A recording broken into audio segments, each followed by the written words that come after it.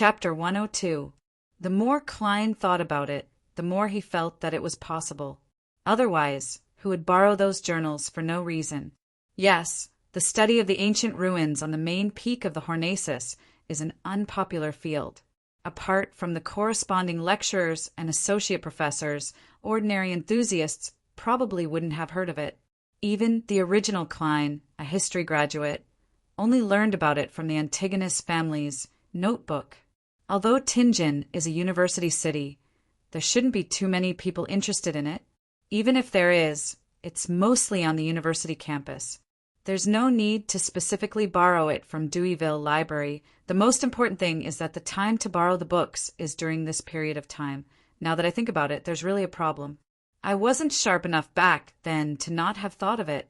Sigh, it looks like I don't have the talent to be a detective or act as Sherlock Holmes. As his thoughts flashed, the boss of Evil Dragon Bar, Swain, asked curiously, "Is there a problem?" As there were customers and bartenders around, he could only ask in general terms. "No problem. I'm just thinking about how to investigate this gentleman. As you know, Hannas Vincent died at home." Klein had already prepared an excuse. He didn't want the mandated punishers to be interested in the ancient ruins on the main peak of the Hornacis. Vincent is a rather famous fortune-teller in Tianjin. He often comes here. Swain was indeed brushed off as he recalled. Thinking about it carefully, the gentleman in the portrait did come here with Vincent in the beginning. That's what I want to know. Do you remember his name? Klein pressed. Swain chuckled and shook his head. I don't ask for the name or identity of my customers, unless I already know them, such as old Neil. All right. Klein deliberately revealed a look of dejection. To him, it didn't matter if Swain knew or not, because he could investigate at Deweyville Library. Borrowing books from a privately donated library would definitely leave behind personal information, and it had to be trustworthy. After all, back then, Klein had relied on an introduction letter from a senior associate professor to apply for a library card. Even if that gentleman falsified the information, there's a high chance that he left behind clues that could help me with my divination. Klein watched Swain walk to the bar counter before he entered the billiard room in deep thought. He wasn't in a hurry to head to Deweyville's library to investigate. He wanted to complete his purchases first. After all, no one could say for sure if he would run into danger or if he would need to use ritualistic magic. After passing through a few rooms, Klein entered the underground market. At this time, there were very few stalls and customers. It was obvious that the market had not reached its peak yet. Just as he took a step forward, he suddenly saw the monster Aude Missile, who had previously said that he smelled like death, standing in the corner. The pale-faced young man with a terrifying madness in his unfocused eyes also sensed something and looked over. When their eyes met, Aude Missile suddenly covered his face with his hands.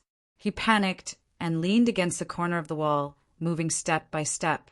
Very quickly, he moved to the side door and staggered out. "Is this necessary? Didn't I nearly blind you last time? But I didn't do anything. Seriously, it's as if I'm a great devil."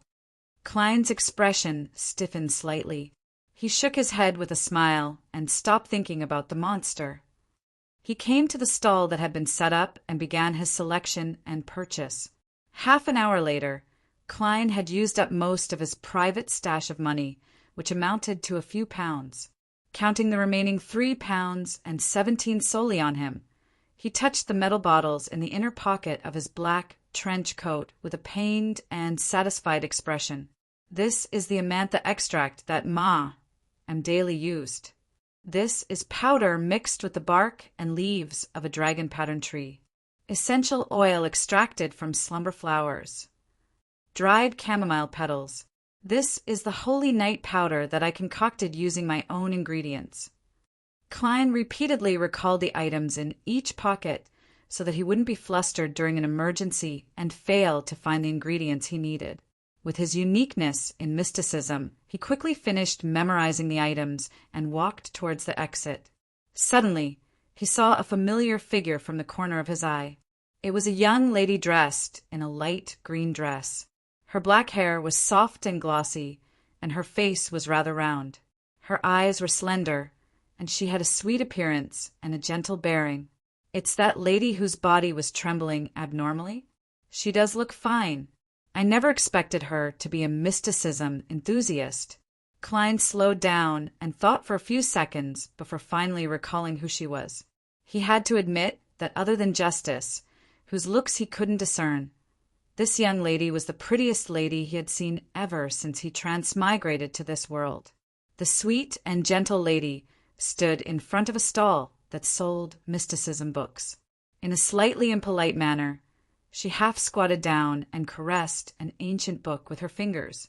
The ancient book had a cover made of dark black paper, and on it were the words "Book of Witches" in Hermes. There are records of witches' black magic inside. Although I didn't dare to try it, others have. It's indeed effective. The stall owner seized the opportunity to promote it. The sweet and gentle lady pondered for a few seconds. "What do witches look like to you?" "Witches? Evildoers who bring disaster, disease, and pain," the stall owner replied after some thought. Klein didn't hear their conversation because he had already walked out the door. He was in a hurry to get to the Deweyville Library. He was in a hurry to settle everything and return home to make dinner for his siblings, tomato oxtail soup. Bakeland, Crown Racecourse. Audrey Hall was wearing a white dress with goat's leg sleeves, ruffled edges, and lace on her chest. She stood in the VIP box and looked at the galloping horses.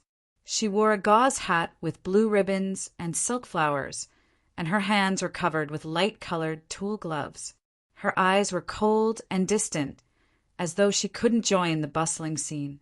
Just as the horses were crossing the finish line, her friend, Viscount Glaint, came over and lowered his voice. "Audrey, you have a different kind of beauty every time I see you. Is there something?" In the past, Audrey might have been briefly immersed in his praise, but now she could tell from Glaint's words and demeanor that his friend had other motives. Glaint had inherited the title of Viscount at the age of 20 due to his father's early death. He was a thin and weak young man. He looked around and chuckled. "Audrey, I've met a true Beyonder, one that doesn't belong to the royal family." "You say that every time, and you disappoint me every time." Audrey looked straight ahead and smiled elegantly. "Really?" "I swear on my father's honor that I've seen his Beyonder powers," Glaint replied softly. Audrey wasn't as excited about this as she used to be, as she was already a Beyonder. However, considering that she didn't want to arouse Glaint's suspicions, she widened her eyes and smiled in pleasant surprise. She asked with a trembling voice, "When can I see him?" It's good to meet other Beyonders. I can't resolve every trivial matter on the tarot. Besides, I need my own resources that I can use to exchange with Mr. Fool and the Hanging Man. Not everything can be resolved with money. Phew, I'll have to be thrifty after sending that £1,000. Glaint was very satisfied with Audrey's reaction. He looked at the racecourse outside. "Tomorrow afternoon there will be a literature and music salon at my house, Deweyville Library." Klein took out his ID and badge from his pocket and placed them in front of the administrators. "I'm a probationary inspector from the Special Operations Department of the Ottawa County Police Department.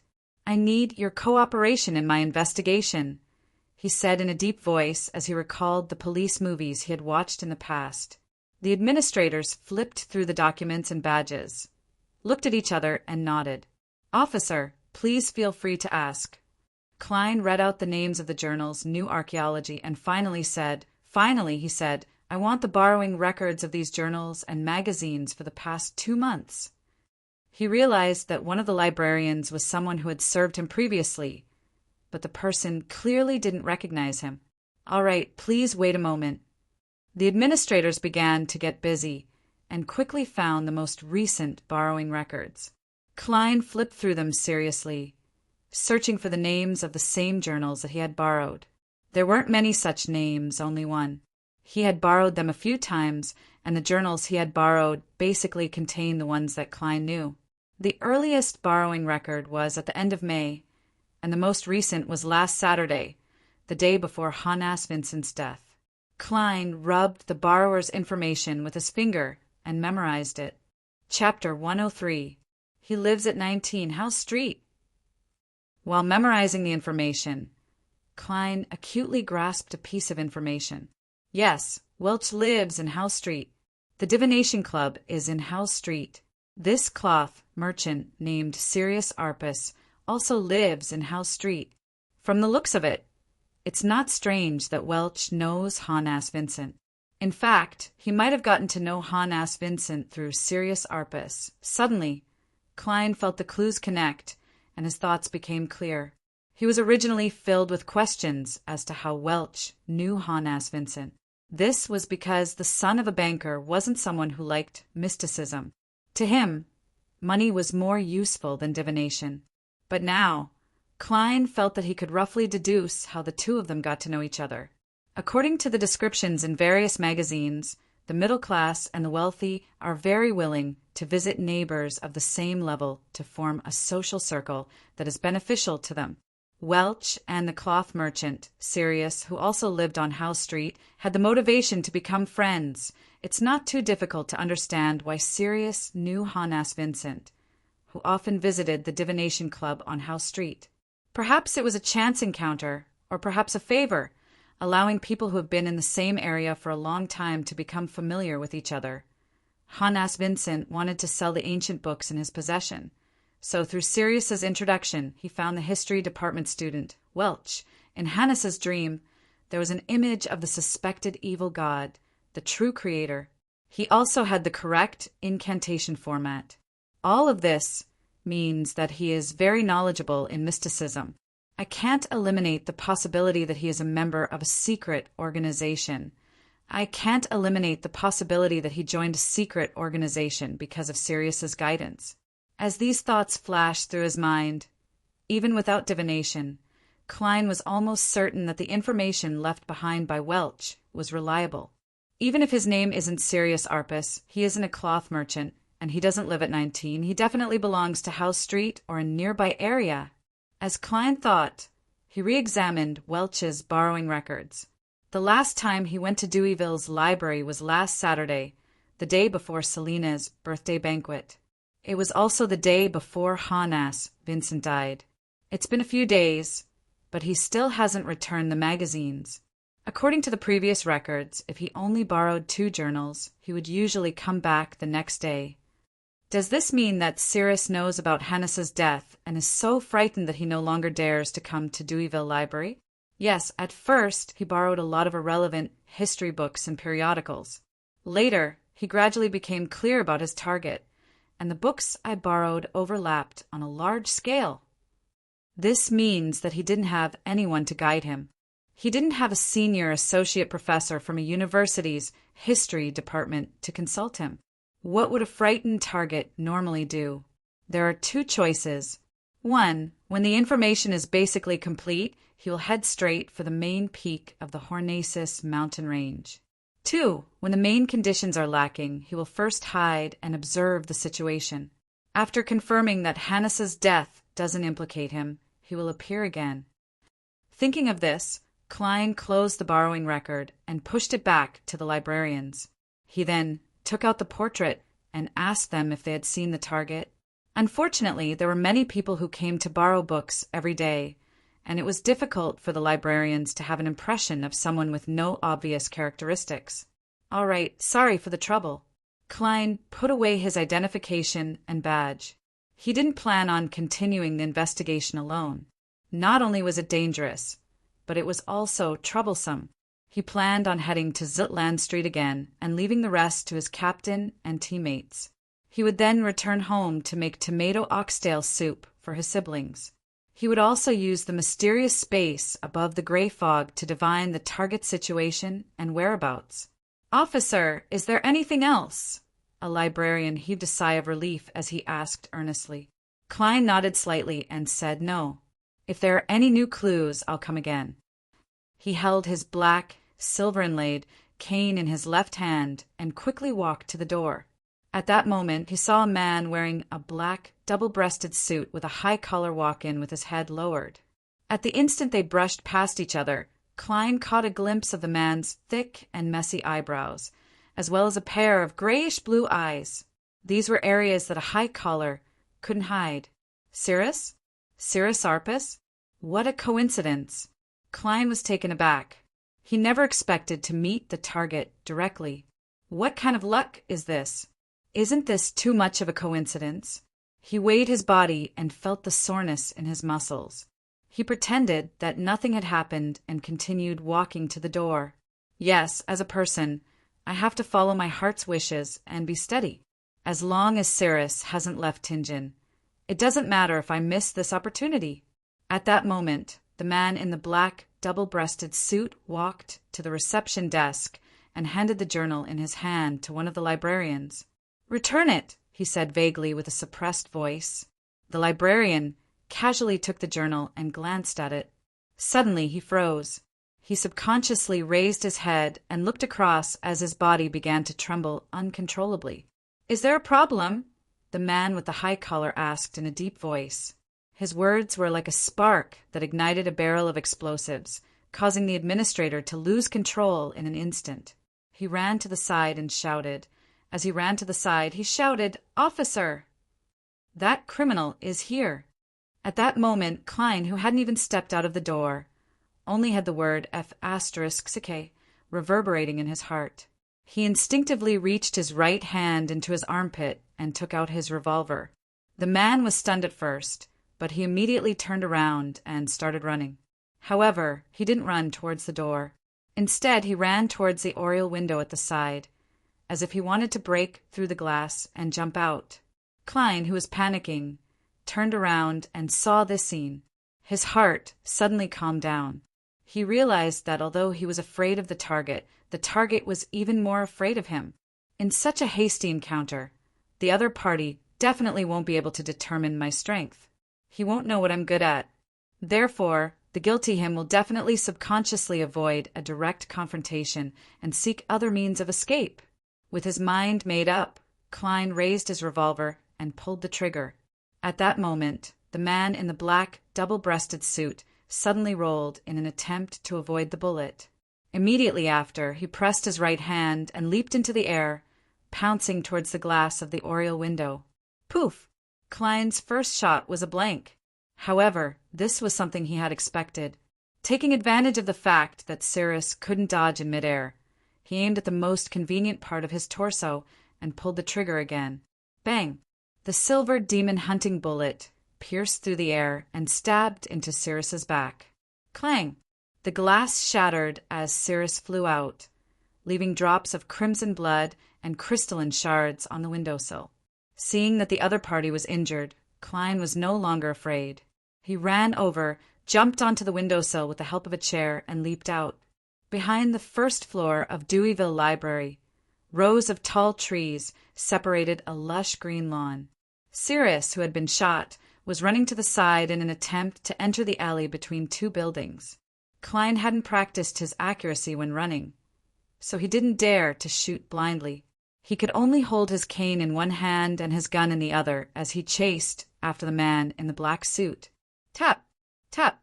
Tap! He followed the blood on the ground, trying his best to shorten the distance between them. With the corner in sight and the injured Cirrus slowing down, Klein, who was waiting for an opportunity, suddenly felt his heart palpitate. He felt that the person in front of him wasn't human, but a ferocious wolf, a tiger, and a terrifying danger lurked within. This was his instinct as a seer. This was a warning from his spirituality. Klein immediately slowed down, and from the corner of his eye, he saw the blood on the ground. Compared to before, the blood dripping from Cirrus's body had turned black. At that moment, a strong gust of wind blew against him. Cirrus's face was reflected in Klein's eyes. Those were thick and messy eyebrows. Those were grayish-blue eyes. Those were protruding sarcomas. Those were cracked lips. Those were white teeth. Cirrus had actually launched a counterattack at that moment. This made the face in Klein's eyes clearer. It was as if he could smell a foul stench. Pah! Cirrus had pounced 7 to 8 meters away, which was clearly beyond the range of a normal person. But because Klein had stopped his pursuit in time, the two of them were still separated by about 10 meters. At a distance of less than 2 meters, the mouth that drooped with sticky saliva and extremely disgusting, dense sarcomas formed a clear and horrifying scene. It made Klein tense up. Without thinking, he took advantage of the moment when the other party's pounce missed to raise his right hand and fire at the target's head. Bang! Bang! Bang! Bang! At close range, the silver demon hunting bullets drilled into Cyrus's head one after another. Blood splattered everywhere, and his face was a mess.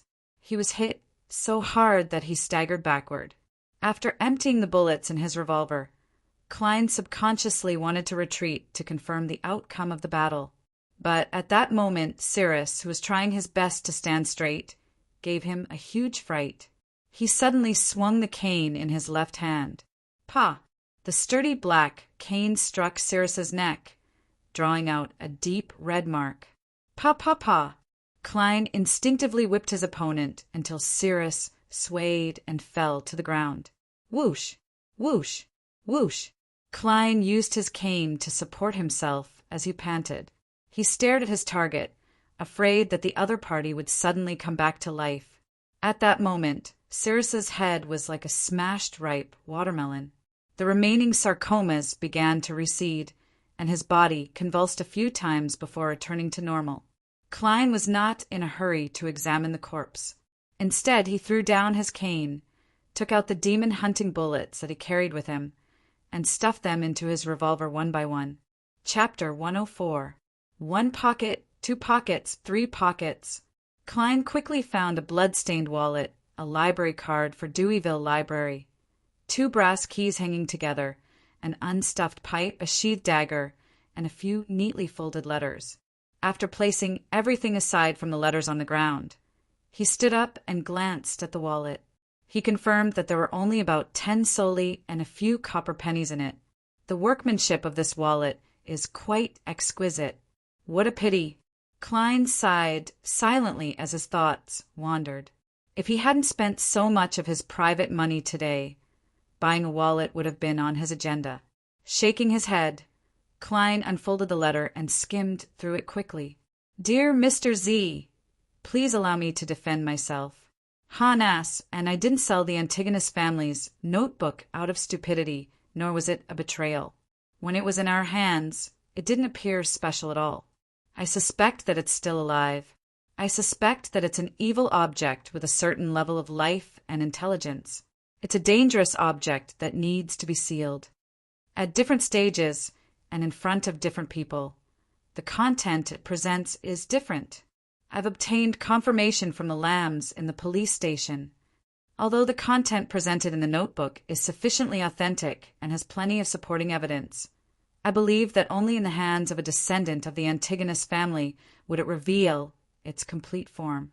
When Han-ass and I obtained it, we could only see some trivial matters of the Antigonus family, the general situation of the nation of the Evernight on the main peak of the Hornacis mountain, and the 3 sequence potion formulas that we previously submitted to you.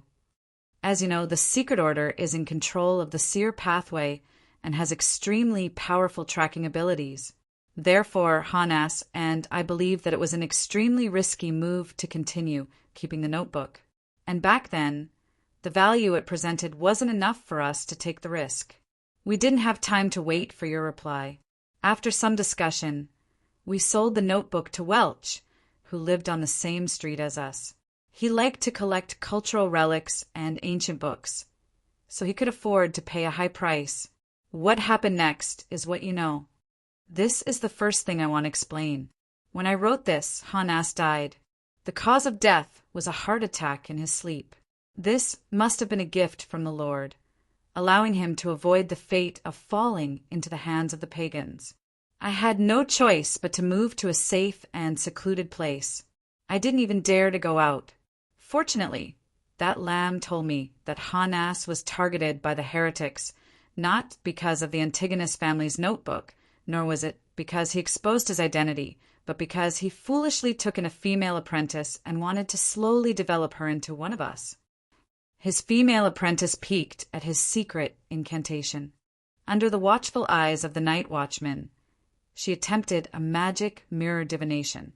I believe you can guess what happened next. There's no need for me to describe it. Unfortunately, that lamb's status isn't high enough, so I can't figure out the details. From all the feedback, the heretics didn't suspect me. Their investigation was interrupted because of Hannes's timely death. Therefore, I returned to the streets. I planned on going to the Deweyville Library to borrow a few periodicals and search for more clues. As a faction that is also in control of the seer pathway, the Antigonus family should have expected its destruction. They must have left behind a secret treasure to revive. There's sufficient reason to believe that the treasure is at the main peak of the Hornacis mountain range, somewhere in the ruins of the nation of the Evernight. Upon reading this, Klein's pupils constricted. He nearly dropped the letter in his hand. The sequence that the Antigonus family has in control of is the seer pathway? What a coincidence! Claps of thunder boomed in Klein's mind, leaving him in a state of chaos. He once again felt a sense of destiny. The notebook that caused the death of the original Klein and indirectly helped me transmigrate came from the Antigonus family that has in control of the seer pathway. What made me ultimately choose the seer potion was Roselle the Great's diary. And Roselle the Great is leaning towards the seer sequence because of the mysterious Mr. Zeradal, the leader of the secret order, who also has control of the seer pathway. It's like fate has weaved a suffocating net. What's hidden behind all of this? With the letter in hand, Klein paced back and forth a few times, attempting to find other evidence to support the content. Yes, the secret order controlled by the Zeradal family is pursuing and searching for the relics left behind by the Antigonus family. If both parties belong to the same Beyonder pathway, the reason and motive are sufficient.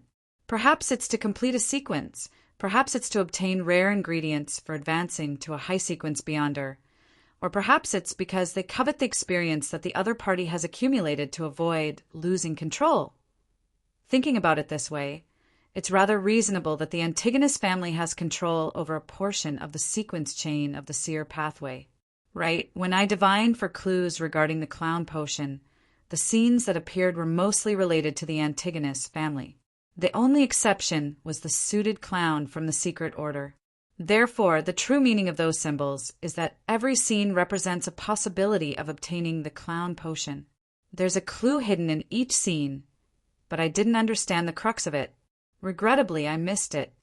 With these two pieces of evidence, Klein almost believed what Sirius had mentioned in the letter. He also understood why he always heard the word Hornacis when he wasn't supposed to hear it. The first time something like this happened was when I just consumed the seer potion, he muttered to himself with a serious expression. At the same time, he guessed that being alive after coming into contact with the Antigonus family and becoming a Beyonder of the seer pathway were the two requirements to hear the whispers related to the Hornacis. Is there really a secret treasure left behind by the Antigonus family, hidden in the ancient ruins on the main peak of the Hornacis mountain? No, I can't think about that. Just that notebook alone had killed a bunch of people. The complete treasure would only be more terrifying. Klein subconsciously shook his head and cast his gaze at the end of the third and final piece of paper. Honorable Mr. Z, I hope to receive your help. I believe you should be sufficiently interested in that treasure. Before that, I will act like a normal person, a normal history enthusiast. Finally, when doomsday comes, I will offer all the lambs of Tingin's city to the Lord.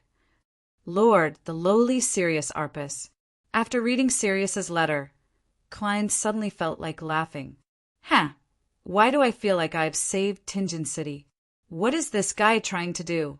Cultists are really unreasonable. Who is this Mr. Z? He seems to be of high status. At the very least, he's at the same sequence as Captain. Where's Sirius sending this letter to? He didn't write an address. It seems like this is the cautiousness of cultists. They wouldn't leave an address until the very last moment of mailing. Right? Since the Antigonus family is in control of a portion of the seer pathway, do the 3 formulas that Sirius submitted from the Antigonus family's notebook contain the clown potion? It's very possible. In that instant, Klein seemed to have found a clue to the clown potion. Although Sirius didn't carry the formula with him, there might be records of it in his home or his hiding place. And in his mind, in his memories, there was definitely something. Klein cast his gaze at the corpse in front of him, thinking about how to make the dead speak. Without any further thought, a solution immediately appeared in his mind. Mediumship. A spirit medium could directly communicate with spirits that had yet to dissipate. Professions like seers and mystery priors could also use ritualistic magic to do so, albeit barely. Back when he was dealing with the suited clown's corpse, Klein was in a rush to save people. Secondly, he didn't bring any ingredients. Thirdly, he lacked confidence, so he didn't consider mediumship and missed the best opportunity. By the time he returned to the Blackthorn Security Company, the spirit had mostly dissipated. Even if a spirit medium came, they would only be able to obtain some superficial information. And now, Klein happened to have all the ingredients he needed. He also had the experience of using dream divination to communicate with the lingering resentment. I'm just afraid that the spirit of the cultist will be like Captain entering Hannes's dream, seeing a terrifying existence. However, Captain was only dispirited for 2 days. His injuries aren't too serious. I can give it a try. After hesitating for about 10 seconds, Klein made a decision. He didn't want to miss this opportunity. He looked up, turned around, and cast his gaze at the spot where the glass had shattered. He looked at the onlookers who were looking in his direction. Taking out his identification and badge, Klein returned to the spot.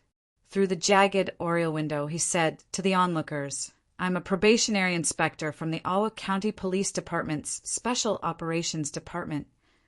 I'm a probationary inspector from the Special Operations Department of the Ottawa County Police Department.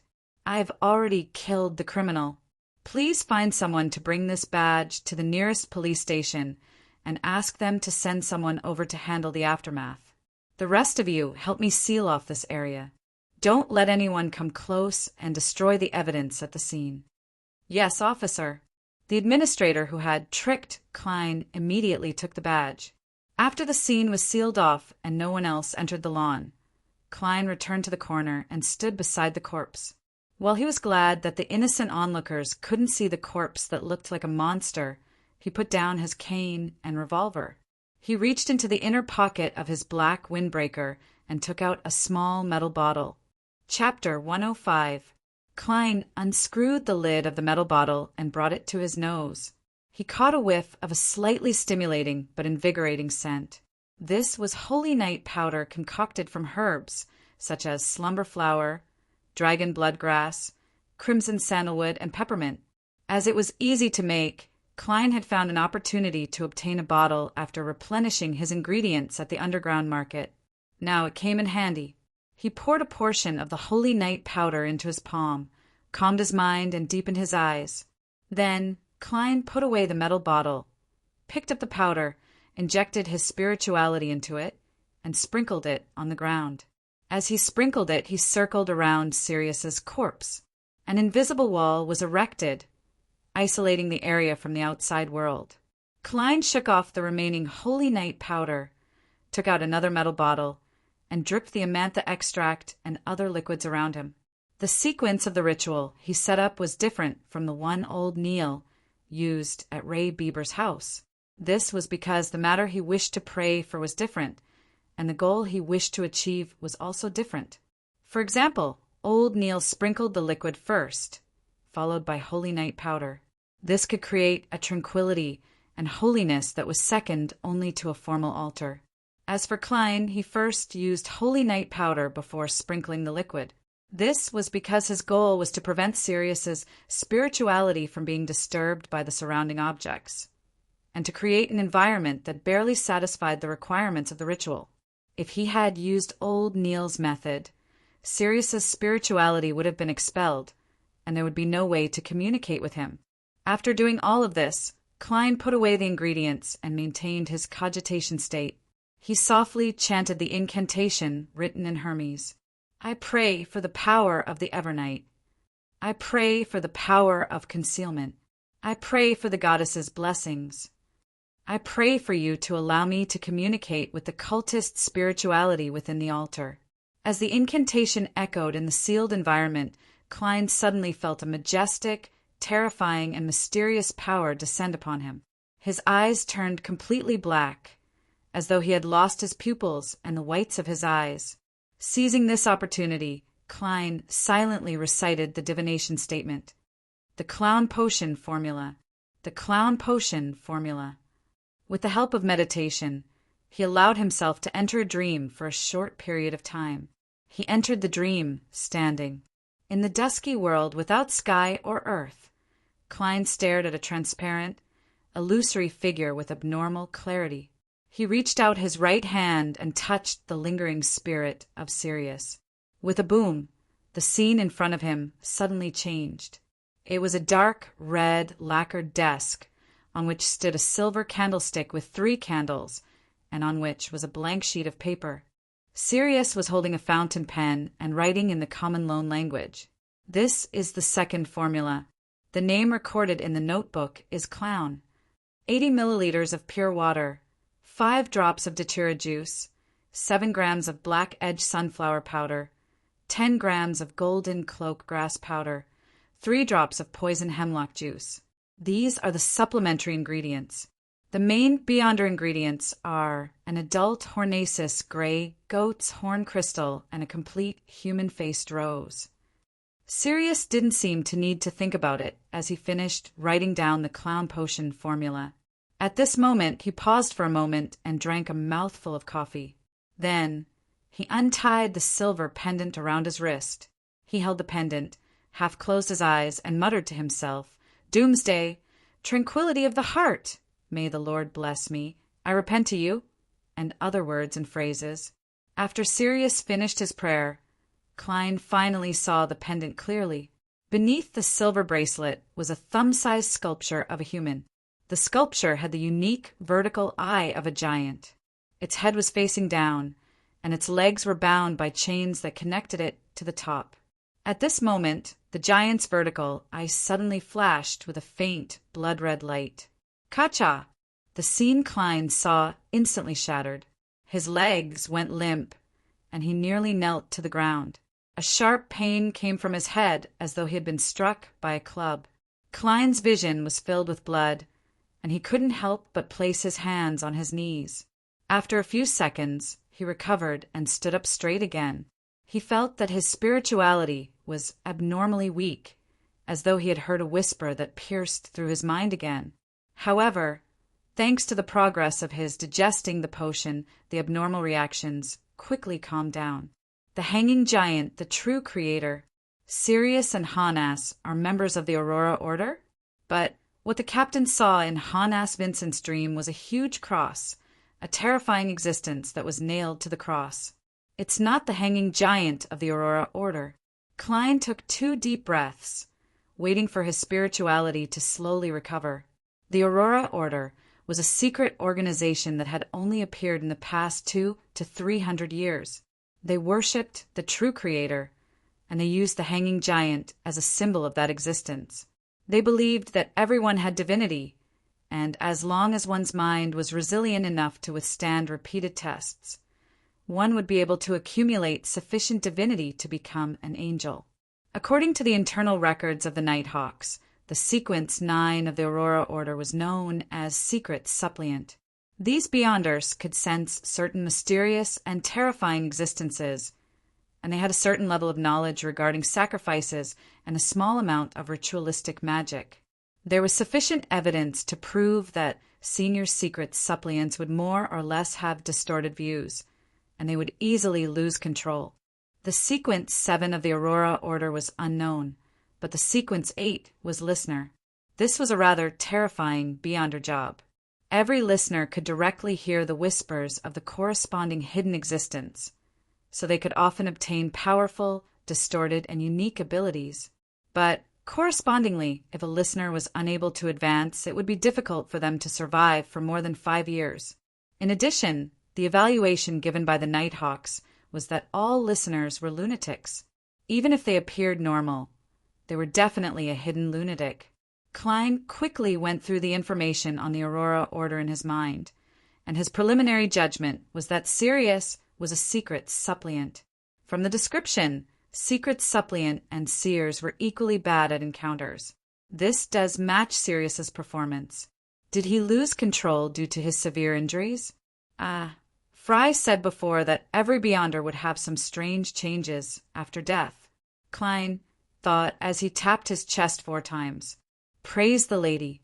Following that, his spirituality recovered a little, and he ended the ritual according to the sequence, releasing the sealed wall of spirituality. As the wind whistled, Klein forced himself to look at Sirius's corpse again. He noticed that there was an obvious sarcoma on Sirius's bloody face. It was dark purple, and there seemed to be liquid and light moving within it. What kind of change is this? Klein rubbed his sun acupoint, not daring to touch it. He bent down to pick up his cane, allowing it to bear part of his weight. After the backlash, he knew that Sirius's remaining spirituality had been completely destroyed. Even Spirit Medium Daily was unable to communicate with him. After waiting for a while, Klein waited for Captain Dunn and his teammates Leonard and Kenley. I feel that you have a predestined connection with Beyonders and evil powers. The number of Beyonder incidents you've encountered recently is more than what we've seen in the past quarter. Leonard looked at the corpse on the ground and made a casual joke. Perhaps it's not a coincidence. Klein suddenly thought of the red chimney he saw in his dream divination, as well as the majestic palace on the main peak of the Hornacis mountain range and the invisible gaze. Hence, he took the opportunity to point it out. Dunn surveyed the area and looked at Klein with his deep gray eyes. You've tried mediumship? The smell of holy night powder and essential oil still lingered at the scene. Yes. Klein answered frankly. I was worried that you guys would arrive too late and that the remaining spirituality would show signs of dissipating. You don't seem to be in a good condition? The short, Kenley asked out of concern. As Klein handed the letter that Sirius had yet to send out to the captain, he began from the beginning. When I went to the underground market to purchase the materials for the ritual, I suddenly recalled that Selena had been to the evil Dragon Bar before. Furthermore, it was Honass Vincent who led her there. This meant that Honass was a frequent customer there. Hence, I suspect that the man in the portrait, the man who has a certain relationship with Honass, might have been to the underground market before. I took the portrait and asked the boss, Swain, and he gave me a positive answer. He told me that this man had tried to purchase cultural relics and ancient books related to the main peak of the Hornacis mountain range. This made me think of this place, and that someone had just returned the corresponding magazines I borrowed. Leonard listened with a smile, and suddenly interjected. He suddenly interrupted. Hence, you brought your probationary inspector ID and the badge of the Special Operations Department here to investigate the borrowing records of those magazines? Actually, I'm very curious. Why did you have a conflict with this man? Even if you encounter him directly, with your style of doing things, you should have pretended not to know him and quickly left the library to seek our help at Zutland Street. Yes, you didn't have to take the risk. As long as you confirmed the target, as long as he hasn't left Tingen, there would always be a way to find him, added Dunn, who was reading the letter. Klein immediately felt a little awkward. The librarian recognized him and shouted for the police officer to help. I couldn't have pretended not to hear it. Leonard and Kenley looked each other in the eye. One didn't hide his smile, while the other turned his head to the side. Dunn nodded slightly and shifted his gaze away from the letter. What did you gain from channeling the spirit? I saw a pendant with the carving of an upside-down giant. I saw the giant's eye flash red, and then I left the ritual, Klein described truthfully. He didn't mention the clown potion for the time being, because of 2 considerations. On the one hand, if Dunn and company were able to find the corresponding records from Sirius's hiding place in the follow-up investigation, Then it wouldn't make a difference if he didn't say anything. There wouldn't be any additional credit. On the other hand, if Dunn and the others did not manage to find it, he could find a chance to report it in the future. This way, he could apply for the ingredients and concoct the magic potion to accumulate more credit. This was the method of splitting the credit into two, which came from old Neil's teachings. The Aurora Order? Dunn muttered thoughtfully before asking a few related questions. After waiting for Klein to answer them one by one, he looked at his exhausted expression and waved his cane. Not bad. You've foiled a plot against Tingen City. You can go back and rest.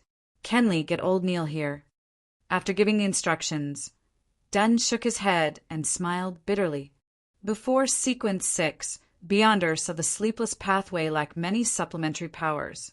They can only grasp the simplest and most basic ritualistic magic. Captain, you mean from Sequence 6?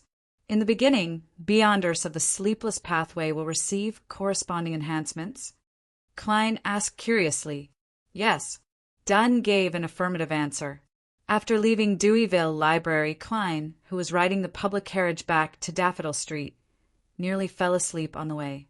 He forced himself to enter, took off his hat and coat, and fell asleep on the sofa. After an unknown period of time, he suddenly woke up, took out his pocket watch, and snapped it open. Melissa will be back in half an hour, and Banson will have another 40 to 50 minutes. I have to make them wait an hour and a half before they can enjoy dinner. Klein rubbed his forehead and walked into the kitchen. He first washed his face with cold water, then took out the oxtail, tomatoes, carrots, and onions he had bought in the afternoon. After finishing his preparations, he suddenly froze. He had a nagging feeling that it didn't match what had happened in the afternoon. Chapter 106. After 8 o'clock, in the Moretti family's dining room. Looking at the plate with only a thin layer of soup left, Benson raised his hand to cover his mouth and burped in satisfaction. Even though this is the third time I've eaten it, I still find it delicious. The sweetness and sourness of the tomato and the elasticity of the oxtail combine perfectly. Klein, I'm sorry that the Blackthorn Security Company has caused Tingen to lose an outstanding chef. Melissa leaned back in her chair and nodded in agreement. That's because you haven't seen real culinary skills. Klein smiled humbly. If there's a chance in the future, let's go to the Bonaparte restaurant on Howes Street to taste the authentic Intis feast, and the Shoreline restaurant in the Golden Indus Borough to taste the delicacies of the South. These were all restaurants that often appeared in the newspapers. The former spent £1.50 per person. I prefer your cooking, Melissa answered without hesitation. Banson chuckled and said, but I still feel that your tomato oxtail soup is lacking something. Perhaps it shouldn't be paired with bread? Klein nodded in agreement. Its best partner should be rice. Rice, Melissa murmured, her expression filled with yearning. In Tingen, which was located in the north and wasn't considered a metropolis, it was very difficult to eat rice apart from a few designated restaurants. To Banson and Melissa, such food only existed in the newspapers and occasionally in textbooks. Seeing his sister's expression, Klein laughed. After we save up for another half a year, we'll find a chance to go on a vacation to Desi Bay and try the delicacies there. Desi Bay was located in the southernmost part of the Rouen Kingdom, and a third of it belonged to the Fanapotter Kingdom. It was sunny and had beautiful scenery. Paella was very famous there. Without waiting for Melissa to express her opinion on being thrifty, Klein suggested, in another 3 months, my salary will increase significantly. In another 3 months, my salary will increase by a large margin, and I will be able to meet the needs of traveling and saving money at the same time. Why? As expected, Banson and Melissa's attention was diverted. Klein coughed lightly and explained with a smile. Due to my good professionalism, the police department that often works with our company is also interested in hiring me as a part-time history consultant. They will pay me an additional salary, at least £2 a week. In the future, if you see me in a police uniform with a corresponding identification, don't be surprised. Of course. As you all know, the efficiency of the government is like the footsteps of a 90-year-old woman. They still need a long process and a test for me. Therefore, I will often go to Koei University during my 2 months off to look for my tutor and the faculty I know to learn more. Under the astonished gazes of his brother and sister, he paused and spoke with a slightly strange expression. Just like what Roselle the Great said, one is never too old to learn. Benson fell silent for a few seconds. He sighed and said in a self-deprecating manner, "Is it too late for me to apply to a university now? Knowledge is indeed equal to wealth. It's also equal to power," Klein added silently. "Benson, you need Klein's grammar books and his classical literature textbooks." Melissa suddenly said what Klein wanted to say. Benson's expression changed as he gritted his teeth. He clenched his teeth and said, "Klein, give me those books tonight. Even if they help me sleep, I have to read them for an hour and a half a day. I swear in the name of the goddess. If I can't do it, I'm a curly-haired baboon." Klein immediately smiled. "No problem." The next morning, after Klein hung his coat and hat on the coat rack in the break room, he followed Roshan's instructions and went underground to the guard room outside Cheney's gate. Captain Dunn, Renfry, Sika, Royale, Leonard, and Kenley were all present. His gray eyes swept across the newly promoted Nighthawks at the door, and Dunn smiled. "We have a routine meeting every Thursday to summarize the previous missions and discuss the various problems we faced. I'm also someone who has gone through the test of countless regular meetings." Klein thought to himself. He found a seat and joked, "Should I introduce myself first?" Dunn laughed and turned to look at Kenley. "Brief me on the follow-up investigation of Sirius Arpus." Kenley was also a Nighthawk who had been promoted from a civilian worker. He wasn't tall, but his brown hair was rather thick. His figure was rather well-proportioned, and his muscles were very firm. He gave off the feeling that he was smart and capable. He thought for a moment. "With old Neil's help, we found Sirius's secret hideout. There were many books and items at the scene. Based on them, we can confirm that Sirius is a subordinate of the secret organization, the Aurora Order. He's a secret suppliant. There's enough evidence to prove that he and Honas Vincent were the ones who sold the Antigonus family's notebook to Welch. Those who don't remember Welch can ask Klein. The valuable items that we found included 3 sequence potion formulas. They are Sequence 9 Seer, Sequence 9 Apprentice, and Sequence 8 Clown. The next mission is to find the peripheral members of the Aurora Order who believe in the evil god, based on the undestroyed letters and Sirius's usual social circle. The focus is on the cultist who is hiding in the police department. Also, we need to reinvestigate the people who came into contact with Honas. Dunn nodded slightly and looked at Klein. "You heard it too. We obtained the clown potion formula, but we can't confirm its authenticity for now. We're waiting for the Holy Cathedral to give us feedback. You made a major and crucial contribution to the missions related to the Aurora Order. Together with the incident of shooting a member of the Secret Order, it won't take long for you to earn enough contributions to advance. But I have to remind you that not everyone is like Daly. You have to endure your desire for 3 years. You can't let the clown potion formula affect your mental state, or you might lose control. Captain, this is because you don't understand the magic of the acting method. Last night, I used divination above the gray fog to confirm that the clown potion formula is correct." Klein nodded honestly. "I will control my emotions."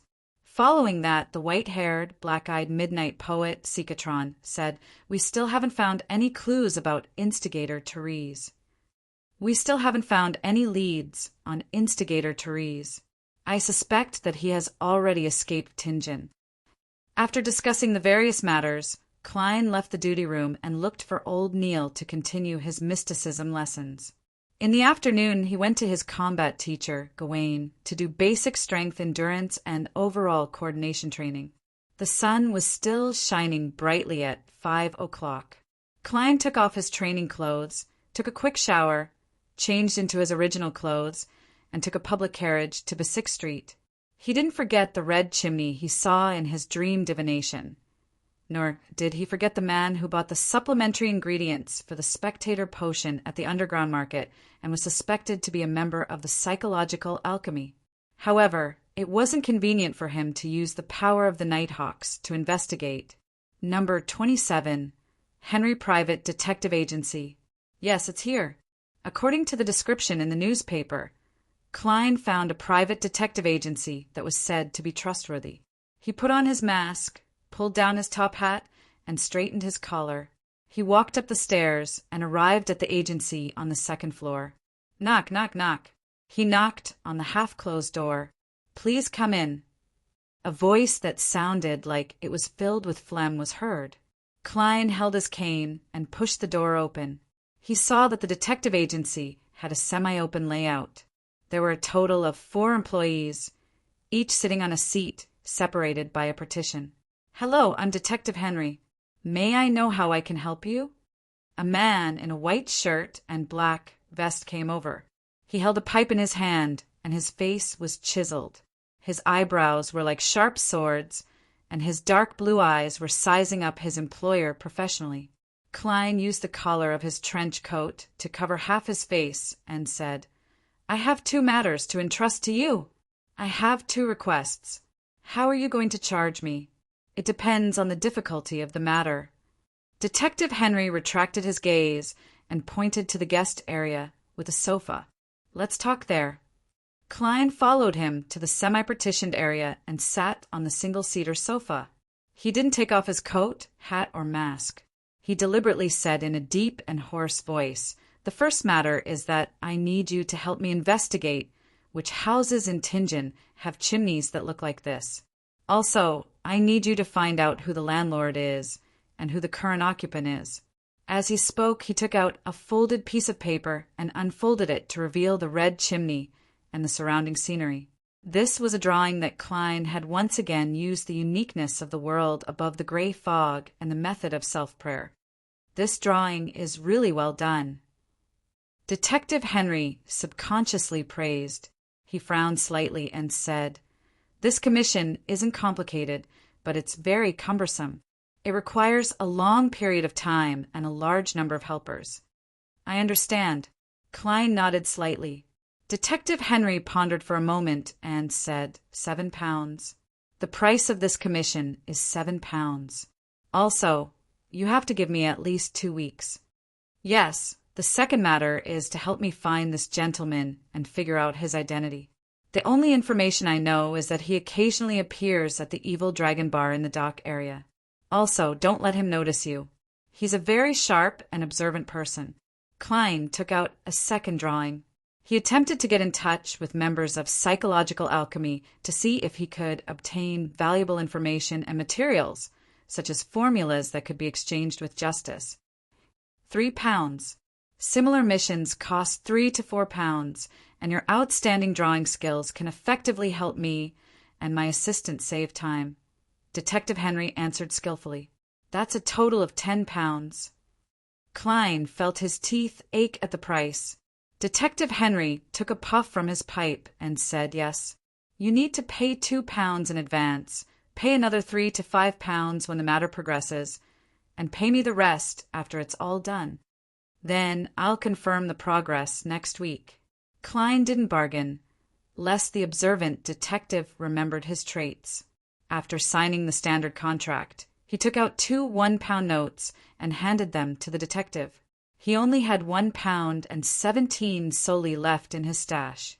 Detective Henry watched as the gentleman, who was wearing a gauze mask and a black trench coat with his collar turned up, quickly left. He smoked his pipe, his eyes filled with doubt. Why is he looking for a house with a chimney like that? He should be an artist, or at least a professional who has learned how to sketch. In the afternoon, in Viscount Glaint's luxurious villa in Bakeland, Audrey, who had a maid with her, followed etiquette and handed her hand to her master. She looked at him and pretended to kiss him. Chapter 107. Author. Audrey observed Glaint's reaction and asked casually, What followed Next was a normal topic. She did not avoid her personal maid, Annie, who was following beside her. Gleant straightened his body and chuckled. Yes, I think you should have seen her work. Stormwind Mountain Villa, which has been widely praised for the past 2 months. I like this book, especially the calm Ms. Chien Chien, Audrey replied with a smile. At the same time, she rolled her eyes at her own hypocrisy. This was because her recent hobby wasn't novels at all. Her reading progress of Stormwind Mountain Villa had stagnated at the 1/3 mark for almost a month. Ever since she joined Tarot, got to know the powerful Fool, and became a true Beyonder, she had been integrating all the mystical knowledge she knew and systematically learning about psychology. She lacked interest in other things. As Viscount Gleant led Audrey to the living room with the sofa, he said with a beaming smile, "Don't worry, Audrey. Then I'm sure you'll have a good impression of Ms. Furswall, because she's just like Ms. Sissy in Stormwind Mountain Villa, calm, intelligent, and lazy. Also, my dear Miss Audrey, would you like to play the piano for us later? This is the best reward for literature and novels." Audrey looked at Gleant's side profile. From his expression, tone, and some of his body movements, she could tell that he wanted to show off. He wants me to be something he can show off. Audrey thought, as if it was the first time she had met this friend. She maintained her elegant smile and said, "My music teacher, the pianist Mr. Veckenau, thinks that my level has dropped significantly recently and that I need more practice." All right. Gleant was about to say something when he suddenly saw a lady coming to the long table to get some dessert. "Audrey, this is Ms. Furswall, the author of Stormwind Mountain Villa." Audrey looked up and saw that Furs was about 23 or 24 years old and about 165 meters tall. She was wearing a beige dress with a ruffled collar, and her brown hair was slightly curled. Her pale blue eyes turned towards Gleant's introduction, and there was a teasing smile on her face. In less than 3 seconds of observation, Audrey noticed many small details. Ms. Furs's fingers have traces of being smoked. She likes to smoke cigarettes. There are obvious calluses where she holds her pen, matching the author's identity. Her arm movements show that she has good strength. This isn't a trait that an author should have unless she loves to exercise or she was born this way, or she used to have another profession. Her Stormwind Mountain Villa presents a calm, rational, and precise style. This should have something to do with her previous profession. Her gaze and expression are very relaxed, as though she's looking down on me and Gleant. Is this the psychological advantage that Beyonders have over ordinary people? If her identity as a Beyonder was discovered by Gleant by chance, she would definitely feel uneasy and uneasy. After all, she can't guess his reaction and subsequent developments, and the unknown will bring fear. This means that she took the initiative to approach Gleant and understood our hobbies beforehand. She has a certain grasp on what will happen next. Why would a Beyonder take the initiative to approach Gleant? Does she need financial support? Or is it the Beyonder ingredients hidden in the treasure vault? Or does she need help with something? At this moment, Gleant was introducing Furs to Miss Furs. "Madam, this is the Miss Audrey I mentioned before. She's the most dazzling jewel of Bakeland. Her father is Earl Hall, a member of the House of Lords who is trusted by the king and respected by the nobles. Good afternoon, Madam Furs. Your Stormwind Mountain Villa is still at my bedside." Audrey bowed strictly according to the etiquette of nobles. Then she added in her heart, "That's because I haven't finished reading it after a month." Furs returned the greeting simply. "Good afternoon, Miss Audrey. Your beauty has left a deep impression on me. I think I already have the material for my next novel." Viscount Gleant even praised your outstanding musical talent. In public, the two of them only exchanged a few pleasantries and didn't talk about anything else. Audrey watched as Furs continued walking to the dining table, her target a small cake covered in cream. She retracted her gaze and followed Gleant to the living room. She recalled the various details she had seen, trying to accurately grasp his thoughts so that she could gain the initiative in their future interactions. Taking a step forward, Audrey, who was as cold as a neutral spectator, stepped on the hem of her dress. Her body swayed and she nearly fell. At this moment, her personal maid, Annie, was prepared to support her, saving her beautiful image. "Miss, the unique design of this dress requires you not to walk too fast," Annie whispered into Audrey's ear. "I understand." Audrey nodded with a flushed face. "I was just too focused on observing others and forgot to pay attention to my feet," she complained in her heart, feeling wronged. In the salon, Audrey maintained a graceful and sweet smile as she faced the attentive writers, critics, and musicians. Finally, as her cheeks began to ache, she received Viscount Glaine's hint. After waiting for a few minutes, she used the washroom as an excuse to lift the hem of her dress, stood up slowly, and left the salon. After confirming that no one was looking at her, she circled to the study on the first floor and said to her personal maid, Annie, "I have something to discuss with Glaine. I have something to discuss with Glaine. Guard the door and don't let anyone else in."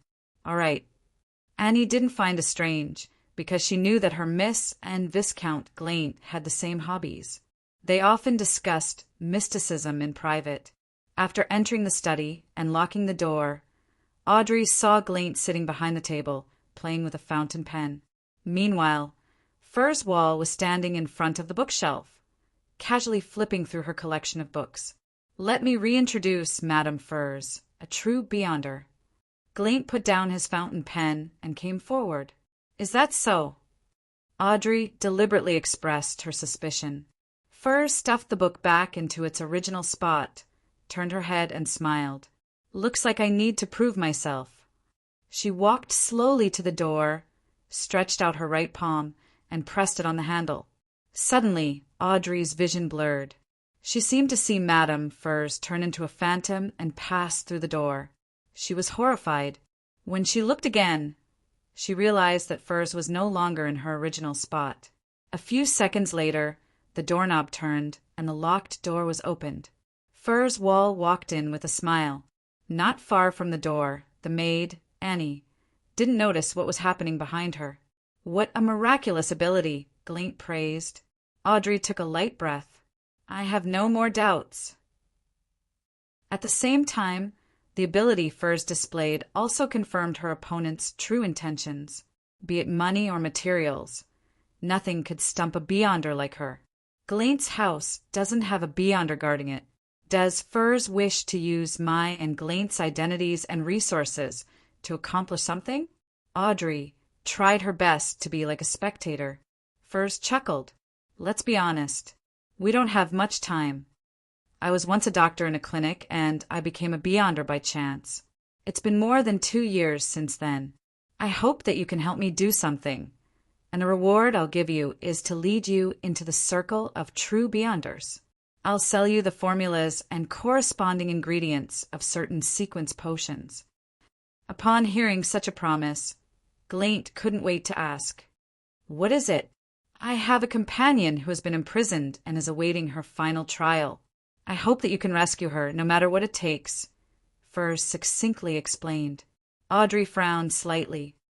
"Madame Furze, the ability you've shown should be very suitable for this kind of thing." Furze shook her head and smiled. "No, it's not like that. She can't pass through the places that I can. I can only go in to see her and chat with her. Besides, I don't think it's a good idea to risk a rescue. Life is short, and there are many things that need to be done." Audrey observed the other party's face and limbs and deliberated before asking. She deliberated and asked, "I understand. What crime is your companion imprisoned for?" Furze's expression immediately turned a little awkward. "My companion is actually very respected. She makes people want to obey her from the bottom of their hearts. She has a noble and kind character. She just went a little overboard when she was trying to convince a certain scoundrel." After delegating the mission, Klein maintained a schedule of mysticism studies in the morning and combat practice in the afternoon. His routine made him almost forget that he was a nighthawk, and the curse of frequently encountering beyonder incidents seemed to have disappeared. When Saturday came, it was his turn to guard Cheney's gate. "Feel free to enjoy the coffee I left here and the black tea in the clerk's office," Dunn said as he scanned the duty room with his deep gray eyes. Klein, who had already come up with a reason to explain it to his brother and sister, nodded happily. "All right, Captain. You really are a generous gentleman." Dunn smiled and said, "All right, Captain. This will help you relax. Too much tension is not good for your health." He took his hat and cane and slowly walked to the door. Just as he was about to leave, he suddenly turned around and said, "I forgot to remind you, no matter what you hear, do not open Cheney's gate unless it's open from the inside. Remember, no matter what you hear, no matter what happens." "Captain, I'll be scared if you say that." Klein tensed up. He felt that the darkness underground surpassed the light of an elegant gas lamp. Chapter 108. In the wee hours of the morning, in the well-ventilated but silent underground, the dim yellow glow of the gas lamp was protected by the glass, illuminating the deserted and peaceful passageway without wavering. Klein sat in the duty room, casually flipping through the stacks of newspapers, magazines, and books in front of him. He also diverted half of his attention to the outside, in case anyone tried to barge into Cheney's gate. His coat and top hat were hanging on the coat rack at the entrance. His cane was leaning against the wall in a convenient spot. The rich aroma of coffee wafted out. Klein involuntarily took a deep breath and massaged his sun acupoint to combat the heaviness in his head and the fatigue in his body. Although he was a man who often slept at 5 in the morning and woke up at 12 in the afternoon when he was studying in university on Earth, he would occasionally stay up all night after working for 2 to 3 years and still go to work in high spirits the next day. However, this was all because the games were too fun, the novels were too interesting, and the movies, variety shows, and television dramas were too interesting. And this world clearly did not have the necessities to stay up all night. Roselle the Great, too. If he wants to posture, he should do it properly. He should devote his limited life to an unlimited cause and lead the people of the other world into the information age. Klein mumbled silently. He could only console himself that at least there were newspapers, magazines, and novels that were getting more and more abundant. He had originally wanted to focus on his studies to overcome his sleepiness, but in practice he realized that this conflicted with his duties. Once he was in the zone, it was easy for him to ignore the commotion outside and the situation at Cheney's gate. Phew! Klein picked up the coffee cup and carefully blew at it. He pursed his lips, letting the aroma linger in his mouth as the liquid slowly flowed down his esophagus. Fermo coffee from the Paws Valley. It's bitter, but it's very refreshing, Klein praised as he put down the cup. The Paws Valley was located in the southern continent. It was an excellent production area for coffee beans, and it was currently being fought over by the Republic of Intis and the Kingdom of Rouen. They had established colonial regimes on the left and right banks of the Paws Valley, destroying the original Kingdom of Perth. In the creepy silence, Klein randomly picked up a magazine and discovered that it was Women's Aesthetics, which talked about fashion and matching. She must have gotten this from Roshan. He whispered, amused, and flipped through it with great interest. Perhaps it was influenced by the rapid advancement of camera technology in the last decade or so. The magazine Women's Aesthetics not only made extensive use of illustrations, but it also imitated newspapers and used black and white photos as its content. In a rather fashionable fashion, they invited famous theater and opera actors to show the charm of costumes and the magic of matching. In just 7 years, the magazine had developed from a new regional magazine in Bakeland to a mainstream periodical with channels all over the country. This dress isn't bad, and it looks good too. Klein flipped through it leisurely, not hiding his yearning for beauty. He was a man who had developed normally in both body and mind. He had always admired beautiful girls, but he had long set a goal to find a way to return home. That was why he tried his best to keep a distance from the opposite sex.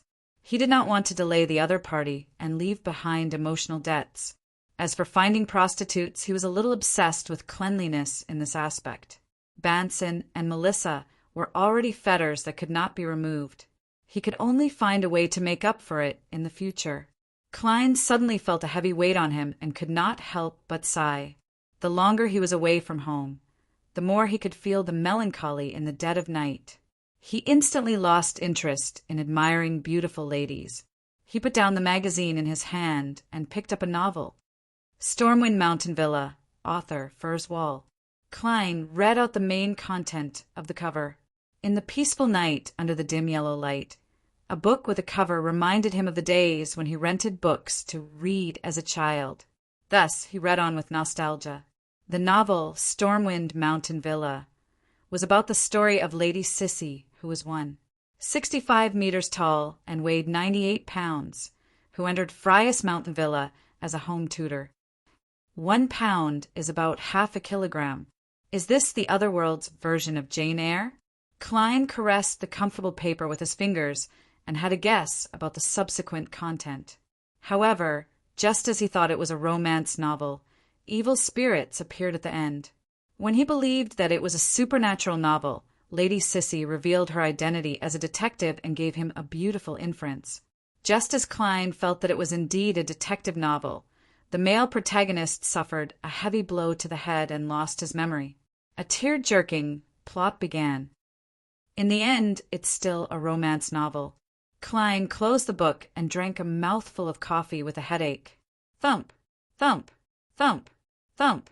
An intense, knocking sound suddenly sounded, echoing in the dim yellow and quiet corridor. It echoed in the almost deserted basement. Klein jumped in fright and tensed up. He instinctively took out his revolver from his armpit holster, adjusted the magazine and trigger, and slowly approached the door in search of the source of the sound. Thump, thump, thump, thump, thump, thump. The knocking became more and more intense. Klein looked in the direction of the sound and saw the black iron double door with 7 sacred emblems on it. A sound came from behind Cheney's gate. He narrowed his eyes, his heart beating like a drum. Thump, thump, thump. Klein saw Cheney's gate shake slightly and felt the immense force it was withstanding. It can't be. It's only my first day on duty and I'm already in trouble? Did I gain some bad luck after my transmigration? Klein's right hand was sweating as he gripped his gun, but soon he recalled his captain's exhortation. No matter what you hear or what happens, do not open Cheney's gate unless it is open from the inside. Is this normal? Klein calmed down. Thump, thump, thud, thud, thud, thud. The commotion behind Cheney's gate grew louder, but the heavy black iron double door only shook and did not show any other abnormalities. It's really normal. That gave me a fright, Klein muttered, and was about to return to the guardroom. At that moment, he heard an ear-piercing screech of friction. He saw Cheney's gate heave outwards as a gap opened. Screech! Amidst the jarring sound, Klein's nearly frozen eyes saw a figure. It was about the height of an adult man's forearm. It was wearing a black, elegant, and miniature regal dress. There were obvious stains on the hem of the dress. It had an average-looking face, dark eyes, and a tightly pursed mouth. It was a doll, a toy doll. Almost at the instant Klein subconsciously raised his gun to aim. The doll in the black, regal dress pressed tightly against the open Cheney's gate and unfurled the paper in its hand. There were many hidden symbols drawn on the paper. Some of them Klein recognized, while others he had yet to grasp. Together, they formed a vertical eye. Before Klein could figure out what was happening, the palace doll was suddenly pulled back behind Cheney's gate by an invisible force. Thud! Cheney's gate closed once again. There were no more knocking or slapping sounds.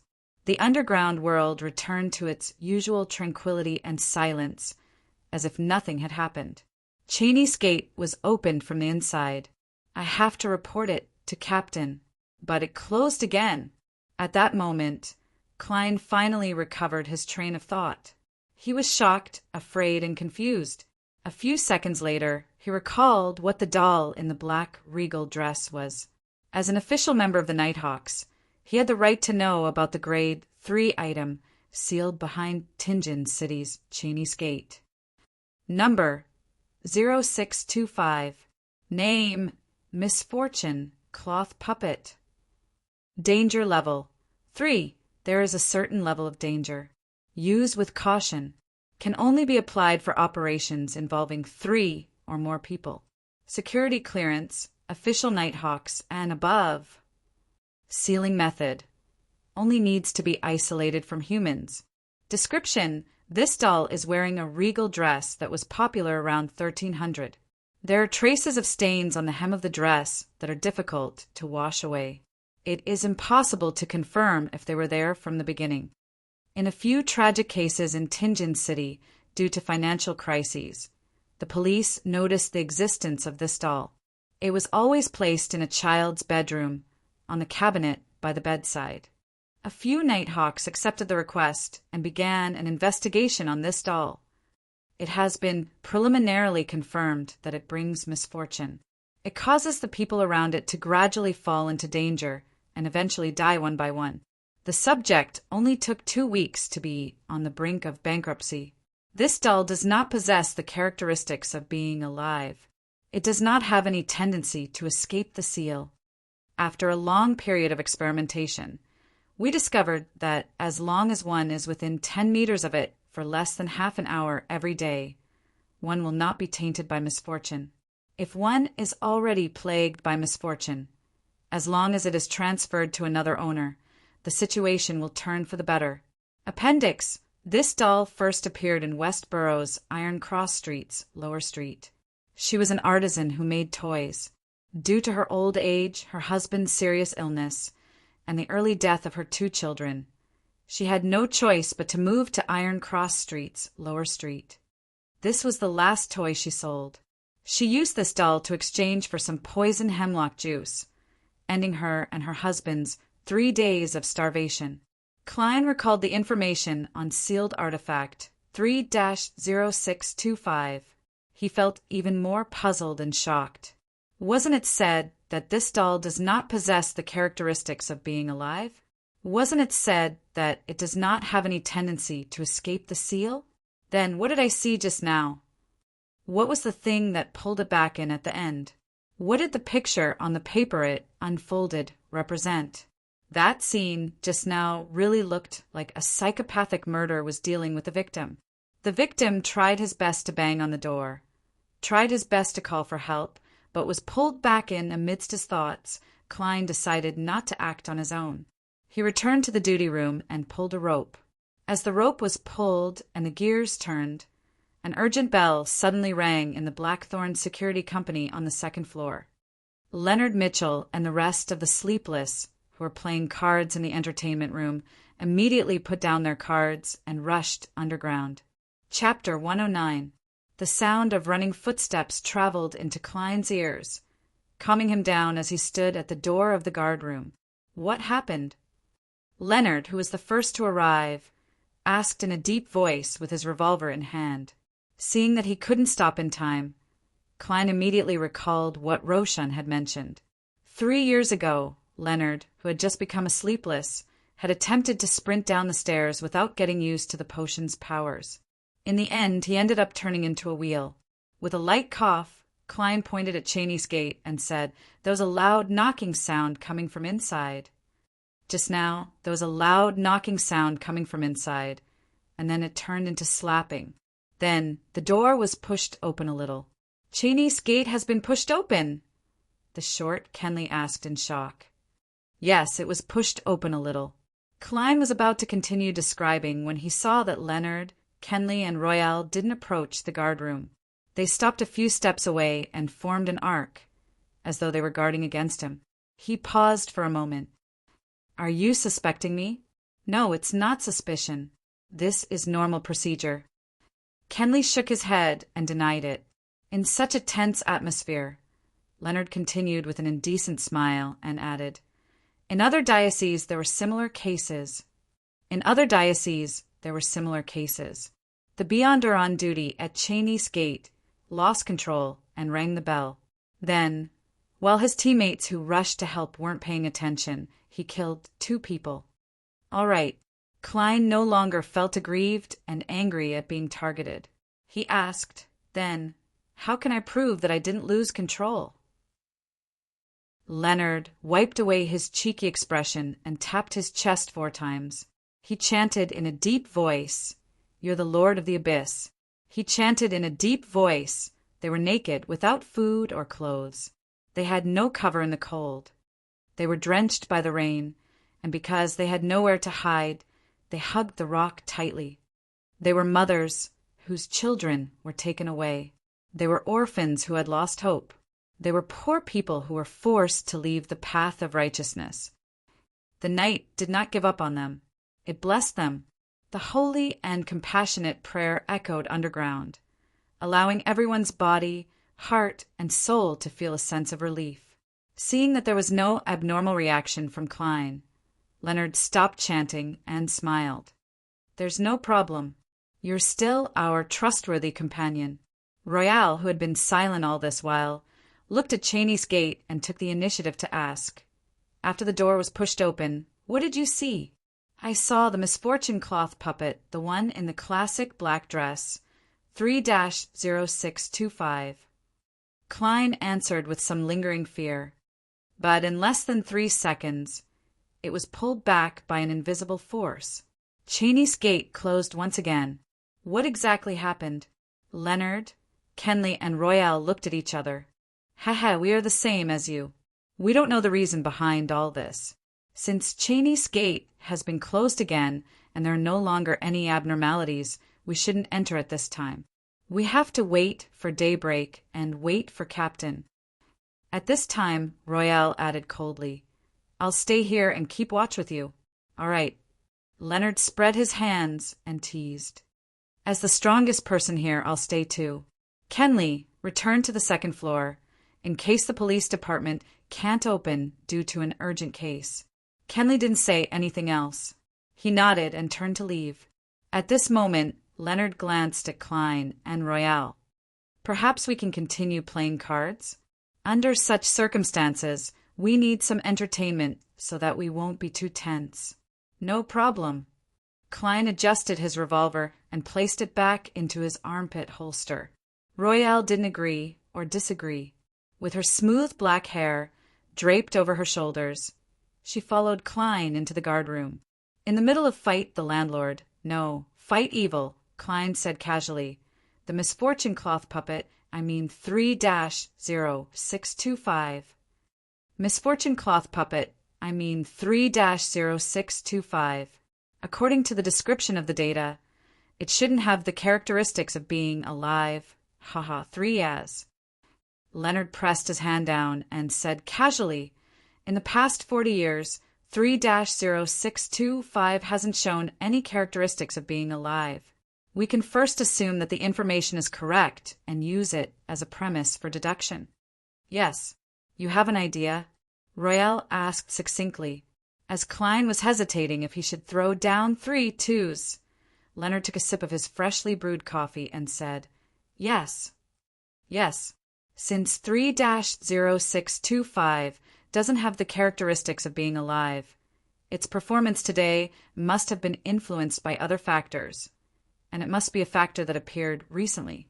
Otherwise, it would have shown us this side of it a long time ago," Sheehan said. "And in the past month, what's different behind Cheney's gate?"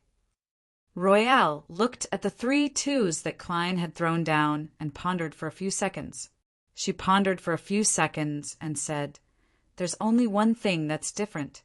The Antigonus family's notebook and sealed artifact 2-049 once stayed behind Cheney's gate for a night." Leonard looked at the cards in his hand and lightly rapped the table with a smile. If it could make the misfortune cloth puppet act strangely, 2-049 would have long caused something similar behind Bakelin's Cheney's gate. Therefore, I suspect that the problem stems from the Antigonus family's notebook. Klein thought about it carefully and couldn't help but nod. "That's the most likely possibility. Leonard, I didn't expect you to be so good at deduction. Typically, being a romantic poet and being good at deduction are incompatible. That's only because he's been reading detective novels recently," Royale stated calmly. 2 kings straight from 8 to K. Is there no one who wants it? 3 sixes, that's it. Upon seeing this scene, Klein and Leonard fell silent. Without focusing on their cards, they had forgotten something very important. Royale was the one who was evil this time. Seeing Royale cut the cards, Klein took the opportunity to ask again. What force pulled 3-0625 back? Leonard shot a glance at him and chuckled. Don't tell me you think that the defensive measures behind Cheney's Gate are only a sealed chamber buried deep underground and a few elderly guards? In fact, when the sun completely sets, the guards have already left Cheney's Gate and returned to St. Selina Cathedral. The power inside reaches its peak at night and is no longer suitable for living beings. It will only weaken when the sun rises. This is also the reason why the captain told us not to enter Cheney's Gate no matter what we hear. In other words, the captain forgot to tell me this reason. Klein pondered and asked, a defensive measure similar to an array formation? Like a magnified version of charms and amulets? Yes. Royale nodded as she touched her cards. The reason why Cheney's Gate is placed beneath the central cathedral of every city is to be maintained by the believers who come daily. Their pious prayers will allow a portion of their spirituality to enter the array formation, accumulating into an ocean. Is that so? Klein nodded in enlightenment. He had seen a terrible hand of cards. At this moment, Leonard smiled and said, this isn't the only defensive measure behind Cheney's Gate. There's more than one protective measure behind Cheney's Gate. St. Selina's ashes are buried there. She was a high sequence beyonder when she was alive. St. Selina's ashes? A high sequence beyonder's ashes? Saint's ashes? What's the use of that? Klein was puzzled and curious. St. Selina was a saint during the establishment of the Church of the Evernight Goddess. She was active in the ancient Third Epoch and was recorded in various holy Bibles. Therefore, Selina was a common name among the people who believed in the Evernight Goddess. Leonard seemed to have heard Klein's thoughts as he continued to speak. He continued, there are rumors that the remains or ashes of high-sequence beyonders still contain incredible power. Of course, that's just a rumor. Klein nodded slightly and turned his attention back to the poker cards in his hand. In the next few hours, nothing out of the ordinary happened behind Cheney's Gate. However, Klein had lost 2 soldi, a loss that pained him greatly.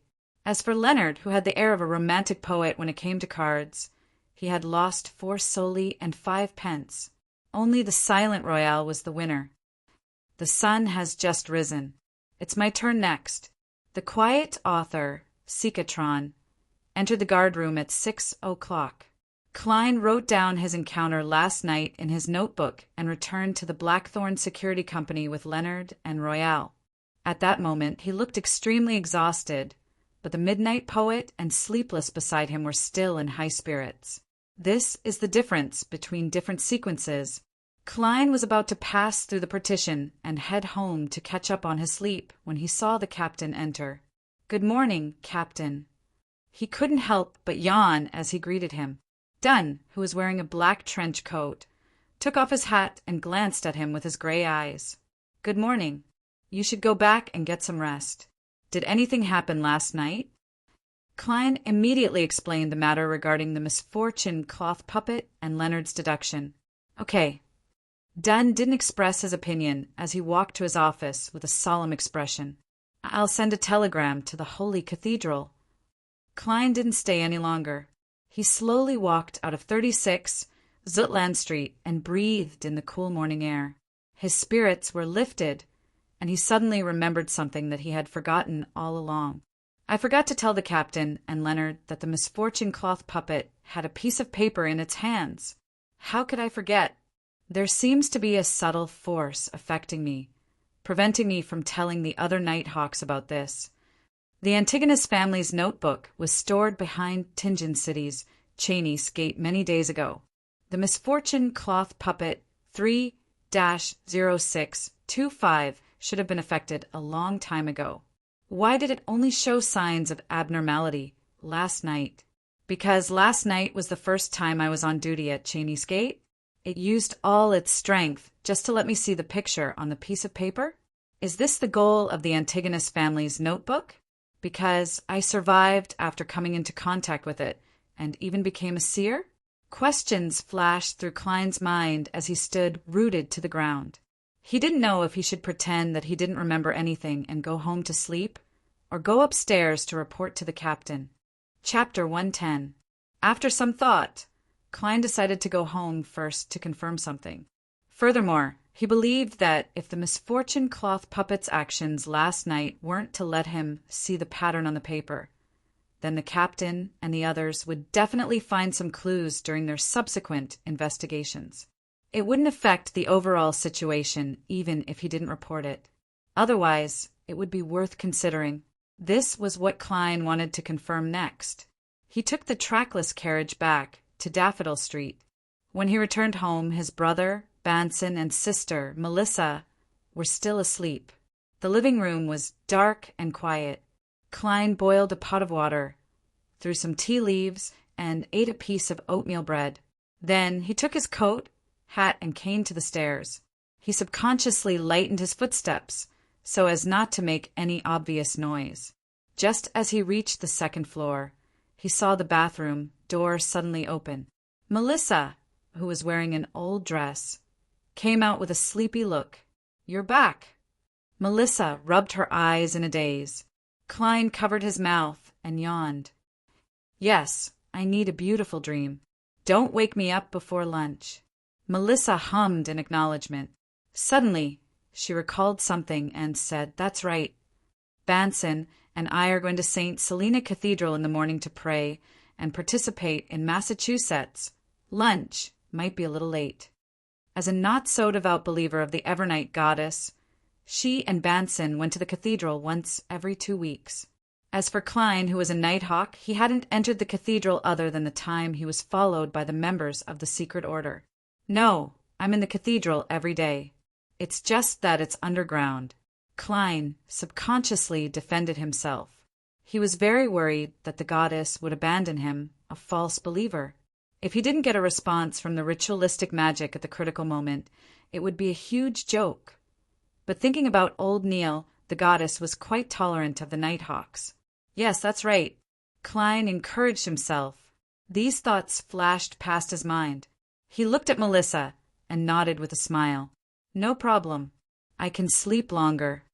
Walking past Melissa, he entered his bedroom and locked the door. Then he braced himself, took out the ritual dagger, and created a sealed wall of spirituality. Then Klein took 4 steps counterclockwise and silently recited an incantation. He resisted the frenzied screams and went above the gray fog. In this illusory and boundless world, he was the only living creature, sitting upright on the ancient mottled bronze table.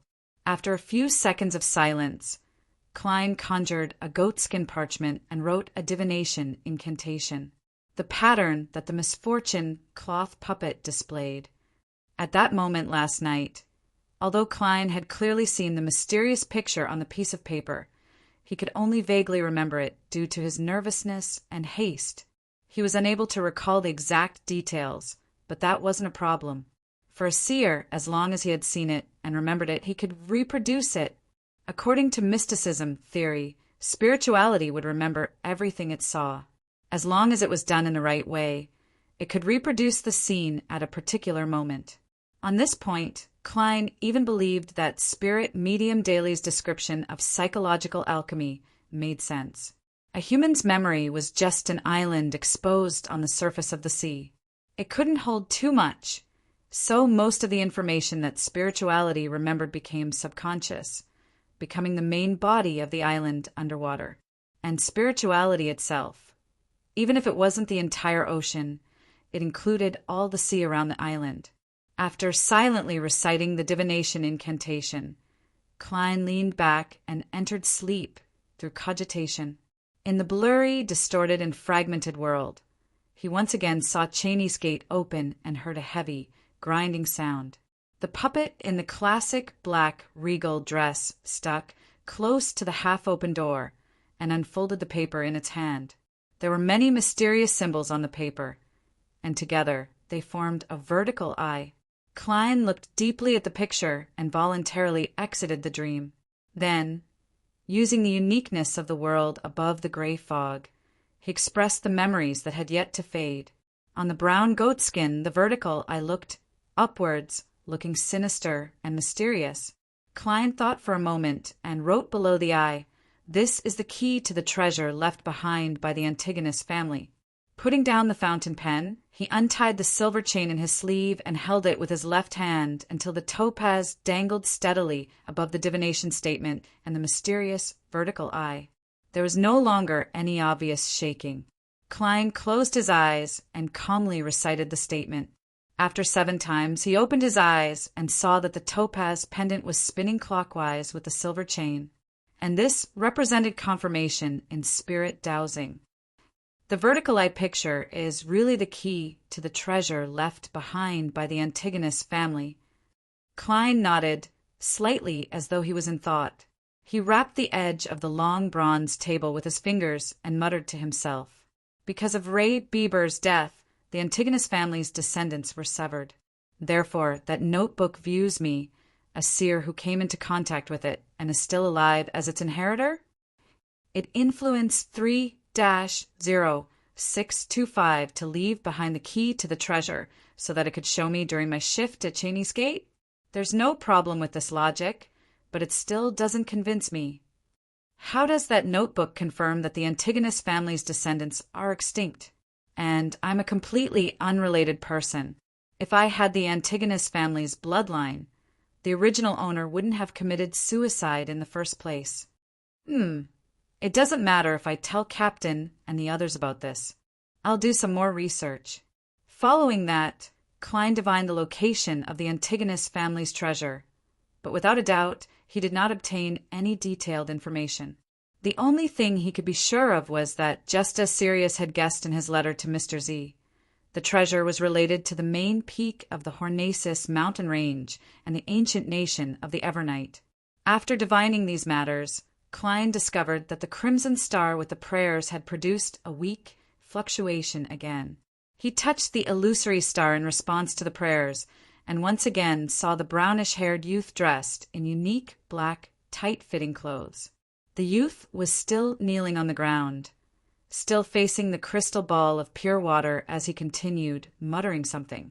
At this moment, Klein, who had specially learned a little bit of Dragonese, finally managed to understand one of the words. Praying to save father and mother. It's really Dragonese. Which place still uses Dragonese? This is an antique that's thousands of years old. Unfortunately, this mysterious ruler above the gray fog is just an empty shell. I don't have the ability to save them even if I wanted to. Klein shook his head and sighed. He decided to observe for a while longer. I'll think about it after I master enough Dragonese and understand what happened to his father and mother. Klein retracted his spirituality, wrapped it around his body and plummeted. Returning to his bedroom, he removed the wall of spirituality, changed into old but comfortable clothes, lay on the bed, and began to catch up on sleep. Klein slept until 12:30 p.m. until Melissa, who had prepared lunch, knocked on the door. After a sumptuous lunch, he saw Melissa pick up the gauze hat that matched her new dress and looked like she was going out. "What else do you have to do in the afternoon?" Klein asked in confusion. Sitting on the sofa, Banson, who was studying a grammar book with a frown, helped to answer without raising his head. Mrs. Shoud, who lives next door, told Melissa that there will be a lecture on family issues at the Municipal Hall in the afternoon. Melissa plans to attend and learn how to deal with daily family issues. Melissa nodded. I asked Selena and Elizabeth to accompany me. That's right. I hope that the lecture will tell you that a family like ours needs to hire at least one maidservant, Klein said with a smile. Seeing that Melissa was about to retort, he immediately added, We need to invest our limited time into more valuable things. Melissa was taken aback. After a long while, she pursed her lips, put on her gauze hat, and left. At 2 in the afternoon, Klein appeared at the Blackthorn Security Company again. Didn't you go back to rest? Roshan and Dunn Smith, who happened to be in the reception hall, asked at the same time. Klein smiled. I was planning on going to the divination club, but I couldn't stop thinking about what happened last night, so I came over first. Did the Holy Cathedral reply? Dunn glanced at Roshan, turned around in silence, walked to the partition, and walked into his office. Roseanne made a face at his back and whispered fiercely, Don't worry. Seriously, Captain, well done. Klein praised inwardly as he held back his laughter and followed Dunn into his office. Seeing the door close, Dunn took a whiff of his pipe and said, The Holy Cathedral has already confirmed that it's a problem with the Antigonus family's notebook. Furthermore, it has been reclassified as a Grade 1 sealed artifact. Unfortunately, you won't have the clearance to read it. Grade 1, highly dangerous. Only people at the level of bishops and Nighthawk team captains and above would know the exact situation. In other words, even the leader wouldn't be able to figure out what was going on. It's highly dangerous, no wonder. Klein felt a little regretful, but he also felt a lot more relaxed. Dunn glanced at him and continued, The Holy Cathedral also asked us to investigate if there were any items behind Cheney's gate that were infected by the notebook. After confirmation, only 3-0625 was abnormal. We have already changed its seal. Anything else? Klein asked, pretending to be curious. Dunn shook his head. No. Klein nodded thoughtfully and didn't continue the topic. After exchanging a few pleasantries, he bade farewell and headed to the divination club to continue his digestion journey.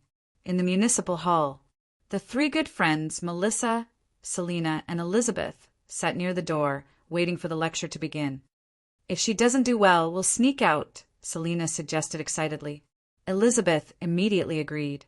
Chapter 111.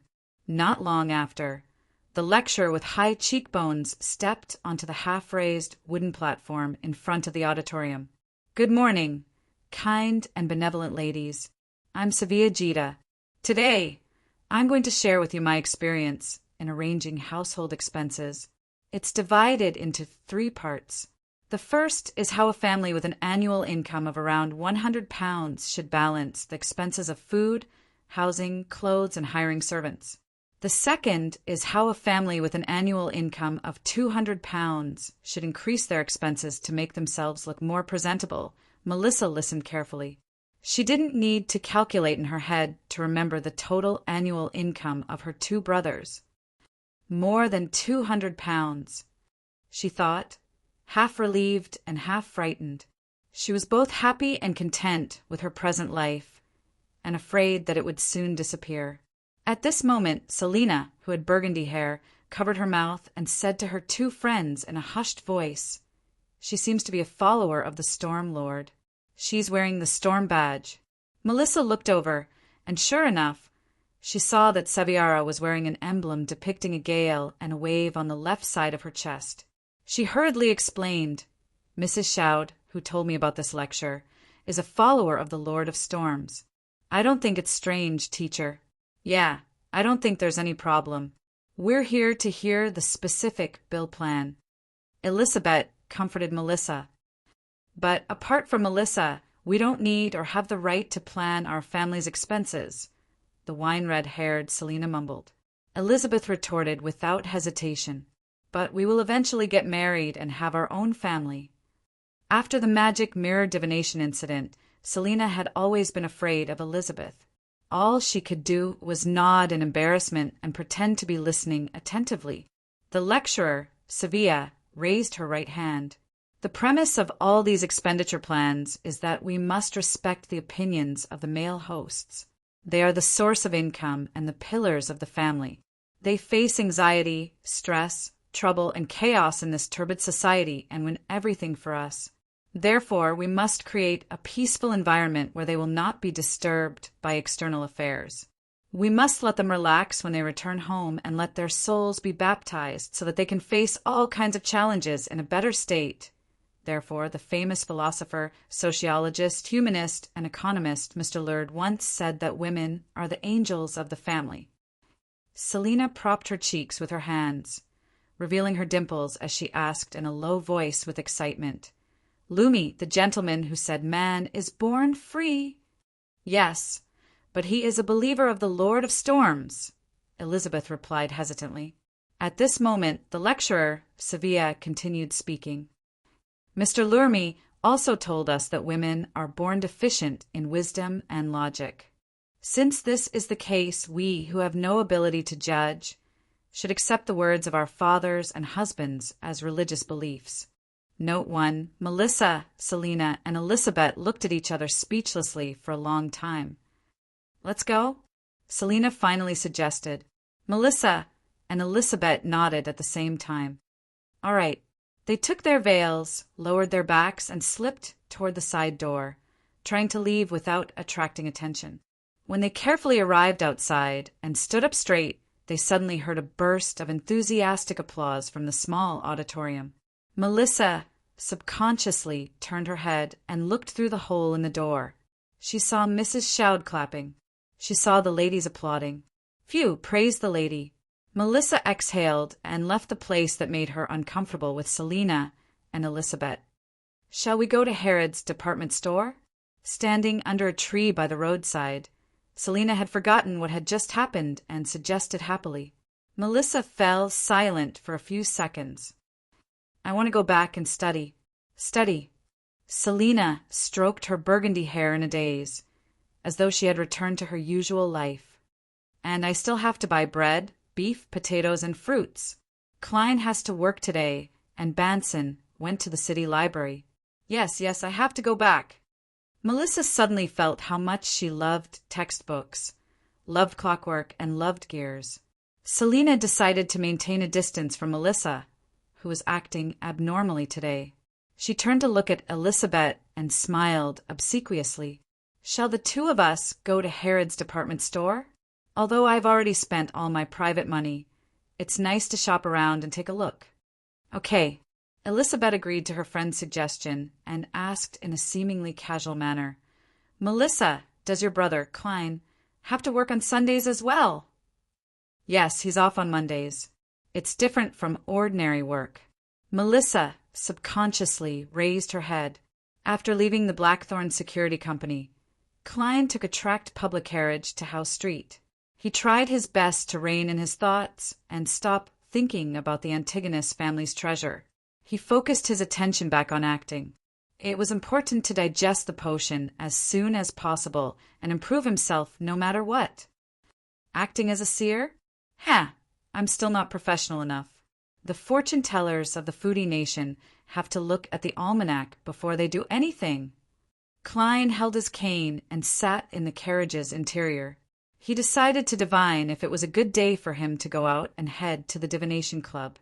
Only then would he be a qualified seer. Taking the opportunity to get out of the car, Klein took out a halfpenny. His gaze converged, and his eyes quickly turned dark as he silently chanted, "That's right.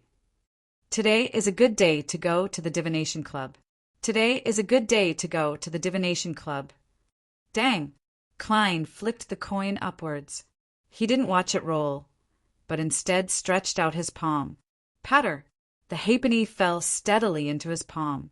This time it was the 1/2 number that was surrounded by the ears of wheat. The numbers are going up. This means that I'll encounter something bad at the divination club today.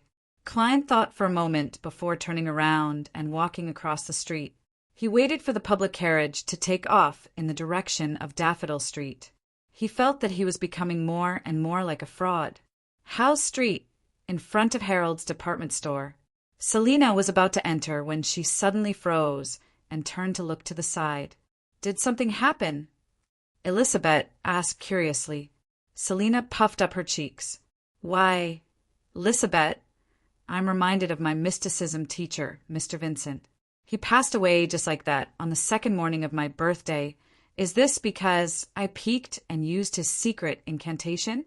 This has made me feel guilty and uneasy. Besides, I haven't been very lucky recently." "So?"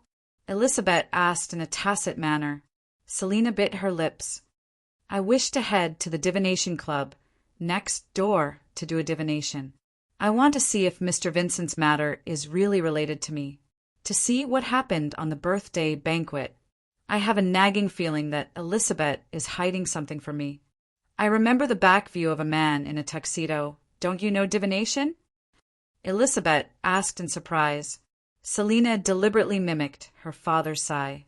Sigh, I'm not in the right state to divine myself. All right, then let's head to the divination club next door. Elizabeth agreed to her friend's suggestion. They went to the side and followed the stairs to the divination club on the second floor. Hello, good afternoon, Miss Angelica. It's nice to see you again. In the reception hall, Selina greeted in a lively manner. Angelica smiled. As long as you come after lunch, you should be able to meet me. Selina exchanged a few pleasantries with him and mourned for Honas Vincent before saying, I'm sorry. I need a divination. You know the club's rules. This is a list of members who are willing to do divination. It's the weekend today. So many people will be here.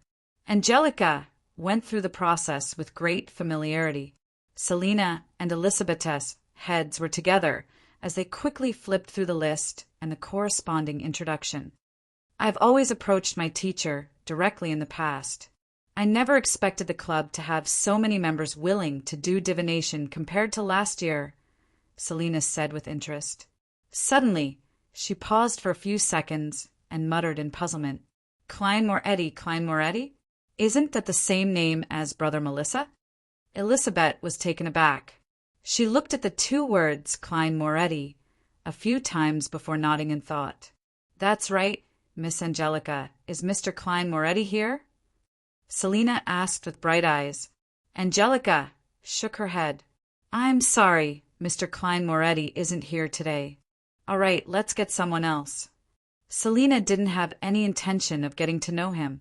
All she did was snicker and say to her friend, I know he can't be Melissa's brother, but when I saw this name, I naturally thought of a news headline, something like the Intis Post. The Intis Post was founded by Roselle the Great and was famous for its sensational headlines. It was one of the most famous newspapers in the northern continent. Elizabeth asked with some inattention, What title? Selina cleared her throat. Is it a corruption of morals, or is it a societal problem? A history student has actually been reduced to helping people with divination on the weekends to make ends meet. Chapter 112. Bakeland, Empress Borough. Audrey Hall sat on a hanging chair in a shady corner. She looked at the flowers blooming under the sun and thought about the matter that Furs Wall had asked for help. According to Viscount Glaine's verification, there really was a girl named Zio Dericha locked up in a temporary prison in the North District of Bakeland. Her crime was to severely injure a respectable gentleman due to a property dispute. The gentleman was still lying in a hospital bed and might never be able to stand up again. Furs's explanation was that the gentleman wasn't a good person. He was a gang leader in the East District of Bakeland, and he made a living as a loan shark. The cause of the incident was that a certain borrower realized that the interest was several times higher than he had expected. He wouldn't be able to repay the loan even if he went bankrupt. After negotiating with the gentleman to no avail, he found the famous arbitrator, Zio Dericha, hoping that she could convince the other party to waive the unreasonable part. The gentleman didn't comply with Zio Dericha's ruling. He even threatened to capture the borrower's wife and children that very night.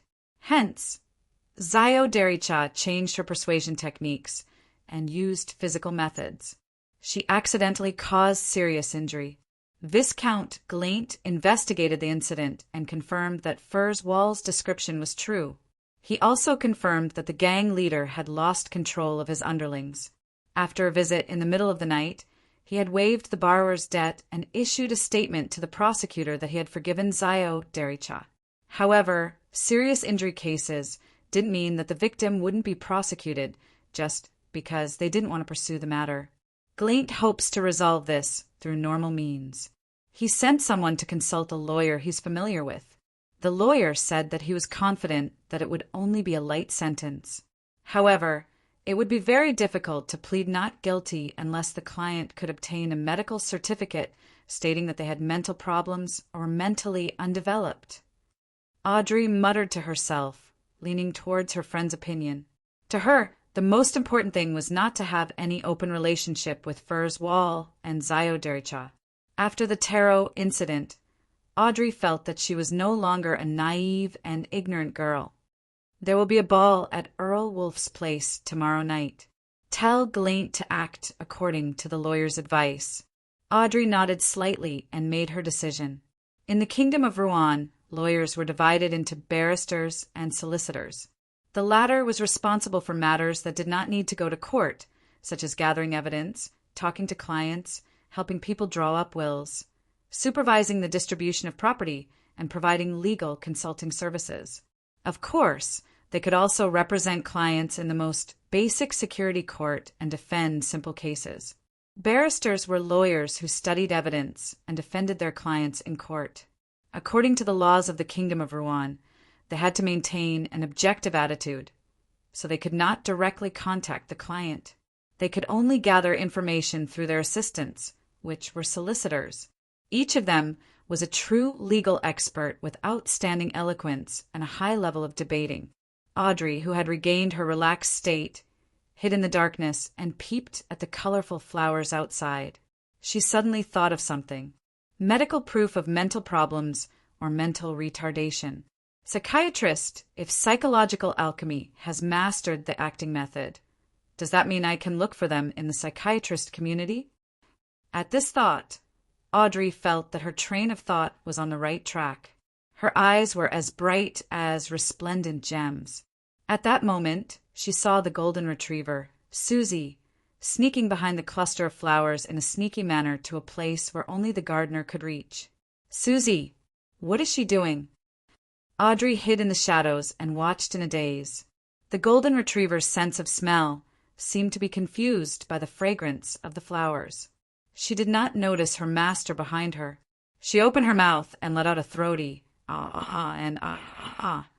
Following that, she caused the surrounding air to vibrate, and words that were not mellow enough sounded. Hello, how are you? Audrey's mouth opened bit by bit. She had completely forgotten the etiquette that an elegant lady should have. She could not believe the scene she was seeing and the stiff voice she was hearing. She suddenly stood up and blurted out, Susie, you can speak? When did you learn how to speak? The golden retriever jumped up in fright as she turned to face her master. She frantically and quickly wagged her tail. Her mouth opened and closed a few times before vibrating the surrounding air. I don't know how to explain. After all, I'm just a dog. Upon hearing this, Audrey was momentarily at a loss for words. On Monday morning, Klein, who was on vacation, followed his plan to revise and consolidate his mysticism knowledge. Then he took a public carriage to Koei University. He wanted to interact more with Mr. Aztec and see what he knew. In the 3-story gray stone building belonging to the history department, Klein and his mentor, Cohen Quinton, chatted for a while. They discussed matters related to the ancient ruins on the main peak of the Hornacis mountain. Without any additional information, he took advantage of his mentor's absence to enter the office diagonally opposite and walked to Instructor Aztec's desk. Mr. Aztec, may I have a chat with you? He looked at the instructor with bronze skin, gentle facial features, and a small mole below his right ear. He took off his hat and bowed. Aztec, whose brown eyes hid an indescribable sense of vicissitudes, organized his books and said, No problem. Let's take a walk by the Koei River. All right. Klein held his cane and followed him out of the 3-story gray stone building. Along the way, the two maintained their silence. Neither of them spoke. When the flowing river entered their sights and there were no longer any teachers or students around, Aztec stopped in his tracks. He turned his body halfway and faced Klein. Is there something you need from me? Klein pondered for a long while. He thought of many tactful methods, but he gave up on them one after another. Hence, he asked in a frank and direct manner, Mr. Aztec, you are a trustworthy and respectable gentleman. I wish to know what you see in me, or should I say, what do you know? I'm referring to the matter from before. You said that there's something amiss in my fate. Aztec tapped his cane and sighed with a smile. I never expected you to be so direct. I don't know how to answer you. To be frank, the incongruity in your fate is the only thing I can see. Apart from that, I don't know anything more than you. Klein hesitated for a moment before asking, but why can you see it? I don't believe that it stems from divination. Aztec turned his head to look at the Coe River, his tone tinged with a hint of bleakness. No, Klein, you don't understand. Divination can reach such a level. It just depends on the person doing the divination. Of course, my divination is just an excuse to conceal it. Some people are always special. They are born with some strange abilities, and I should be such a person. Should. Klein acutely grasped the problem with the other party's choice of words. Yes, I don't know if I was born with it either. Perhaps the price of such an ability is forgetting myself, forgetting the past, forgetting my parents. Aztec's eyes looked at the river with a hint of sadness. The more Klein listened, the more confused he became. Forgetting the past? Aztec smiled without a hint of a smile. Before I entered Bakelin University's history department, I lost most of my memories. I only remember my name and basic knowledge. Thankfully, I have an identity card. Otherwise, I would only be a tramp. All these years, I've searched for my parents using my identity card, but to no avail, even if I could see a corner of my fate. And during those few years in university, I gradually discovered that I possess some strange abilities that exceed the scope of common sense. Klein listened attentively as he blurted out a question. Mr. Aztec, why did you lose your memory? No, I mean, did you discover the reason for your amnesia at the scene? He suspected that Mr. Aztec was a member of the life school of thought who had lost his memory, or even a mid-sequence member of high standing. This was the counterpart of Monsters, a secret organization that had produced a prophet, one that was mainly passed down from master to disciple. Aztec shook his head heavily. No, it's as if I've forgotten the past after a nap. He took a few more steps forward with his stick in hand, and said as he walked, come on. As he walked, he said, after leaving Bakeland, I began to dream. I dreamed of many strange things. Dream? I'm good at interpreting dreams. Klein, who had entered the field of expertise, immediately asked, what kind of dreams? Aztec chuckled vaguely. Many, many different dreams. Sometimes I'll dream of the interior of a dark mausoleum. I'll dream of ancient coffins with corpses lying inside with white feathers growing out of their backs. Sometimes I'll dream that I'm a knight in full armor, charging at the enemy with a 3-meter-long spear. Sometimes I'll dream that I'm a lord with a rich manor, a beautiful wife, and 3 children. Sometimes I'll dream that I'm a tramp, drenched in the rain, walking on a muddy road, cold and hungry. Sometimes I'll dream that I have a daughter different from the previous children.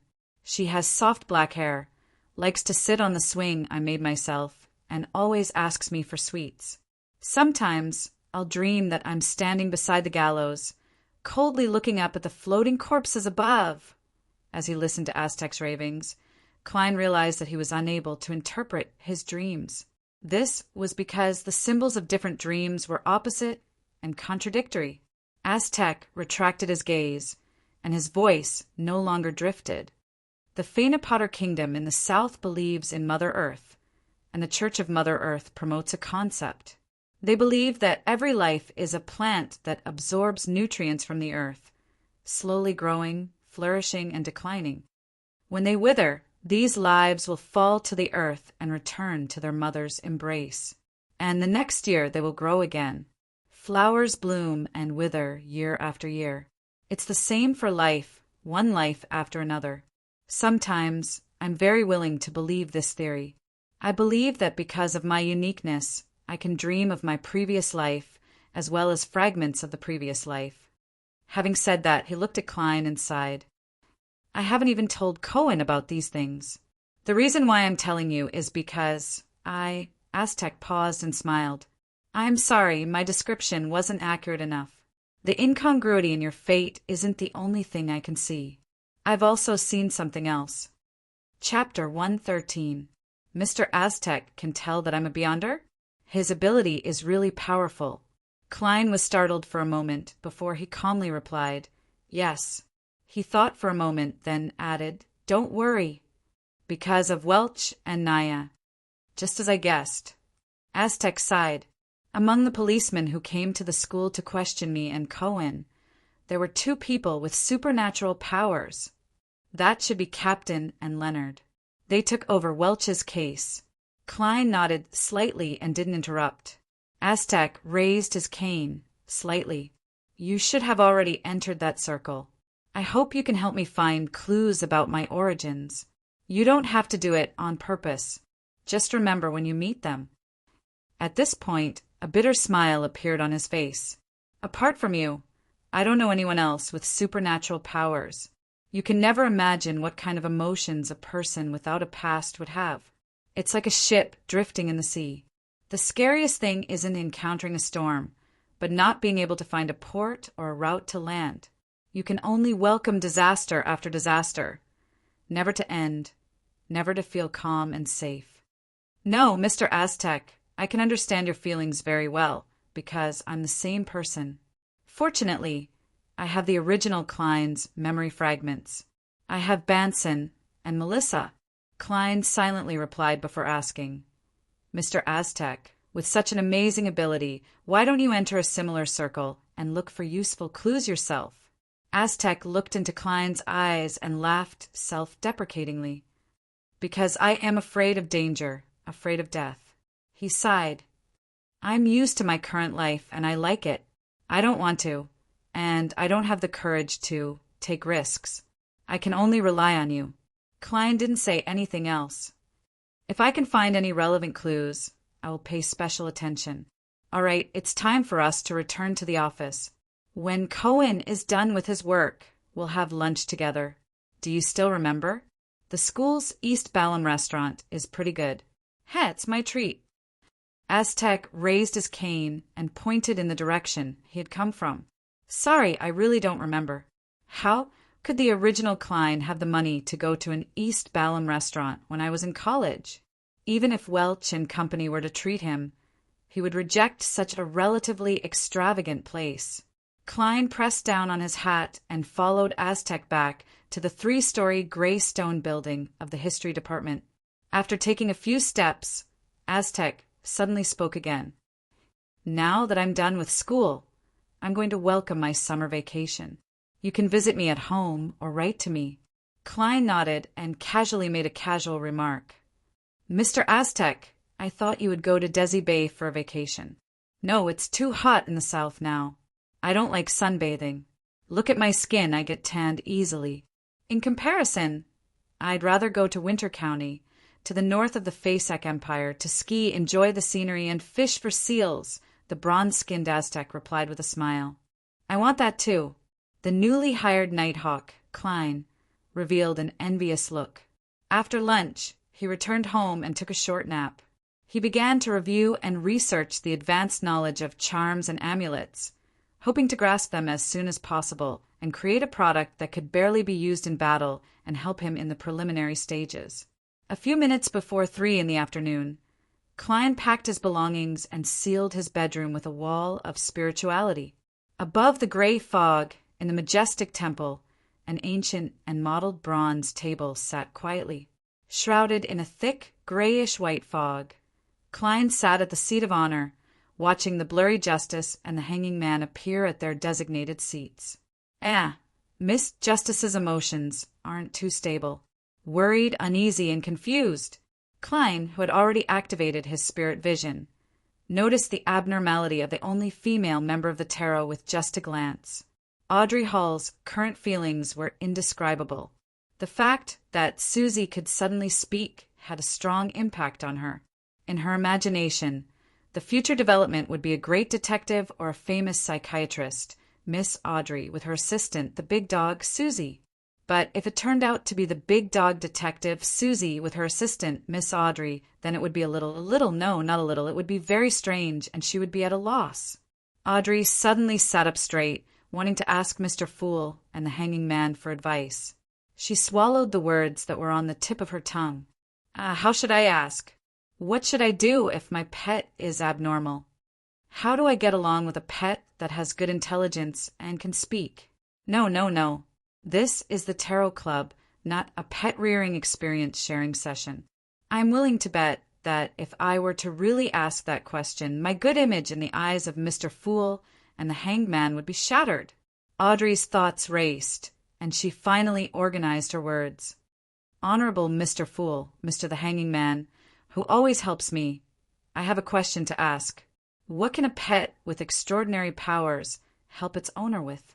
Simply put, what can it do? As soon as she finished speaking, she realized that Mr. Fool and the hanging man had fallen silent at the same time. The atmosphere suddenly became a little strange. Hey, hey, hey, say something. Don't look at me like that. I didn't do anything. Really, I'm asking on behalf of my friend. Audrey was so ashamed that she wanted to find a hole to hide in. She deeply regretted asking such a question. Combined with Miss Justice's previous question about what would happen if an ordinary animal consumed a sequence potion. Did she share the potion she concocted with her pet? This is indeed something Miss Justice would do. With such a member as the boss of a cult, I always feel a chill. Klein raised his right hand, pressed it against his forehead, and pinched it twice without answering. The hanging man, Alger Wilson, was silent for more than 10 seconds before replying with a slightly strange tone. It depends on what kind of extraordinary powers the pet has. It depends on what kind of supernatural abilities the pet has. For example, if it's a spectator, it can observe and listen in uncertain occasions on your behalf. You know, people are wary of their own kind, but they are unlikely to suspect that a pet is eavesdropping, even if the pet is squatting at their feet. Makes sense. Most of the time, when Dad is discussing important matters with other nobles, members of Parliament and ministers, he will avoid me and lock the door to the study. However, as long as Susie can avoid the initial purge, she won't be chased away. And those madams and ladies also like to communicate in small circles in private. Audrey's eyes lit up when she heard that, and her imagination immediately ran wild. And now that Susie can speak, she can directly tell me what she hears. Susie is awesome. I want to treat you well. I want to teach you how to recognize words and pronounce them properly. Should I teach Susie the aristocratic pronunciation or the normal Bakeland accent? Will she be able to recognize her origins when she greets other dogs in the future? Wait, why am I thinking about this? It's not like she can communicate with other dogs using human language. Wait, Mr. the Hanging Man. Why did you directly use the spectator as an example? Could it be that all of you have guessed something? Audrey's expression changed. She sat up straight again and smiled faintly. Mr. Fool, I found another page of Roselle the Great's diary. This was obtained from Fur's Wall. Very good. All your debts have been paid off, Klein replied in a good mood. I'm sorry. There's not much content on this page of the diary. Audrey expressed the content she remembered on the parchment. Klein raised his right hand and let the parchment appear directly in his palm. He then said casually, "This does not affect my promise. Besides, the diary you brought last time has 2 sides. The diary collected by Justice and the Hanged Man were not the original version of Emperor Roselle's diary. It was a copy that was copied and copied by later researchers. Some people would record it on one side to preserve it, while others kept it the same for convenience." As he spoke, Klein lowered his gaze and looked at the first few lines of the diary. December 20th. It's the beginning of a new year, but the feedback I've received has left me very confused and troubled. Chapter 114. No oil. Is it because it can't be found for some reason, or is there really no oil? It has been more than 150 years since Roselle the Great was assassinated, and there is still no trace of oil. Klein's pupils shrank, and the hand holding the diary almost trembled. Without oil, Not only does it mean that the emergence of the internal combustion engine will become unknown, but it will also lead to the stagnation of the chemical industry, making it impossible to establish a true modern industry on Earth. In other words, the subsequent development of this world was somewhat unpredictable to Klein. His original plan was that although he only knew a little about everything and was unable to invent things, he was better at knowing a little bit about everything and being able to foresee the direction of change and the trend of the times. When he accumulated enough salary and had his first pot of gold, he would make venture investments in promising industries and not put all his eggs in one basket. Klein felt that in this way, he would sooner or later have a lot of wealth. At that time, he would find white gloves to act as an agent on the surface and then establish an international charity fund. On the surface, it would help the poor and secretly fund labor revolts in various countries, so as to compete with the upper class of society and improve the lives of the people at the bottom. If he found a way to return to Earth, he would divide his assets. 1/3 would be given to Banson, 1/3 to Melissa, and 1/3 to his own foundation. However, it was a pity that this beautiful vision of the future was shattered in an instant. Fortunately, this world has electricity and magnetism, and there are successful cases of telegraphy. I will mainly invest in this direction in the future. Klein calmed himself down, and his gaze moved down line by line. December 21st. Don't think about oil anymore. Raising my sequence rank is the way to go.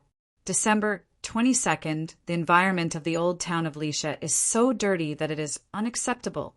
If I hadn't visited incognito, perhaps I would never have known that it still maintained the appearance I saw when I was young. I want to gather my ministers and formulate a capital sewer and public toilet improvement plan. Yes, I also want to correct the wrong habits of the residents. Let them boil hot water to drink, wash their hands and faces frequently, don't litter, urinate, or defecate anywhere, and use condoms as much as possible. Haha! I have thought of how to name this matter, the Patriotic Health Campaign. Therefore, the invention of condoms has to be brought forward, as well as masks, paper cups, and other items. The most primitive version will do. I'll give it a try. Thanks to this world, it has rubber trees. 23rd of December. Perhaps I should consider the suggestion to leave a way out for myself outside the Church of the God of Craftsmanship. For example, joining that ancient, secretive organization that secretly influences the situation of the world? When Klein saw this, he suddenly realized that there was nothing below. His mood was indescribable. Great Emperor, what is the name of the ancient, secretive organization that you mention that secretly influences the situation of the world? Is there something I don't know? How can you stop here? Why didn't you write more? It's like reading a novel in the past, only to find out that the author had stopped at the end. Also, the Patriotic Health Campaign, the Emperor really knows how to play. The content of this diary should be set after he became the consul of the Republic of Intis. Perhaps he even called himself Julius Caesar. I have to go back and flip through some books and foreign history textbooks. I have to see which year the capital sewer and public toilet improvement plan of the Republic of Intis appeared. After more than 10 seconds of silence, Klein reined in his thoughts and made the diary in his hand vanish. You can communicate now. Audrey heaved a sigh of relief, adjusted her state, and became a spectator. She smiled faintly and said, I want to know if the name of the sequence potion is Arbiter. In addition, what kind of beyonder can directly pass through a wooden door or make locks ineffective? I know that. Shrouded in the grayish-white fog, Klein was about to speak, but the hanging man beat him to it. I need you to help me investigate something in exchange for an answer. What is it? Audrey asked with interest and puzzlement. Alger glanced at the fool and said in a low voice, I want to know if the king intends to take revenge on the Faesac Empire this year or next June by starting a new war on the east coast of Balam. The current lingua franca of Tarot was Rouen, and it was determined based on the accents of the 3 parties at the first gathering. Therefore, Alger knew that Miss Justice was a noble of the kingdom of Rouen, and he also believed that Miss Justice knew that he was a Ruan. As for the fool, Alger believed that his Ruan characteristics were just a disguise that made it easier to communicate. Ever since that ritualistic magic, Alger had unknowingly begun to use him to address the fool. Audrey recalled the things she had seen and heard at various social events over the past few days and nodded with some confidence. No problem, but I need enough time to confirm it. I can wait. The hanging man smiled at Alger. With Mr. Fool as a witness, I believe you won't go back on your word. Audrey looked at the silent and mysterious fool in the gray fog and curled her lips. But I believe that the value of this matter is higher than the sum of the 2 questions I've asked. When you confirm the answer, I will compensate you according to the situation, Alger answered as if he had already prepared for it. Miss Justice, mister. The hanging man, do you need virtual currency to measure value? Klein leaned back with a smile and watched the 2 of them.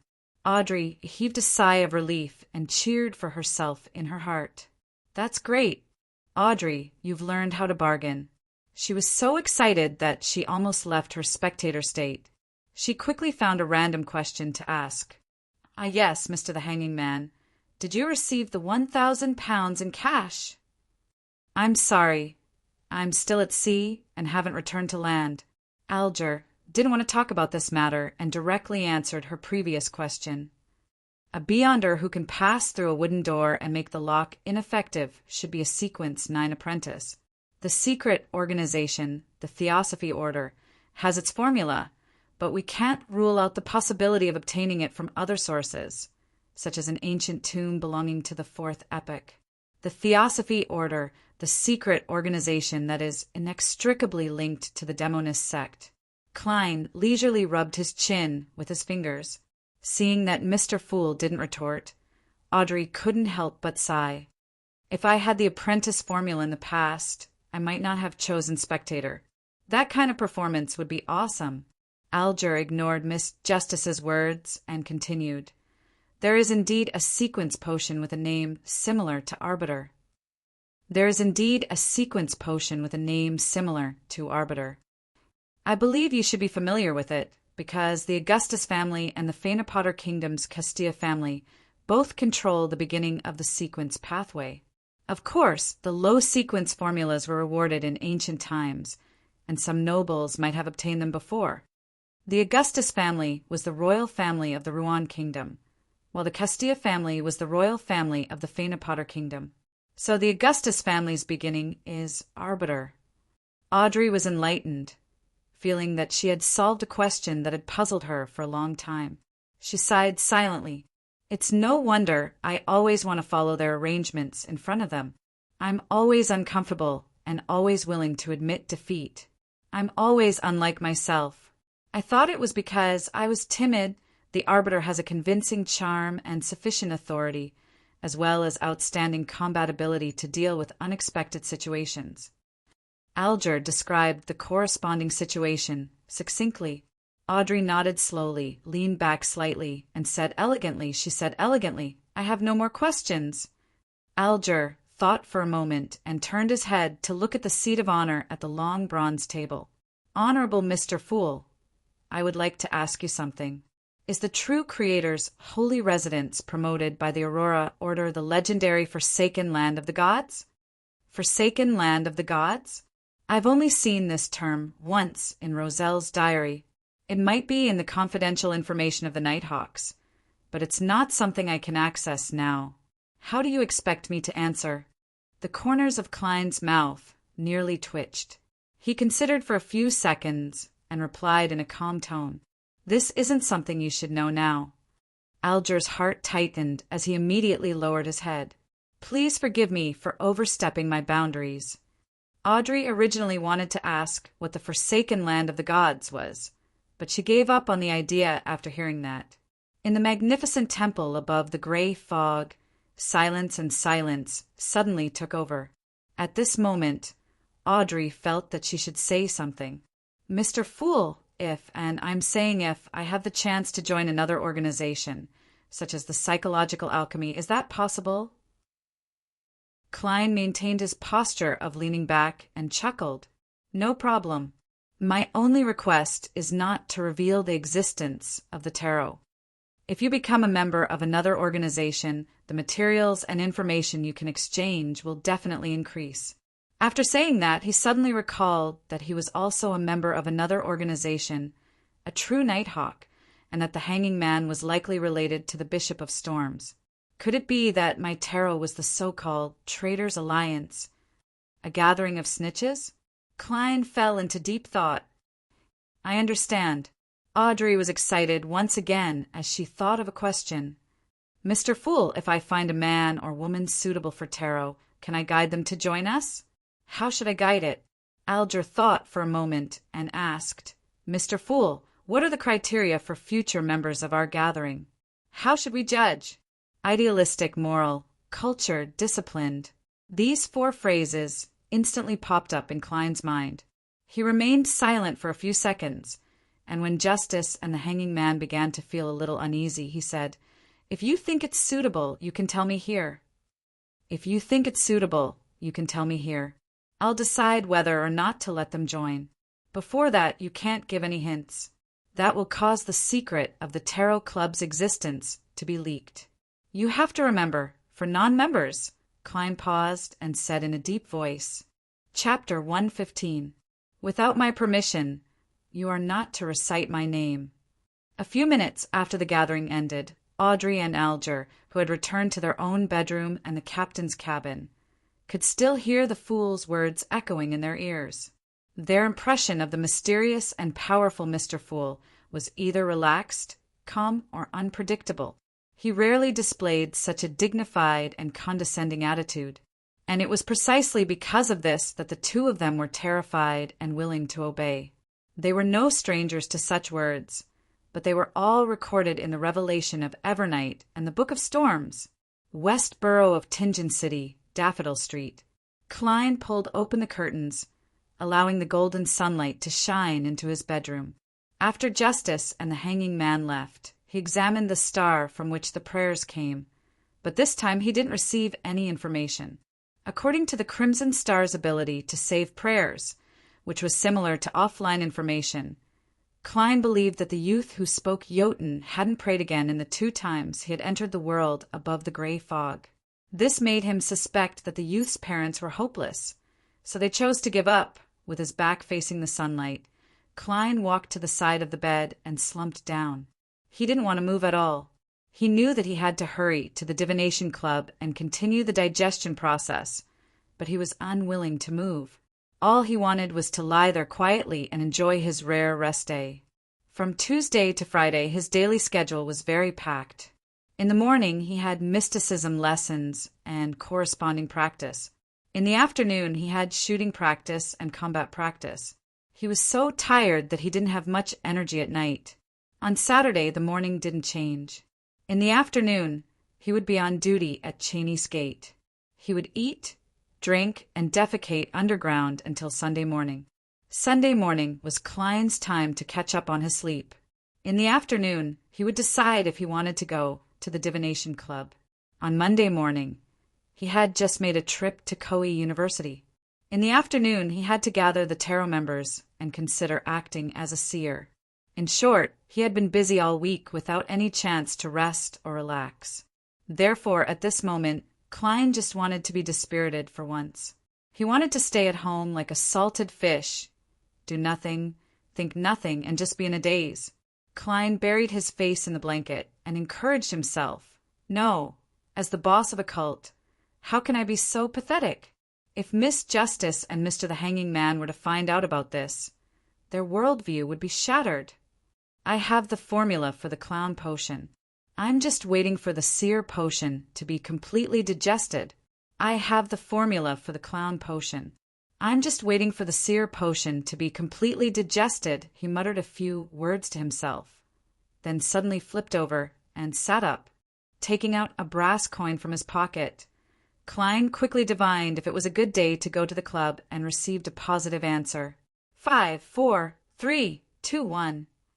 After the countdown, he forced himself to stand up straight, walked to the coat rack and took down his tuxedo jacket and silk half-top hat. Howe Street, in the conference room of the Divination Club. Klein sat in a shady corner, drinking black tea and reading the Tinjin City honest paper. There were very few members around him, only about 6 or 7 of them.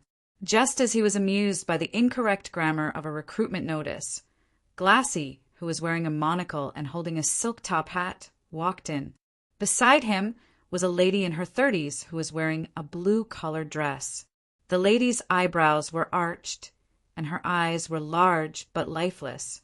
Her left hand was tightly gripping a black velvet intis hat that looked like a helmet with feathers stuck in it.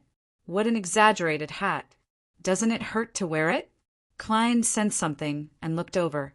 He pinched his glabella twice, as if to relieve his fatigue. In his spirit vision, Glassy and the lady with emerald green eyes were healthy, but they were anxious, angry, and flustered. "Good afternoon, Glassy. That Mr. Lenevis really isn't trustworthy, right?" Klein asked with a smile without standing up. Previously, Glassy, who had just recovered from his lung disease, had asked him for a divination regarding the investment in Lenevis Steel Company, but he had received a bad suggestion. However, when Klein saw how hesitant Glassy was, he felt that he would most likely choose to take the risk. At most, he wouldn't bet all his wealth. Therefore, after seeing the color of his emotions, Klein immediately made the connection and made a judgment. Glassy was first taken aback before he smiled bitterly. "I really regret not taking your divination advice." This is the second time I've said that. I believe that there won't be a third time." He turned his head and said to the lady with crow's feet, "Madam Christina, look. We haven't even said a word, and Mr. Moretti already knows our intentions. He's the most amazing fortune-teller I've ever seen. I prefer to describe him as a seer. Good afternoon, Mr. Moretti. We're here because of Lenevis." The lady named Christina gave a simple bow, looking a little flustered and anxious. "Shall we go to the topaz room?" Glassy was relatively calm as he gestured to the door of the meeting room with his chin. Klein smiled and stood up. This is the work of a fortune-teller. He walked along the aisle to the door and entered the empty topaz room. Glassy locked the wooden door and walked to his seat as he sighed. Lenevis has gone missing. He used the excuse of going to Civilhouse County to supervise the mining of minerals and left Tinjin. He never returned. We sent people to search for him on a steam locomotive, but we discovered that the so-called high-grade large iron mine only existed on the blueprints. What made me feel fortunate was that I thought of your divination advice and only invested a third of the original amount. Otherwise, I would have lost my family and my life." Klein looked at the two of them with a deeper gaze than usual and asked curiously, "What's the matter?" He asked curiously, "Shouldn't you choose a representative to go to the Hornacis mountain range in Civilhouse County to verify it once before making such an important investment decision?" Christina replied quickly, "Our representative was bewitched." "Our representative has been bewitched. He's been bewitched by the people Lenevis temporarily hired, the temporarily rented place, and the temporarily enclosed land." Klein didn't ask further. He maintained his posture as a seer. "What do you wish to divine?" "I wish to divine if this matter can still be salvaged," Christina said as she glanced at Glassy. Klein took a piece of paper and a fountain pen. "Then let's do an astrolabe divination. I'll ask and you answer." Amidst the question and answer, Klein marked the corresponding spots with the constellation of thunder and the symbols of various situations, completing the astrolabe. Compared to the astrolabe divination of ordinary people, he used more elements, and the method of interpretation was closer to the truth. "Lady, sir, you are now at a fork in the road. If you are greedy, flustered, and don't know how to control yourself, you will fall into the abyss and never be able to escape. But if you can endure, wait, persevere, and stop being greedy, there will be opportunities for you to see the light." Klein spoke unhurriedly. "I understand." Christina nodded slowly, thought for a moment, and said, "Mr. Moretti, can you divine Lenevis's whereabouts?" No, I'm afraid that won't work. The information Lenevis left behind is most likely fake. Even his name might not be real. How am I supposed to divine it?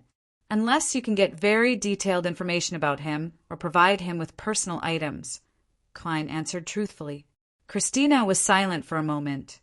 Then she took out a one-solely note and pushed it to Klein. I've heard from Glassy that you are a true seer who respects fate and doesn't covet money. Take the rest as a tip for the club.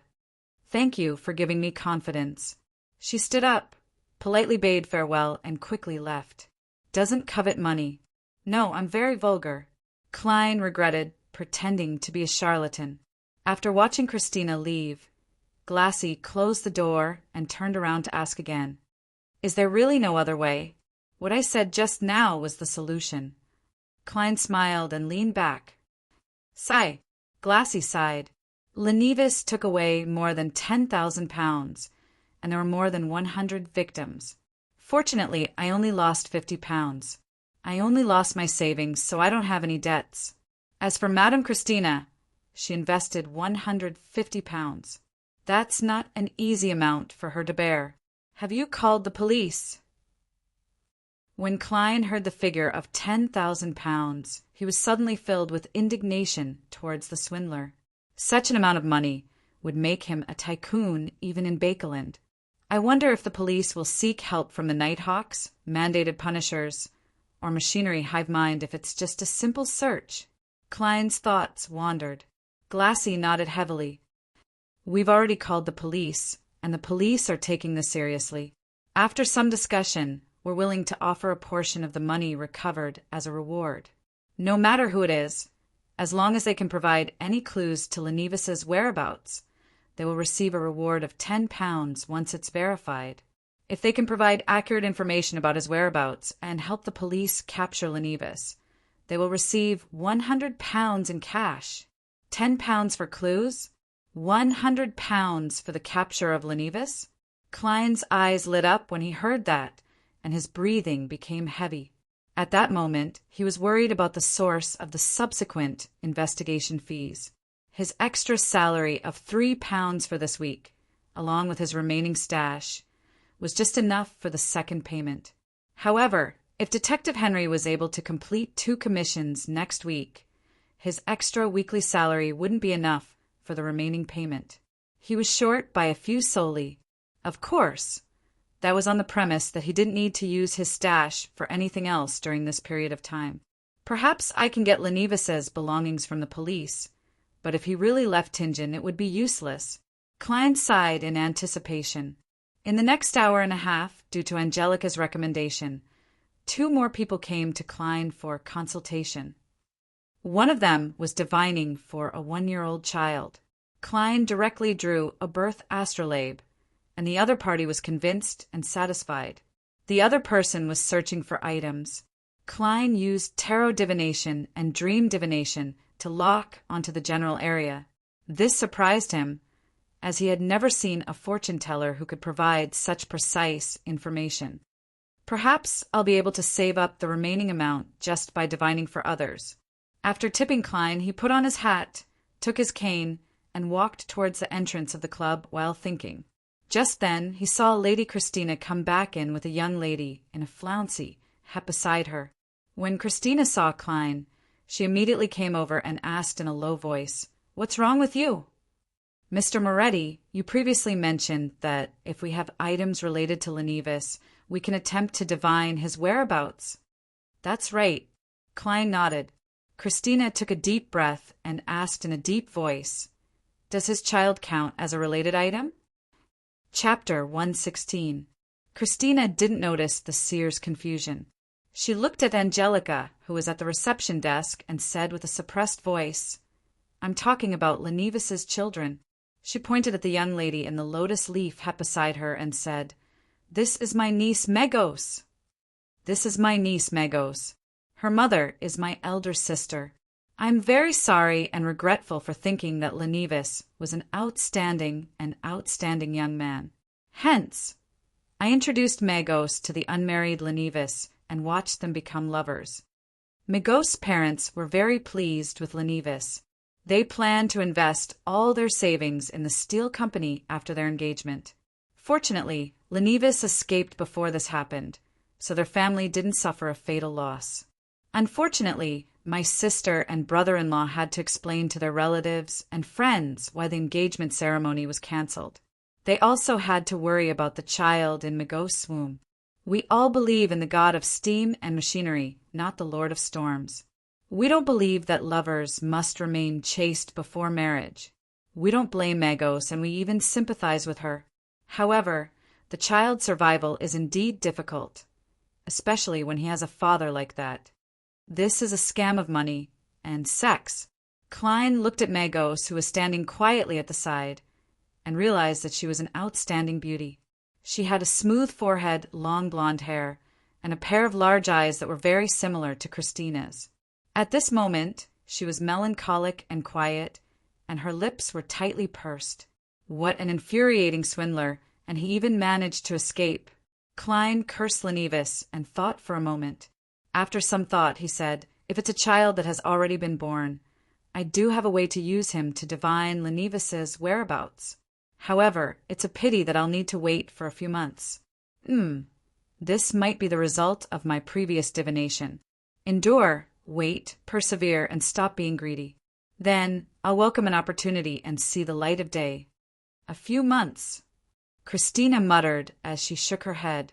"No, after so long, even if I find Lenivis, I won't be able to get my money back." She turned her head to look at the blonde Magos, and her voice involuntarily deepened.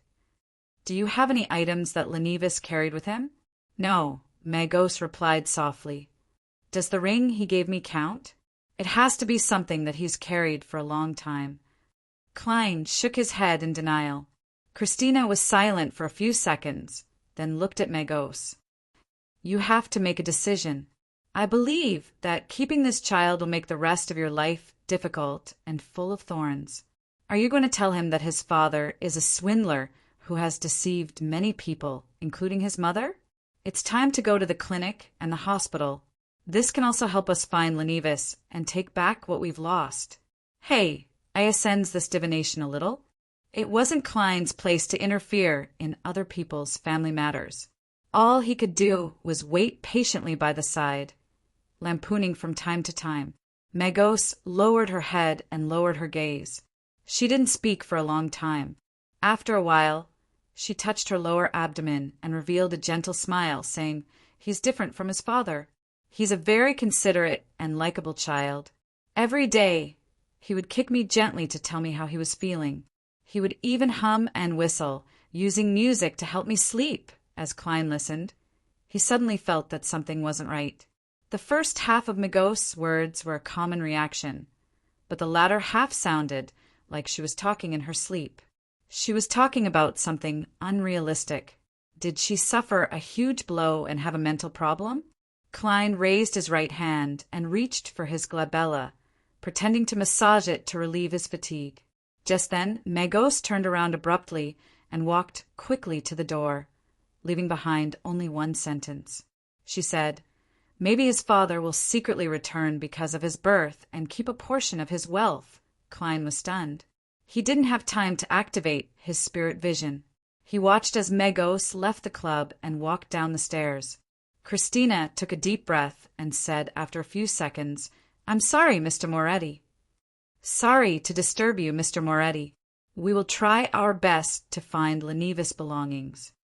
Klein nodded indiscernibly and watched her walk down the stairs. He sighed and shook his head. The next morning, the moment Klein entered the Blackthorn Security Company, he greeted Roseanne and asked, "What's going on? Where's today's newspaper?" The sweet brown-haired lady, Roshan, sized him up. She asked curiously, "Klein, you're very strange." "Why is that?" Klein asked with a smile, as if he had expected it. Roshan rolled her eyes. "In the past, you only read the newspaper during your lunch break because you have mysticism classes in the morning. Oh, old Neil is already waiting for you at the armory. I knew in advance that there would be a reward for a case, so I wanted to flip through the newspaper and memorize the criminal's appearance. Who knows, I might meet him one day." Klein explained with a smile. "Is that so? Roshan curiously picked up a few copies of today's newspaper and started flipping through them quickly. Wanted poster. Lenivis, right? Klein immediately replied, Yes. Yes. Despicable swindler. He actually cheated more than £10,000. Roshan looked carefully for more than 10 seconds and suddenly exclaimed angrily. Klein shared the same feelings as her, so he condemned her. It's indeed despicable. I even want to apply to take over this case. Roshan looked at it for another 10 seconds and shook her head regretfully. This case doesn't seem to involve any beyonder factors. Even if it did, it would be handed over to the mandated punishers of the Lord of Storms. Klein didn't quite understand what Roshan meant, but after flipping through the newspaper, he sighed regretfully. That's right. So many people were deceived. The believers of the 3 major churches must be included, and Lenivis Steel Company is located in the South Borough. Cases related to beyonder factors would be handed over to the corresponding team if they involved the believers of a particular deity. However, if the believers of the Evernight Goddess, the Lord of Storms, or the God of Steam and Machinery were involved, the case would be assigned according to the jurisdiction. Golden Indus District, North and West Districts would be under the Nighthawks, East, South, and the Dock District would be under the mandated punishers, and the University District and suburbs would be under the Machinery hive mind. As he flipped through the newspaper, Klein also memorized Lenivis's appearance. He had a full forehead, black hair, and brown eyes. He wore glasses with nearly circular lenses, and the corners of his mouth were slightly upturned, as if he was mocking everyone, other than that pair of glasses. Lenivis didn't have any obvious characteristics. He looked very ordinary. After exchanging a few more pleasantries with Roshan, Klein passed through the partition and prepared to go underground. At that moment, he saw the pale-skinned, ice-cold corpse Collector Fry and the white-haired, black-eyed Miss Author, Sikatron, walk out of the recreation room at the same time and turn towards him. After a brief greeting, Klein watched his 2 teammates leave. He then saw Dunn Smith, who was dressed in a black trench coat, open the door and stand beside him. There's a case? Klein asked curiously. At this time, the 2 Nighthawks wouldn't go out together for no reason. Dunn's gray eyes swept the area and he nodded with a smile. There's a place in Westboro that's suspected to be haunted. I'll get Sika and Fry to take a look. However, you don't have to worry about this. Before you grasp the basics of combat, I don't plan on letting you participate in any more missions. I have to be responsible for my teammates. Captain, you're such a good person. Other than your receding hairline and poor memory, you don't have any other flaws. Klein praised him in his heart. He then asked in confirmation, that is to say, I only need to attend mysticism classes and undergo combat training. I don't need to make any contributions to receive a salary? That's only temporary. Dunn gave a definite answer. I only need to attend classes and work out to receive a full and generous salary. Just thinking about it feels good. Klein thought happily. Let's hope there aren't any more coincidences. He prayed silently. His peaceful and uneventful life continued until Friday.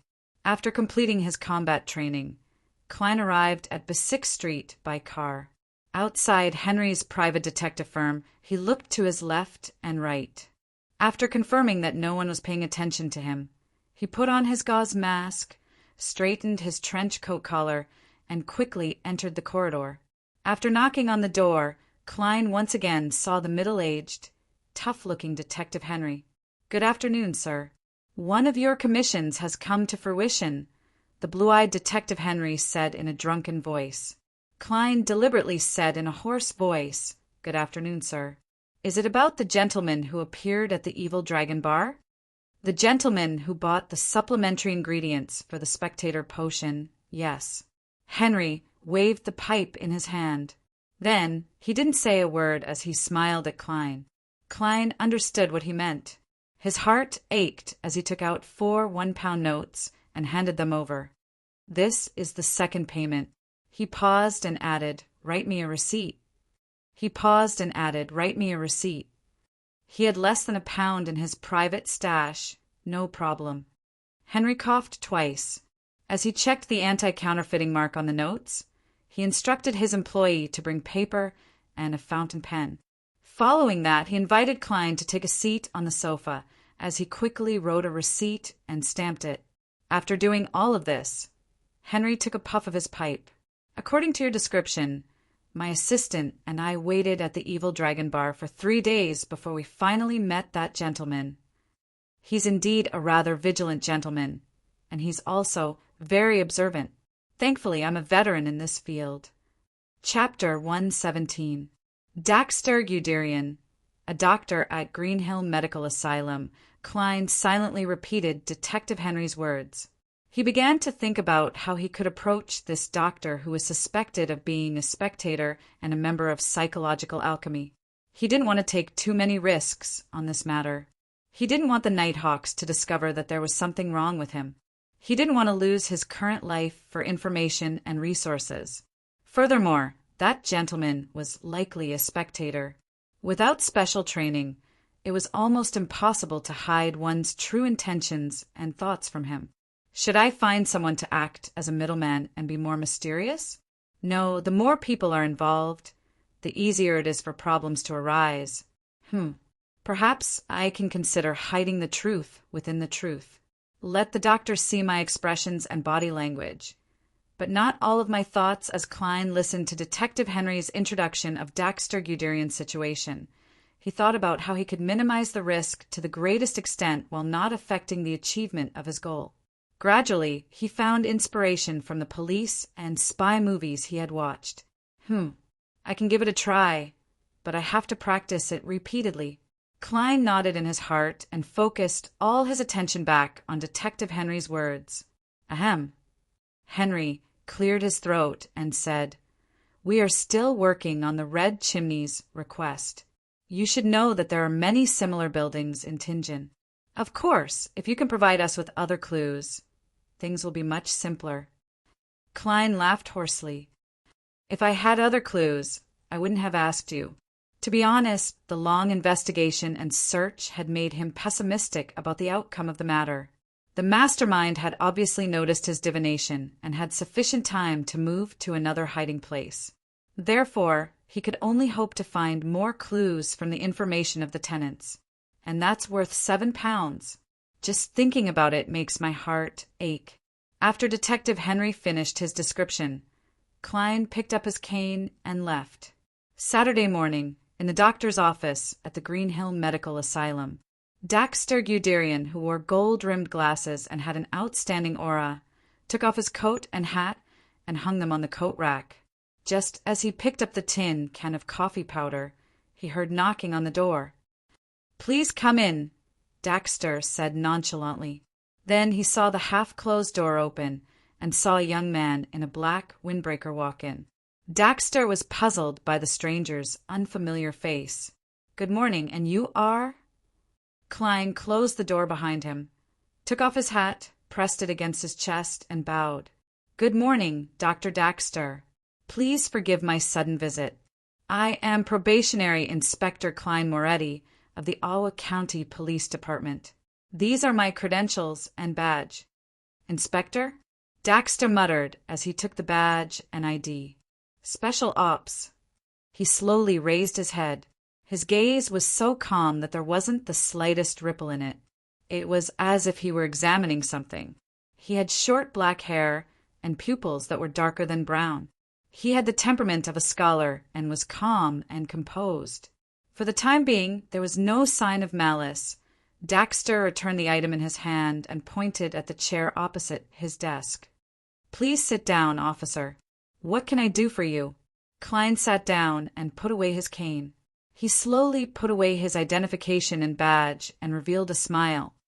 "Please allow me to reintroduce myself. I am also a member of the Tingen Nighthawks. I specialize in dealing with matters involving Beyonders. Good morning, Mr. Spectator." Before he could finish his sentence, he saw Daxter's pupil shrink, and he retracted his hand as if he was about to escape. "Officer, I don't understand what you mean." Daxter forced himself to speak, almost unable to maintain his composure. "I don't like such jokes. Perhaps I should call the guards. Klein slowly took out his revolver from the holster under his armpit, his smile unchanged. His smile didn't waver as he said, "Mr. Daxter, I know you can see my confidence and that I have no ill intentions." "Ha ha! To be honest, I wasn't too sure at first, but your reaction gave me the answer." "Everything I said is true," Klein added in his heart. Daxter relaxed a little. He glanced at Klein's revolver and asked curiously, "I find it hard to understand why you would come looking for me." "I don't think I exposed anything," Klein smiled and said, "This is just a coincidence." "This is just a coincidence. Maybe fate arranged for us to meet. Actually, we met at Evil Dragon Bar's underground market, but you didn't notice me back then. Although you cleverly purchased the supplementary ingredients for the sequence potion separately, it was still worth paying attention to, since I happened to know the formula." Daxter suddenly exhaled, as if he had lost the motivation to defend himself. "So that's how it is. I thought I was careful enough. I didn't expect. After muttering a few words, he stared into Klein's eyes and said, "Officer, I know you're not here to arrest me." "Officer, I know you're not here to arrest me. What's your real purpose?" Klein said with a relaxed expression, "I'm different from the other Nighthawks. I don't think that every Beyonder who doesn't belong to us is a potential criminal. That's unfair to those who yearn for order and kindness." Daxter changed his sitting posture and wasn't as tense as before. "If the other Nighthawks, mandated punishers, and machinery hive mind members were like you, then the world would be at peace. You know the members of the Nighthawks, mandated punishers, and machinery hive mind." Klein pretended to be surprised. "This isn't something a person who entered the Beyonder domain by mistake should know. There must be an organization behind you." He leaned back and said with a smile on his face, "That's right." "Psychological alchemy?" As he spoke, he watched Daxter's expression turn ugly.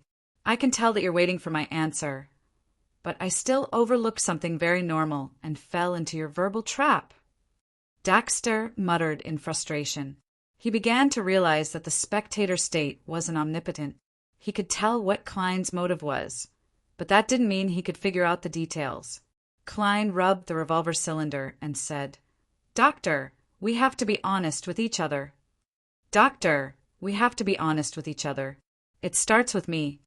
I don't think that unsupervised Beyonders are potential criminals, but I agree with registering and monitoring every Beyonder. This is to prevent the risk of losing control and to prevent more serious and dangerous situations from happening. I won't disturb your normal life. I hope that we can cooperate to a certain extent." "A certain extent?" Daxter asked as though he was thinking. Klein chuckled. "Yes, there is a limit. For example, report your condition to me regularly. As you know, many cases of losing control can be salvaged when the situation isn't that serious. The Nighthawks have accumulated sufficient experience in this aspect. For example, in your organization, among the Beyonders, if anyone is about to harm the innocent, please provide me with clues in a timely manner. For example, you can use something to exchange for something more useful to you. This is a benefit I'm giving you. You should know what benefit means. In addition, you don't have to worry anymore. You don't have to be afraid of being suddenly captured or killed by members of the Nighthawks, mandated punishers, or machinery hive mind. You can enjoy your life in peace and happiness. We will give you something to prove your identity.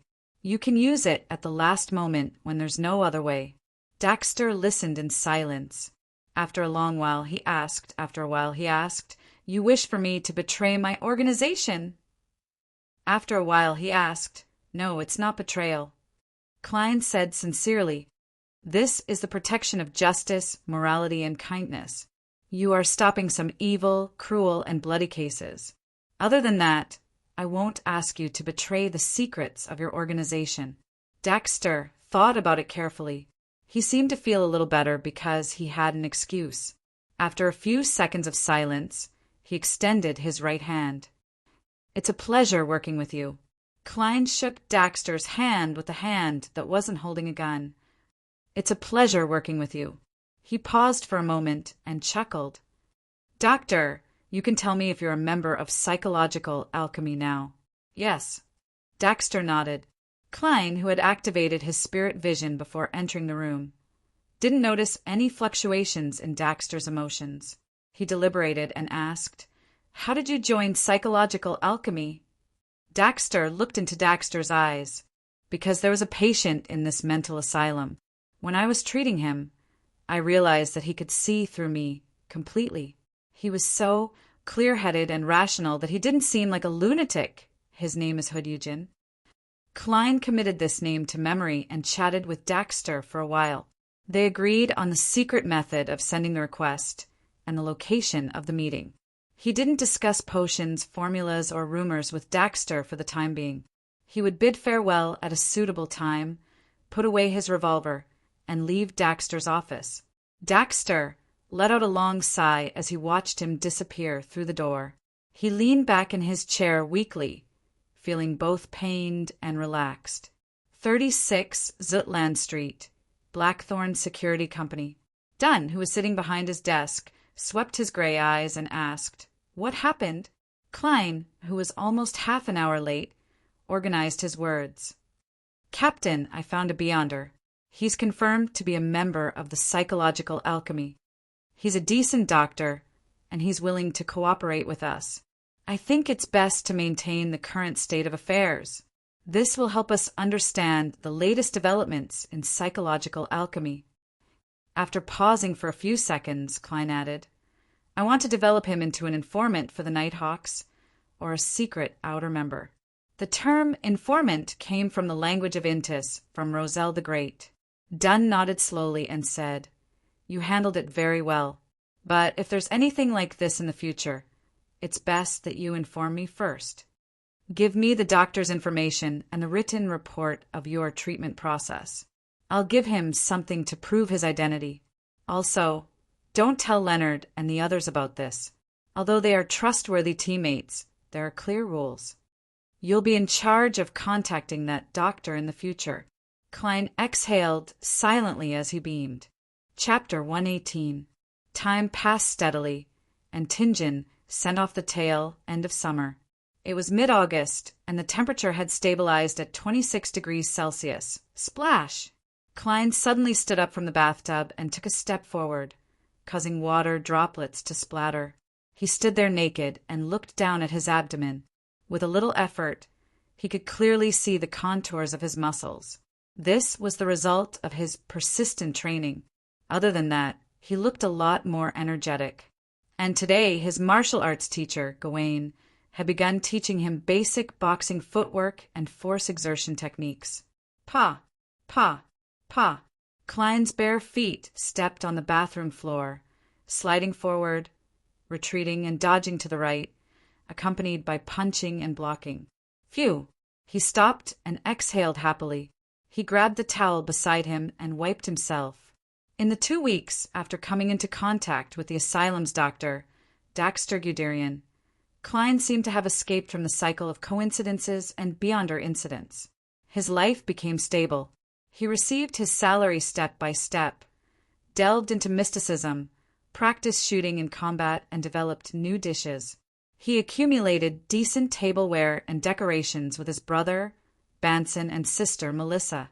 He consulted Captain Dunn, his teammate, Leonard, and company about past Beyonder cases, and helped people at the club with divination. He strictly followed the rules he had concluded. This made his mind feel at ease.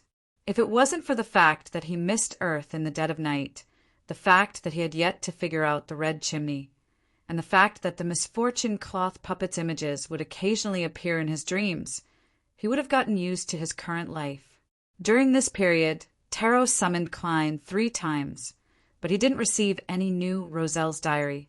But according to Justice, she had gotten to know 2 new Beyonders and was in the process of coming into contact with them. Once they entered the corresponding circles, they should be able to trade for more Roselle's diary. The hanging man also indicated that he had returned to land and was handling some matters. He would immediately start searching whenever he was free. In addition, Justice felt that the 2 Beyonders she had just met were worthy targets for her to develop. For example, Each of them had a good cover for their identities, and each of them had different sources of resources. Each of them had their own perseverance and characteristics, and they weren't the kind of people who would easily betray secrets. The only problem was that they were only Sequence 9. They weren't suitable for a high-end and strict secret organization like the Tarot Club. A high-end organization? I think it's more like a pyramid scheme. Back then, the fool Klein only wanted to cover his face and sigh. He couldn't find the words to respond to Miss Justice's self-satisfaction. He could only agree to let her observe the two Beyonders further. Of course, Justice wasn't the naive and romantic girl from the beginning. She cautiously didn't mention the names and characteristics of the two Beyonders, afraid that the hanging man would find out about her. Miss Justice said that she could clearly feel the signs of the potion digesting. Perhaps in another 3 to 4 weeks, she would be able to complete her role as a spectator. I have to bring the telepathist formula forward. After wiping himself clean, Klein placed the towel to the side. As he put on his clothes, he thought about what had happened on Tarot the day before yesterday. In the past 20 days, he had only met Dr. Daxter Guderian once. With the thought that more haste makes waste, he had only chatted with him about his condition and asked about some unimportant matters from the psychological alchemy. And the speed at which Justice digested the potion made him have no choice but to think about how to get the Sequence 8 telepathist formula from Daxter. After buttoning up his shirt one by one, Klein picked up another dry towel and used it to wrap his head to absorb the moisture from his short hair. Compared to Justice, the speed at which he digested the seer potion was faster. Up until this week, he didn't hear anything he shouldn't hear or see anything he shouldn't see during his cogitation or spirit vision. Flipping the towel, Klein dried his hair and looked towards the door, muttering to himself, "The seer rules that I summarized are indeed effective. My summary of the seer principles is indeed effective. Next week, I should be able to completely digest the potion next week. I still have no idea where to get the hornaceous gray goat horn and the human-faced rose from the clown formula. Perhaps I can learn from Madame Daly and submit a special application, but that will definitely attract the attention of the upper echelons. All I want to do now is to develop wretchedly. The believers of the Aurora Order in the police department have also been found, but I still don't know who Mr. Z is. Henry said that I can complete the Red Chimney Commission before the end of this week. My private stash has recovered to a little more than £7, so I don't have to worry about how to pay the balance. I can't find any problems with the information on the houses and tenants he gave me previously, and I don't have the time to check them one by one. Maybe I can check which house with the red chimney has recently had a change of tenants? Yes, that's a good idea. After meditating for 20 to 30 seconds, he put on his grayish-black trousers, put on his bow tie, and secured his holster. He threw his night training uniform into the laundry basket, opened the door, and walked out of the bathroom. He had just finished his Wednesday afternoon combat training, so he was still at Gawain's house. "Hello, Mr. Moretti." Gawain's maidservant happened to pass by and quickly bowed. Klein nodded slightly and pointed to the messy and wet bathroom. "Please clean it up." "That's my job. The laundry will be handled by the laundry lady." "She'll be here at 6, the maidservant replied with her head lowered. The laundry lady didn't provide food and lodging, and they were paid very little. Therefore, they wouldn't be employed by just one family. Usually, they would take on the laundry of several nearby residents. They would either rush to do the laundry every day and immediately go to another house after doing it, or they would collect all the laundry at home and deal with it together before sending it back. Only by doing so could they barely survive. Klein didn't say anything else. He went to the living room and bade farewell to his master, who was sitting in a rocking chair. He saw Gawain, who had white hair at his temples, nodding listlessly. His legs were covered with a light brown blanket, and he was holding a copy of the Awa Evening Post in his hand. Klein knew that the man in front of him, who was bathing in the setting sun, was actually in his early 50s, but he looked so lethargic that he looked like he was in his 80s or 90s. During their usual combat training, Gawain also maintained his silence. He only spoke when it was time to give pointers. He didn't say much or engage in idle chatter. As for Klein, he was exhausted every day and lacked the desire to initiate a conversation. Therefore, their relationship was still cold to this day. From teacher Gawain's demonstration. His strength is rather astounding. His footsteps are also sufficiently agile. It probably wouldn't be a problem for him to take on 3 of me. He has a salary from the police station, and he even bought a piece of land in a village on the outskirts of Tingen. He can collect a fixed rent. He employs a chef, a maidservant, and a laundry lady. In the foodie countries on earth, a man in his 50s or 60s with such wealth would have long traveled the world. Klein retracted his gaze from Gawain and shook his head to himself. Then he went to the clothes rack and took off his half-top hat and black windbreaker. Dressed neatly, he picked up his cane and walked out of the house. He walked along the stone path with weeds growing on both sides and approached the main door. Just then he saw a 2-wheeled carriage parked outside the iron fence, and a familiar man was standing inside. Leonard. Klein muttered to himself as he looked at his Nighthawk teammate, whose hair was disheveled. Leonard was wearing a white shirt, black trousers, and buttonless leather boots. He was twirling his hat in his hand.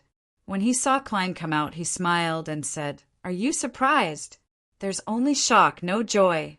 Klein ignored the other party's indecency and stared into the fake poet's green eyes. "What is it?" Leonard put on his hat and said, "Captain wants you to cooperate with me and Fry. We'll talk more on the way." "All right." Klein followed him into the carriage.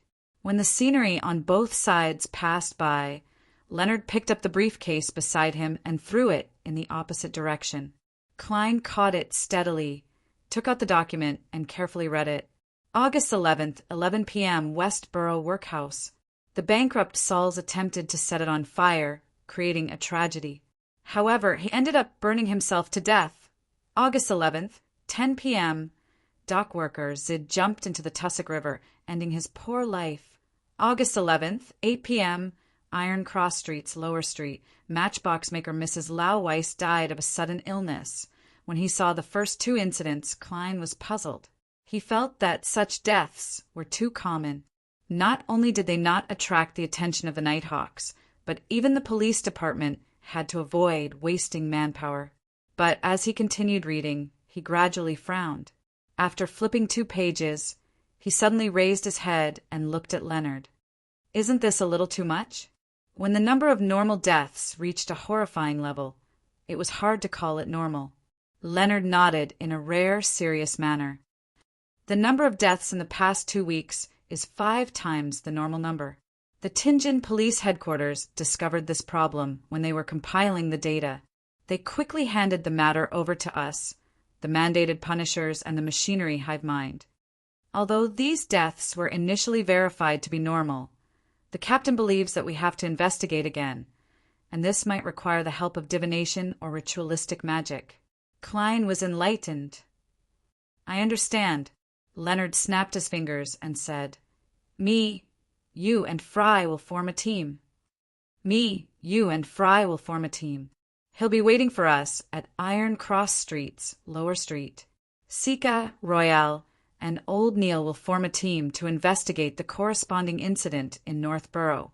Captain will stay in the security company to deal with any accidents." "Okay." Klein nodded solemnly. He suddenly thought of something and quickly asked, "Can I go home first and leave a note?" He had to tell his siblings that he had something on tonight and wouldn't be having dinner at home. Leonard laughed. "No problem. It's on the way." Only then did Klein calm down. He flipped through the death incidents again, trying to find a connection between the different ways of death, the different names, and the different times. As he read, he suddenly had a thought. "This is my first group mission after becoming a Nighthawk? P.S. Regarding a plot from yesterday, without spoiling it, if I had to force Klein not to activate his spirit vision so that he would miss the observation, I would have used a gentler and less uncomfortable method. For example, activating his spirit vision but not discovering anything or it's just a minor mental problem. That way, I would have enough reasons to explain later. Then, why did I emphasize not being able to make it in time and forgetting? Why? Chapter 119. Tingen City, 2 Daffodil Street. After leaving behind a note, Klein locked the door and walked quickly to Leonard Mitchell, who was waiting by the roadside. Leonard's short black hair was a little longer than last month.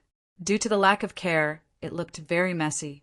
But even so, with his good looks, emerald-like eyes, and poet-like temperament, he still had a unique sense of beauty. Indeed, any hairstyle depends on the face. Klein subconsciously lampooned and pointed in the direction of Iron Cross Street. Fry is waiting for us there. Yes. Leonard adjusted his shirt that wasn't tucked in and asked casually, "Did you find any clues from the information?" Klein held his cane in his left hand and walked along the edge of the street. "No, I couldn't find any pattern in the manner of death or the time of death. As you know, rituals involving evil gods and devils have to be coordinated with a specific time or method." Leonard touched the custom-made revolver hidden by his waist and under his shirt. He chuckled and said, "That's not absolute. In my experience, some evil gods or devils are very easily satisfied as long as they have a strong interest in what happens next. And there must be a considerable number of ordinary deaths. We have to eliminate them to get the correct answer." Klein glanced at him. "That's why the captain asked us to do a new investigation and eliminate the ordinary deaths. Leonard, your tone and description tells me that you have plenty of experience in such matters, but you've only been a Nighthawk for less than 4 years. On average, you don't encounter more than 2 Beyonder cases a month. Furthermore, most of them are simple and easy to resolve." He always felt that his teammate, Leonard Mitchell, was odd and mysterious. Not only did he always suspect him and think that he was special, but he was also sometimes paranoid, sometimes arrogant, sometimes frivolous, and sometimes deep. Did he have a fortuitous encounter as well? Did he also have a fortuitous encounter that made him feel like the protagonist of a drama? Klein combined his rich knowledge from movies, novels, and television dramas to make a rough guess. Upon hearing his question, Leonard smiled. "That's because you haven't officially entered the state of a Nighthawk. You're still in the training stage. Every half a year, the Holy Cathedral will compile the supernatural cases encountered by each parish and church into a book. Based on the different levels of confidentiality, the book will be edited in different versions and distributed to all members. Outside of the Mysticism Studies course, you can request permission from the captain to enter Cheney's Gate and borrow the previous case books." Klein nodded in enlightenment. Captain never reminded me about this. He had yet to have a chance to enter Cheney's Gate. Leonard chuckled. "I thought you were used to Captain style. I didn't expect you to be so naive as to expect him to remind you." At this point, he added meaningfully, "If one day Captain remembers everything and forgets nothing, then we need to be more vigilant." "Does this mean I'm out of control?" Klein nodded with a solemn expression and turned to ask, "Is this Captain's unique style? I thought it was a problem that came with the sleepless sequence. Memory loss caused by staying up late. To be precise, it's the unique style of a nightmare. Reality and dreams are intertwined, often making it difficult to distinguish what's real and what's fake. There's no need to keep it in your mind." Leonard wanted to say something else, but the two of them had already stepped into Iron Cross Street and saw corpse collector Fry waiting at the tracked public carriage stop. Fry was wearing a black, round-brimmed felt hat and a thin trench coat of the same color. He held a leather suitcase in his hand, and his skin was so pale that it made one suspect that he would collapse from a sudden illness at any moment. His cold and gloomy aura made the people waiting around him stay away from him. After nodding at each other, the 3 of them didn't say a word. They gathered in silence and walked past SLYN Bakery together, turning into Iron Cross Street's lower street. The hustle and bustle immediately inundated them. The street vendors selling oyster soup, pan-fried fish, ginger beer, and fruits were shouting at the top of their lungs, causing the pedestrians to slow down involuntarily. It was already past 5 o'clock. Many people had returned to Iron Cross Street, and the two sides of the street began to congeal. A number of children were mixed in with the crowd, watching everything coldly as they stared at all the pockets. Klein often came here to buy cheap cooked food. He had even lived in a nearby apartment in the past, so he knew the situation here rather well. Hence, he warned, be careful of thieves. Leonard smiled and said, "Don't mind them." He pulled up his shirt and adjusted his gun holster, revealing the revolver at his waist. Suddenly, the gazes that were focused on him shifted away. The surrounding pedestrians also subconsciously made way for him. Klein was taken aback as he quickly caught up to Leonard and Fry. He lowered his head to prevent anyone he knew from noticing him. Banson and Melissa still maintained contact with some of their former neighbors. After all, they hadn't moved far enough. After passing through the area filled with street vendors, the three of them entered the true lower street of Iron Cross Street. The passers-by here were all wearing old and tattered clothes. They were vigilant and greedy for the appearance of unfamiliar yet glamorous people. They were like vultures eyeing carrion, ready to attack at any time. However, Leonard's revolver effectively prevented any accidents from happening. Let's start the investigation from last night's death, starting with Mrs. Lauvis, who made the matchbox. Leonard flipped through the information and pointed to a place not far away. Unit 134, first floor. As the three of them moved forward, children in tattered clothes who were playing quickly hid by the side of the road. They stared at them with blank, curious, and fearful gazes. Look at their arms and legs. They're just like matchsticks. Leonard sighed and took the lead to enter Unit 134, which had 3 floors. A mixture of smells immediately entered Klein's nostrils. He could vaguely distinguish the stench of urine, the stench of sweat, the smell of dampness, and the smell of burning coal and wood. He couldn't help but raise his hand to cover his nose. Klein saw Biggie Mountbatten waiting here. The sheriff in charge of the surrounding streets had a brownish-yellow beard and was full of flattery towards Leonard, who had revealed his inspector's identity. "Sir, I've already asked Lauvis to wait in the room." Biggie Mountbatten laughed in a slightly shrill and unique voice. He obviously didn't recognize the much more spirited and dignified Klein. He only cared about pleasing the 3 officers and led them into Lovis's house on the first floor. It was a single-room house with a 2-story bunk bed on the innermost side. On the right was a table with paste, cardboard, and other items on it. In the corner was a basket filled with matchboxes. On the left was a tattered cupboard that stored clothes and cutlery. On both sides of the door were a stove, a toilet bowl, a small amount of coal, wood, and other items. In the middle were 2 dirty mats on the floor. A man was sleeping soundly wrapped in a quilt that had holes in it. It was almost impossible to set foot on it. On the lower bunk bed, a woman lay there. Her skin was cold and gloomy. It was obvious that she had lost all life. Next to the corpse sat a man in his 30s with greasy and messy hair. He looked dispirited, and his eyes had lost all of their spirit. "Lauvis, these 3 officers are here to examine the body and ask you some questions." Biggie Mountbatten shouted loudly, not caring that there was still someone sleeping on the floor. The dispirited man lifted his head weakly and asked in surprise, "Didn't we examine and question this morning?" He wore a grayish-blue worker's uniform that had many traces of sewing. "Just answer when I tell you to. Why do you have so many questions?" Biggie Mountbatten reprimanded him harshly. Then he smiled at Leonard, Klein, and Fry. "Sir, that's Lauvis. The one on the bed is his wife, the deceased. According to our preliminary examination, she died of a sudden illness." Klein and the others tiptoed to the side of the bed through the gap between the mats.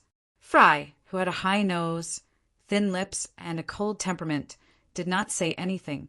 He only patted Lauvis gently, indicating for him to move so that he could examine the body. Klein glanced at the man sleeping on the floor and asked doubtfully, "Who is this?" I am a tenant." Lawrence scratched his head and said, "This room costs 3 soldi and 10 pence a week. I'm just a dock worker. My wife only earns 2.25 pence for a stack of matchboxes. A stack, more than 130 matchboxes. We have children, so I have no choice but to rent the spare space to others. A bed on the floor only costs 1 soldi a week. I have a tenant who helps with the setup in the theater. He doesn't rest before 10 at night. So I sold the rights to use the floor bed during the day to this gentleman. He's the person who guards the theater's entrance at night. Yes, he only needs to pay 6 pence a week." Listening to the man's long-winded introduction, Klein could not help but glance at the basket at the corner of his eye. One basket of more than 130 boxes only earns 25 pence. That's about the price of 2 pounds of rye bread. How many baskets can one make in a day? Note 1. Leonard looked around and asked, "What do you think? Were there any abnormalities in the period before your wife's death?" Lao Vis, who had already answered similar questions, pointed to his left chest and said, "Since last week, yes, maybe the week before last, she often said that it was stuffy here and that she couldn't breathe." "Signs of heart disease? A normal death?" Klein interrupted and asked, "Did you see the process of her death?" Lao Vis recalled and said, "After the sun set, she stopped working. After the sun went down, she stopped working. Candles and kerosene were much more expensive than matchboxes. She said she was very tired and asked me to talk to the 2 children. She wanted to rest for a while. When I went to see her again, she had already stopped breathing." At this point, Lao Vis could no longer conceal his sorrow and pain. Klein and Leonard asked a few more questions, but they were unable to discover any abnormalities. After exchanging glances, Leonard said, "Mr. Lao Vis, please wait outside for a few minutes. Mr. Lawrence, please wait outside for a few minutes. We're going to do an in-depth examination of the body. I don't think you'd want to see what happens next." "Okay." Lao Vis stood up hurriedly. Biggie Mountbatten walked to the side and kicked the tenant who was sleeping on the floor awake. He chased him out roughly and tactfully closed the door and stood guard outside. "How is it?" Leonard looked at Fry. "She died of heart disease," Fry said with certainty as he retracted his hands. Klein thought for a moment and took out a halfpenny coin, intending to make a quick judgment.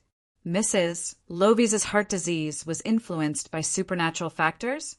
No, this is too narrow. The answer is misleading." Mrs. Lovies's death was influenced by supernatural factors. That's it." He muttered silently as if he was thinking, and quickly confirmed the divination statement. While reciting, Klein came to the side of Mrs. Lovies's body. His eyes darkened, and he flicked the coin up. The brass coin tumbled down and stopped steadily in his palm. This time, the king's head was facing up. This meant that Mrs. Lovies's death was influenced by supernatural factors. Chapter 120. Supernatural factors exist. Klein's eyes returned to normal as he turned to look at Leonard and Fry. Leonard suddenly laughed. "Very professional, as expected of a seer. You seem to be hinting at something." Klein muttered without making a sound. Fry opened his suitcase and took out a silver knife and other items. He paused for a few seconds and said, "The corpse told me that she had indeed died of a sudden heart disease. Do you have a way to divine the situation in more detail?" Klein nodded seriously. "I can try combining the mediumship ritual and dream divination. Hopefully, I can obtain something from Mrs. Lovies's remnant spirituality." Fry maintained his cold and reserved state as he took 2 steps back. "Give it a try first." He turned his head to glance at Klein and suddenly sighed in a flat tone. "You're getting more and more used to such situations."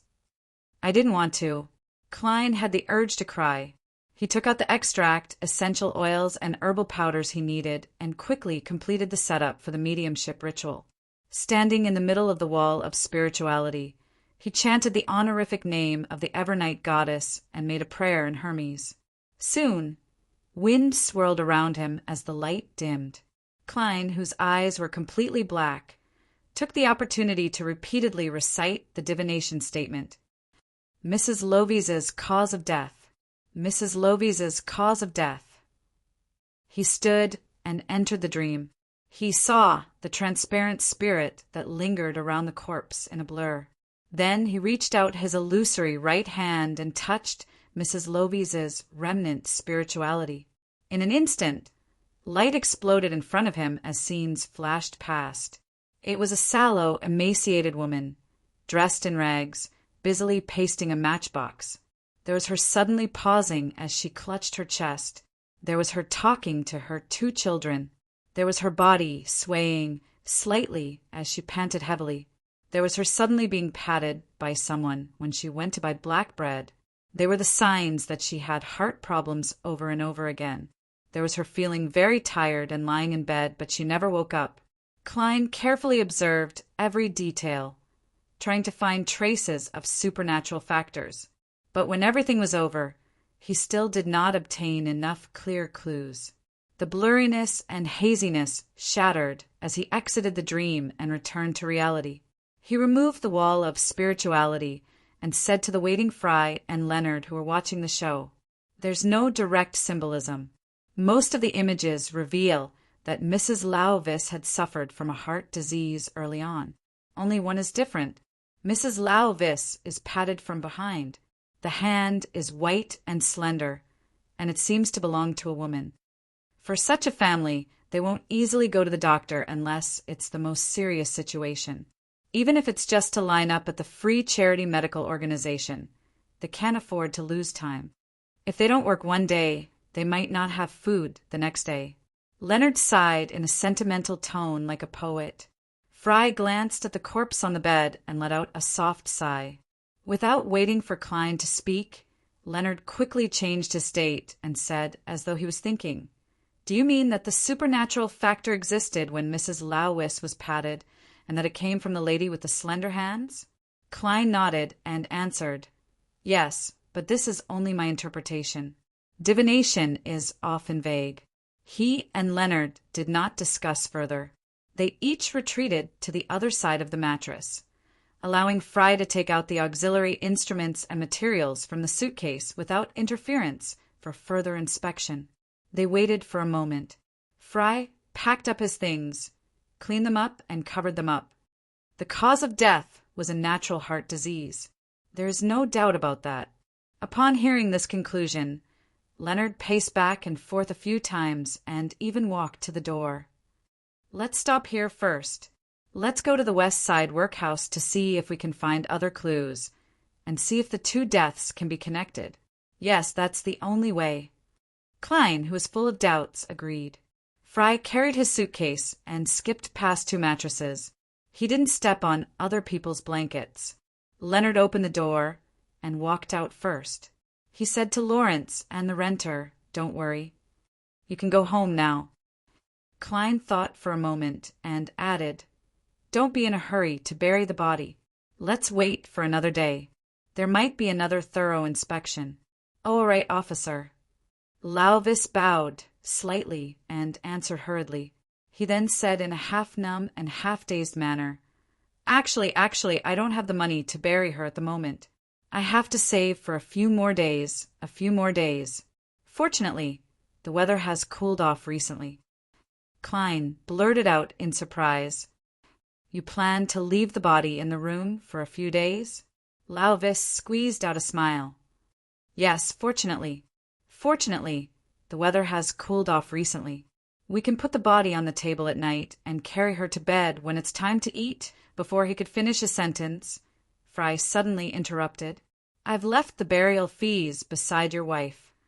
Then he left these words behind and ignored Lovey's shocked expression and the gratitude that followed. He walked quickly towards the apartment's door. Klein followed closely behind, pondering a question. If the weather was still as hot as it was in June or July, what would Lauvis do with his wife's body? Would he find a dark and windy night and secretly throw the body into the Tussock River or Coe River? Or would he find a random place to dig a hole and bury it, Klein knew that burials in cemeteries was a law that the 7 major churches and the royal families of the various countries had specially formulated more than 1,000 years ago, towards the end of the previous epoch, in order to reduce and eliminate water ghosts, zombies, and vengeful spirits. The specific implementation method was that the various countries would provide free land, and the various churches would be responsible for guarding or patrolling. They would only charge a small fee during the cremation and burial process to pay for the necessary labor. But even so, the real poor couldn't afford it.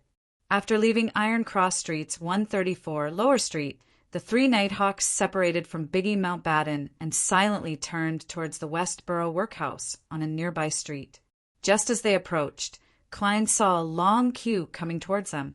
It was the same situation as when people from foodie countries queued up for internet celebrities on Earth. There were people squeezing against each other. There are more than 100, no, close to 200 people, he muttered in surprise. He saw that the people in the queue were dressed in tattered clothes and had numb expressions. Occasionally, they would look anxiously at the entrance of the workhouse. Fry slowed down his footsteps and said with a cold and gloomy tone, "They can only be selected according to the order in which they line up. Of course, the workhouse will do a verification to prevent people who don't meet the requirements from entering. This is also due to the recent economic downturn." Leonard sighed. "Those who don't get a spot can only find their own way?" Klein asked subconsciously. They can also try their luck at other workhouses. Different workhouses open at different times, but there will always be a queue of the same length. Some people are already waiting at 2 in the afternoon. Fry paused and said, "The rest will most likely starve for a day. This way, they will also lose the ability to find a job and fall into a vicious cycle of death. Those who can't take it will give up their persistence in kindness." Klein was silent for a few seconds before exhaling. "The newspapers never publish such things. Mr. Fry, it's rare to hear you speak so much. I was once a priest in the goddess's workhouse." Fry was still in his cold state. The well-dressed trio successfully arrived at the entrance of the Westboro Workhouse. They showed their identification to the gatekeeper, who was arrogantly sizing up the people in the queue, and were ushered into the workhouse. The workhouse was remodeled from an old cathedral. The mass hall was covered with mats and hanging hammocks. The thick smell of sweat mixed with the stench of feet filled every corner. There were many homeless, poor people inside and outside the hall. Some of them were swinging hammers and smashing rocks, while others were picking up thin cotton from old ropes. Not a single person was idle. To prevent the poor from relying on charity and becoming scoundrels, the Poor Law of 1336 stipulates that every poor person can only stay in the workhouse for a maximum of 5 days. If they exceed the limit, they will be chased out. During these 5 days, they also have to work, such as breaking rocks or carrying cotton. This is also a necessary task for criminals in prison. Fry explained to Klein and Leonard emotionlessly.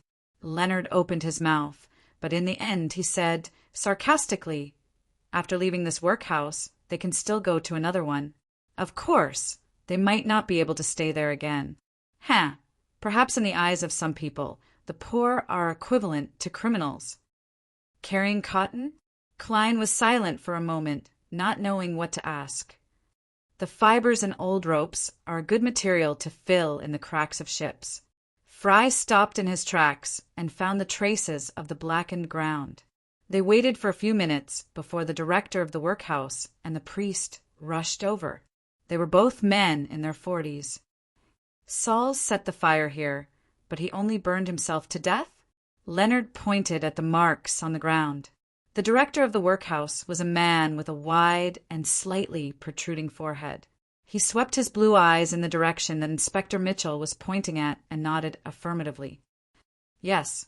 Did Saul's show any unusual behavior before this?" Klein added. The workhouse director thought for a moment. "According to the people who slept next to him, Souls kept saying things like, 'God has abandoned me,' 'This world is too filthy, I have nothing left,' and so on. He was full of resentment and despair. However, no one expected that he would break all the kerosene lamps and set the place on fire while everyone was asleep. Thank God! Someone discovered and stopped him in time. Klein and Leonard looked for the few poor people who slept next to Solus last night, as well as the guards who stopped the massacre, but they only got the same answer as what was written in the information. Of course, they secretly used spirit vision, divination, and other methods to confirm if the other party was lying. It seems like Sauls had thoughts of revenge and self-destruction a long time ago. It seems like a very normal case. Leonard let the director and the priest leave and expressed his opinion first. Klein deliberated and said, "That's right. Let's temporarily rule out Saul's arson," Leonard concluded.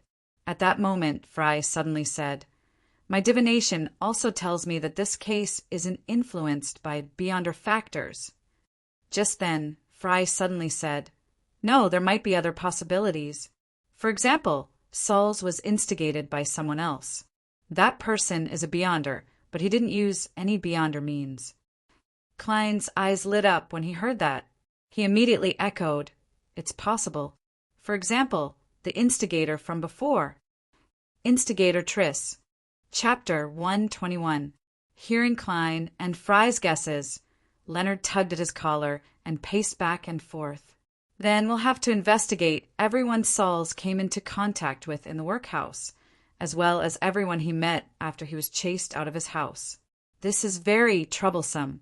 Let's make the best use of our time and do a separate investigation here. Then we'll head straight for the third death in Westboro and hand the rest over to the police." "All right," Klein replied without hesitation. Fry had no objections either. He turned and walked towards the few poor people who had slept near Saul's the night before. Klein was about to look for another target when he saw Leonard giving him a look and pointing his chin towards the side hall of the workhouse. What does that mean? He was confused and pretended that nothing had happened. He walked half around the mass hall and followed Leonard into the side hall when Fry wasn't paying attention. They passed through a partition and arrived at a secluded corner. "I have a guess," Leonard said suddenly as he stopped in front of the shattered window. Klein looked around in confusion and asked, "What guess?" Leonard's green eyes were deep as he asked in return, "If it weren't for the influence of extraordinary factors, what do you think would have happened to Mrs. Lauvis?" Klein thought for a moment and said with a heavy heart, "It would have been the same outcome, but it would have been delayed by a week, 2 weeks, or even a month. For a family like theirs, they wouldn't have gone to a doctor unless they couldn't take it anymore. As long as the heart condition worsens, death could come at any time, and there would be no way to save them. What about Sauls? If he wasn't instigated, what would have happened to him?" Leonard asked again. Klein said after some deliberation, "From the information, Sauls had long been resentful about the bankruptcy and was extremely resentful that he wasn't saved. I think he would have taken revenge sooner or later, but it wouldn't have been against those who were saved. It would have been against the boss of the company that caused his bankruptcy and the bank staff that took away his house." "What would have happened after he took his revenge?" Leonard asked. Without a doubt, he had already decided to end his life. He would have died regardless of whether his revenge was successful or not, Klein answered with certainty. Leonard nodded slightly and revealed his trademark frivolous smile.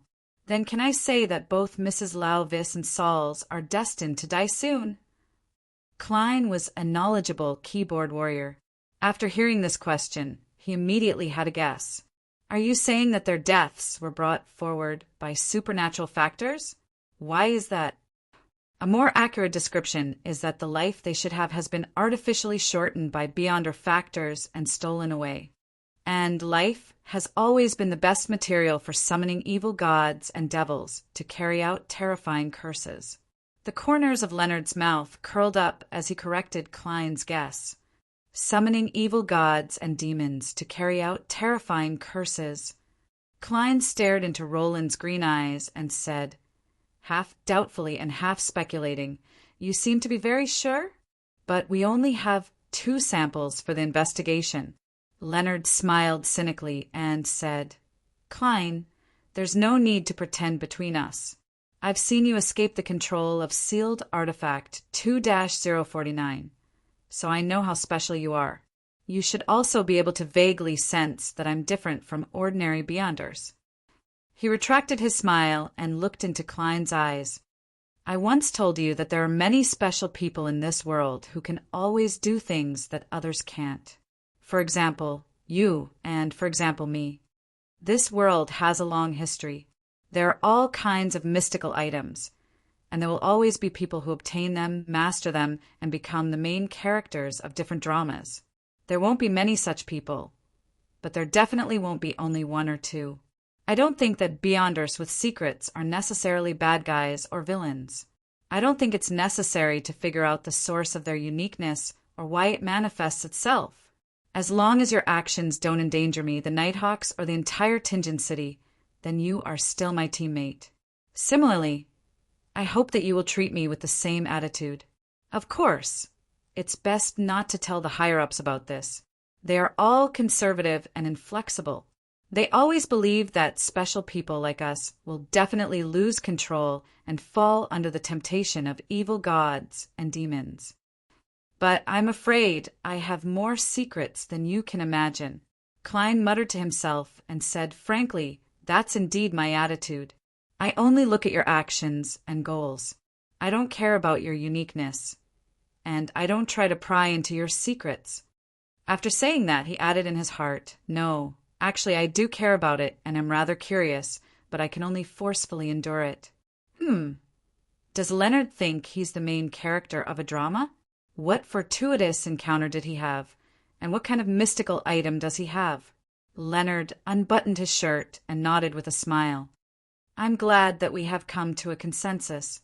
In those adventure novels, this is called the meeting of the two main characters, and the wheels of history begin to roll forward." Shameless, Klein gave a perfunctory smile. He knew very well that the phrase "the wheels of history begin to roll forward" came from Roselle the Great. At this moment, Leonard paced around twice. His green eyes were bright, and the corners of his lips curled up. "All right, I'll be frank. I'm quite confident that the main characters of these deaths should have died within the next 3 months, but someone used various means to bring it forward to the last 2 weeks. And the other party's goal is to summon an evil god, devil, or carry out a terrifying, large-scale curse. It's easy to cover up the deaths of people who show signs of death.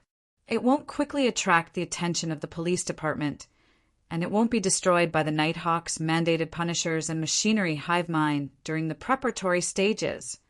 Klein muttered to himself, analyzing the thoughts of the person behind the scenes.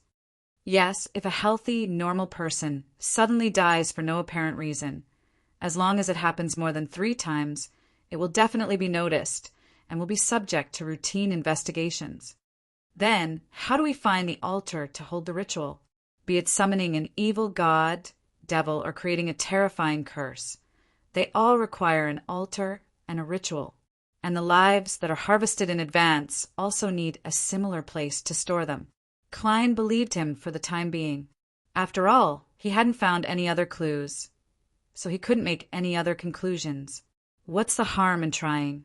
Leonard chuckled and said, "Klein, isn't this your area of expertise? Can't you imagine what the surroundings of an altar for a ritual would be like?" Without waiting for Klein to answer, he described, "The aura of death is thick. With the altar as the center, within a radius of 10 meters, there won't be any living creatures other than the host of the ritual. The surrounding temperature is at least 5 degrees Celsius lower than normal, and there's a constant gust of cold wind. The altar is sealed by a wall of spirituality, and the lives of Mrs. Lauweiss and the others that were taken." At this point, he looked at Klein and teased, "I believe you can divine the approximate location of the altar with these characteristics." Klein frowned slightly and replied in a deep voice, "As long as it doesn't exceed Tinjin City. In addition, I need an absolutely quiet environment where no one can disturb me, such as my house. Yes, I also need Mrs. Lauweiss and the others' belongings." At the same time, he had some misgivings. He felt that Leonard knew too much about black magic and black witchcraft. No problem. Leonard laughed and suddenly took a step forward. He walked past Klein and headed for the mass hall without another word. This guy sure has a unique way of doing things. Klein lampooned and followed him back the way they came. When he found Fry, who was seriously questioning and taking notes, Leonard said with a solemn expression, "I have a guess. I have a guess, and I plan on letting Klein give it a try." "What guess?" Fry asked coldly. "I'll let you know when there's a result. I don't want to be the laughingstock of Roshan and the rest." Leonard found a random excuse to gloss over the matter. Fry didn't ask any further.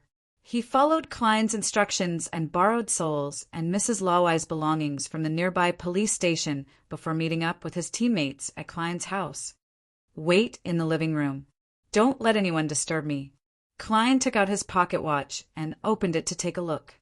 It was almost 6, and Melissa could return at any time. "You can trust us." Leonard paced around the small living room with his hands in his pockets. Fry sat quietly on the sofa.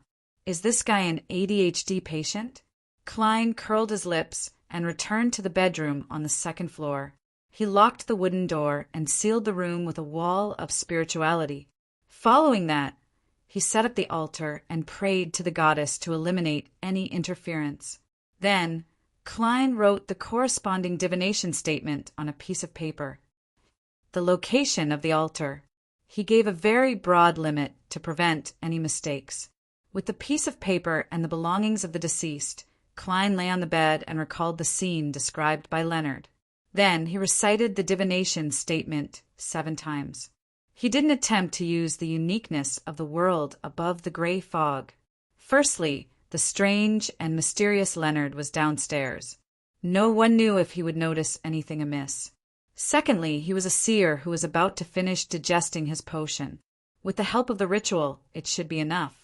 If there were no results, Klein would consider finding another opportunity to go above the gray fog.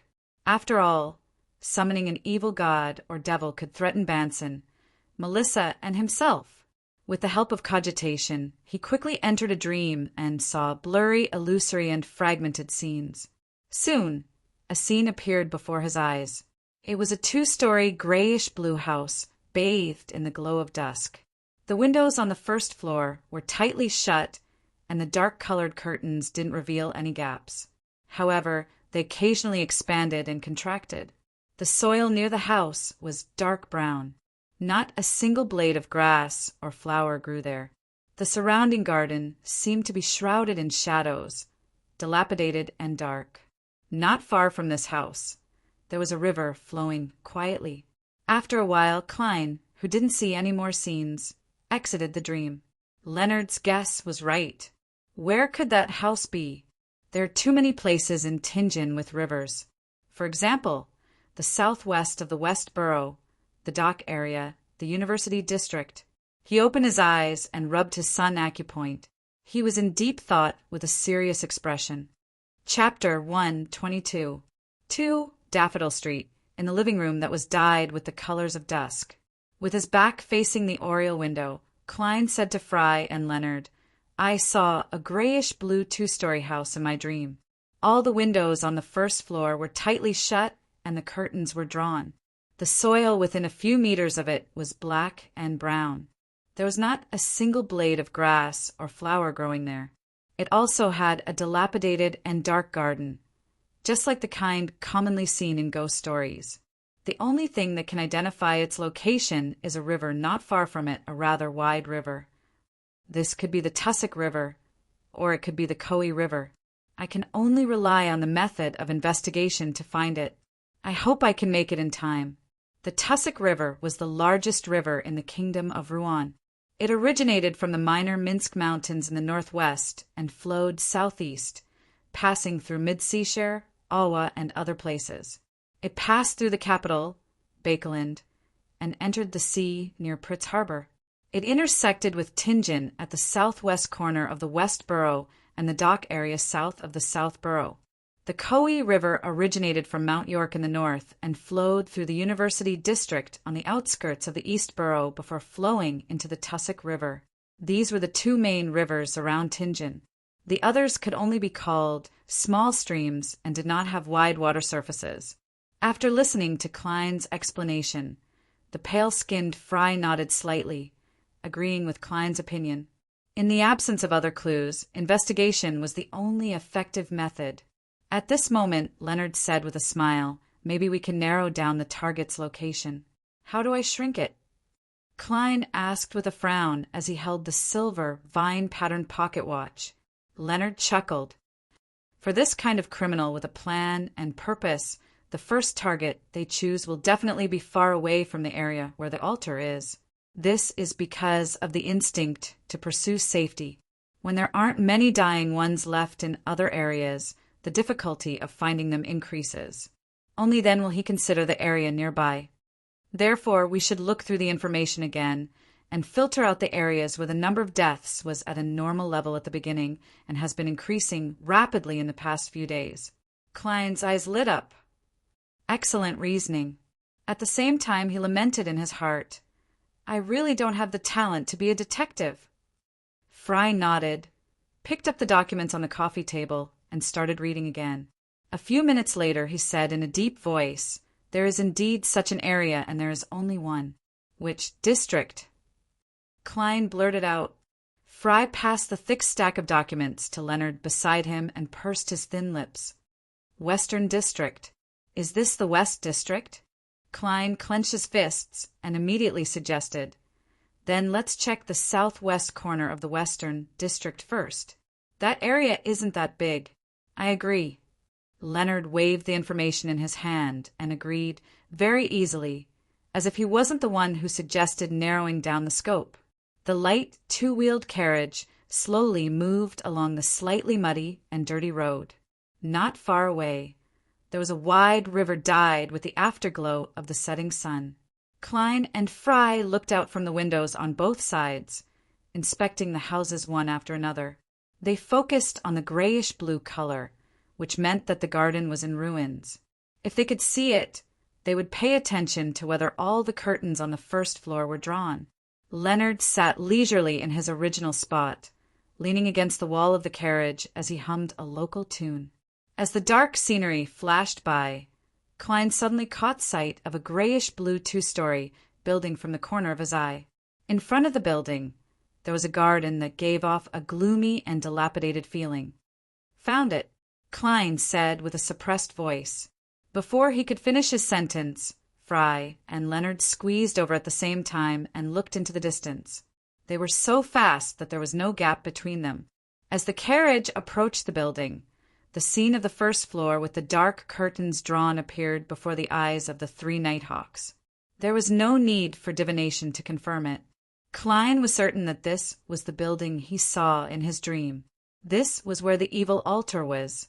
Be it him, Leonard, or Fry, none of them stopped the carriage immediately. They allowed the carriage driver to continue moving forward. They passed by the target and left the target as if they were just passing by. When they could no longer see the building, Leonard shouted for the carriage driver to stop.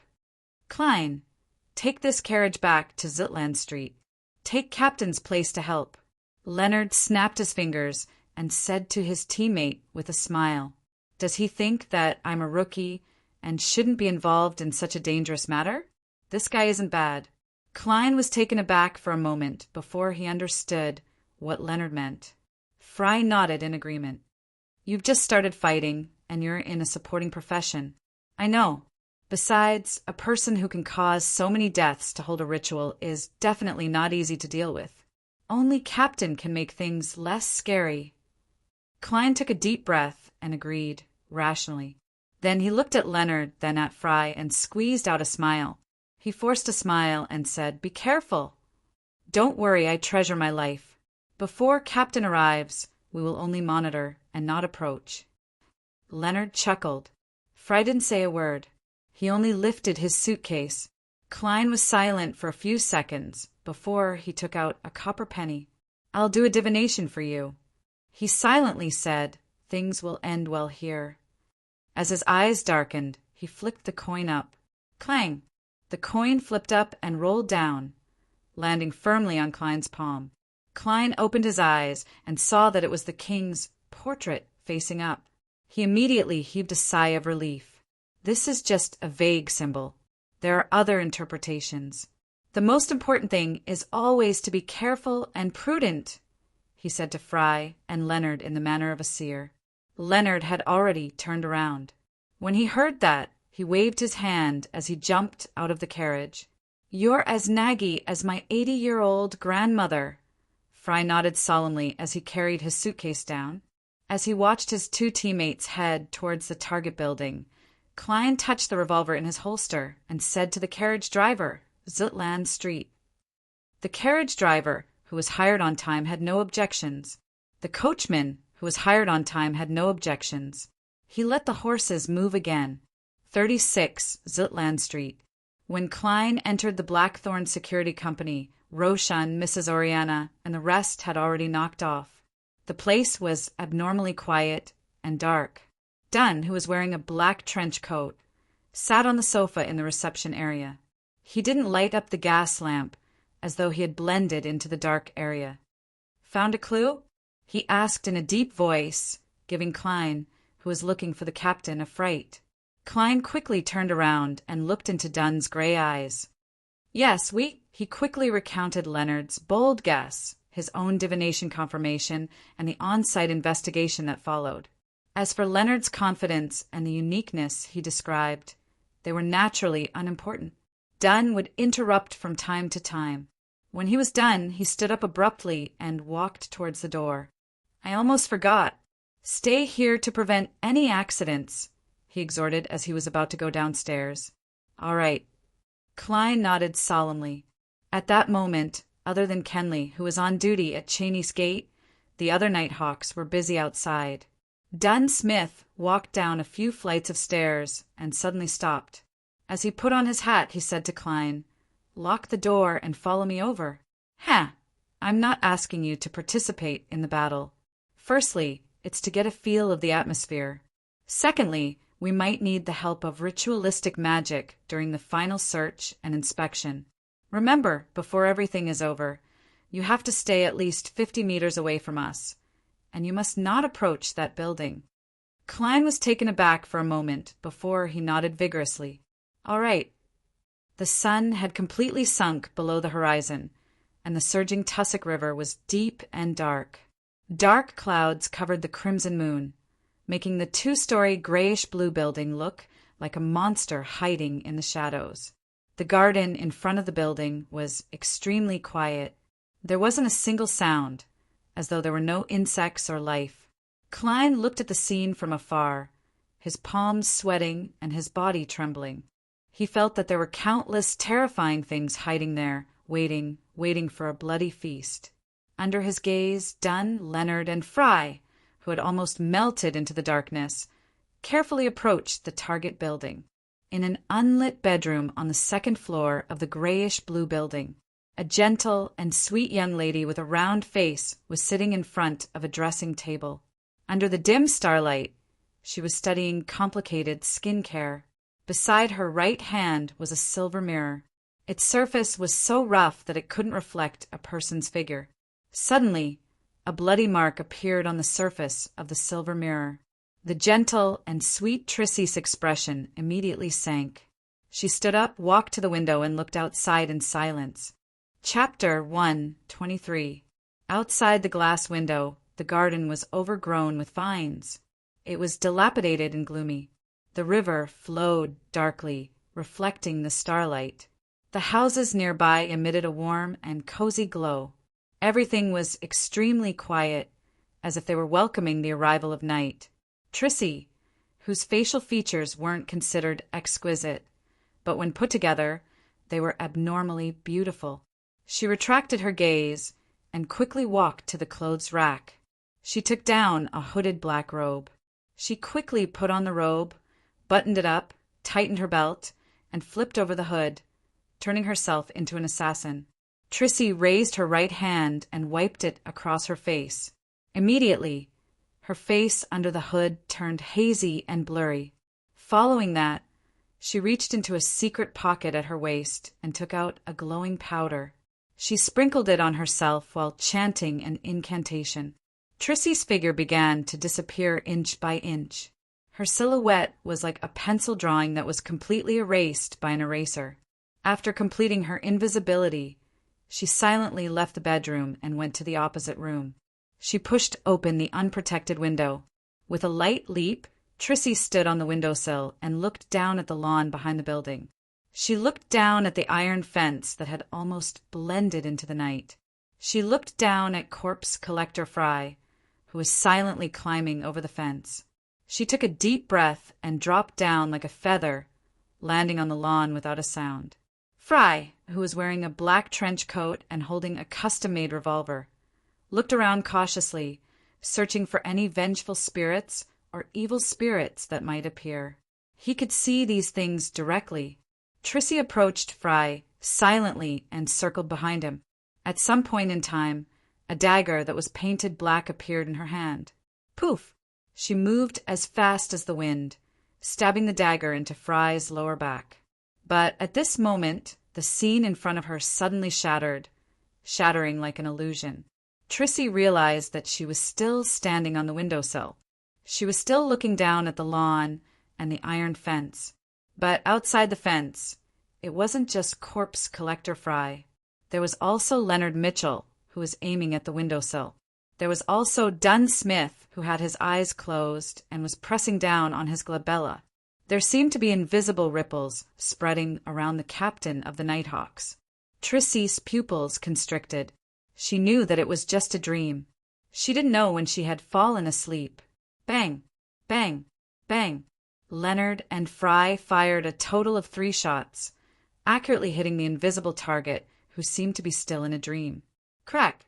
The outline of Trissy's figure appeared. She first cracked before turning into fragments that resembled the coarse surface of a silver mirror. Inside the house, she turned around and scurried along the corridor and stairs until she reached the first floor. Woo! In this level, the cold wind that could freeze people blew endlessly. Invisible, transparent figures wandered around in every place in a dazed and numb manner. Having lost her invisibility, Trissy's body temperature dropped a little every time she passed through a ghost-like existence. When she finally reached the altar, she couldn't help but shiver. The altar was a round table, and in the center was a statue of a god carved from white bones. This statue was about the size of a normal adult male's head, and its eyebrows and eyes could only be vaguely seen. It seemed to be a beautiful woman. Her hair extended from her head all the way to her ankles. Each strand was clear and thick, like a venomous snake with tentacles. At the top of each strand of hair, there was an eye. It was either closed or open, densely packed together. Around this evil statue were many puppets. The puppets were crudely made with names and corresponding information written on them. For example, Joyce Mayer. There were 3 candles on the round table, flickering in the cold and gloomy wind with a hint of greenish-yellow flames.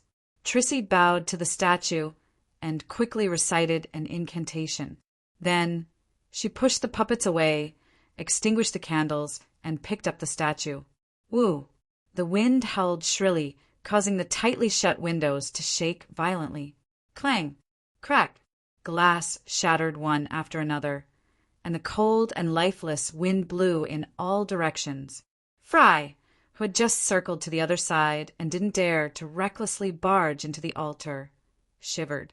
He felt his blood turn cold and frostform. He felt his movements slow down. At that moment, he felt his ankle tighten, as though something invisible had gripped it tightly. An even colder feeling spread from the point of contact. If it were any other sequence 9 beyonder, they would definitely be numb and stiff. But as a corpse collector, Fry was no stranger to such a state. He turned the revolver and pulled the trigger at the side of his ankle, as though he could see who his enemy was and where he was. Bang! A silver demon hunting bullet flew into the wind, and in return a mournful wail was heard. The invisible shadow dissipated, and Fry regained his ability to move freely. On the other side, Dunn Smith, who had wanted to climb to the second floor to avoid the altar, was similarly frozen by the expanding cold wind. He stopped outside the broken window. Woo! The dark-colored curtain behind the window suddenly rose, enveloping Dunn like a monster opening its mouth to devour its prey. Dunn's head was immediately wrapped by the curtain that seemed to have gained life. It became tighter and tighter, outlining his mouth and nose. Just as he was about to suffocate, Dunn stomped his feet, straightened his knees, twisted his waist, and tore the curtain apart with brute force. He used his left hand to grab a corner of the curtain that was wrapped around his head, pulled it down, and threw it to the ground. Bang! He raised his hand and fired, shooting at the curtain that was still trying to envelop him. The curtain instantly stopped moving, and a dark red color quickly seeped out. Woo! On the lawn, Leonard Mitchell, who was reciting a poem, was also struck by the cold wind that contained a strong aura of death. His teeth chattered, and he couldn't make a sound for a moment. At that moment, the messy vines suddenly spread out and wrapped around his ankle. A black shadow came crashing over with the help of the strong wind. The slightly stiff Leonard didn't have time to fire.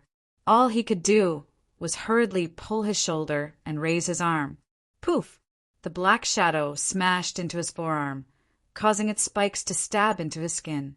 It was only a delicate, scarlet flower from who knows where. Leonard flung the flower that was stained with his blood to the side in pain. Bang! He fired at the vines that were wrapping around him, causing dark red juice to spurt out. Thud! Thud! Thud! Leonard took a step forward and rushed towards the altar on the first floor, towards the shattered window. The vines suddenly retracted from where he was standing, as if they were avoiding something invisible. Trissy used the chaos caused by the destruction of the altar and the disruption of the ritual to complete her invisibility once again. She successfully evaded the spirit vision and escaped the encirclement, arriving behind the 3 Nighthawks. She extended her right hand, and immediately a cold wind blew past, carrying the flower that was stained with Leonard's blood into her palm. Trissy didn't stay any longer.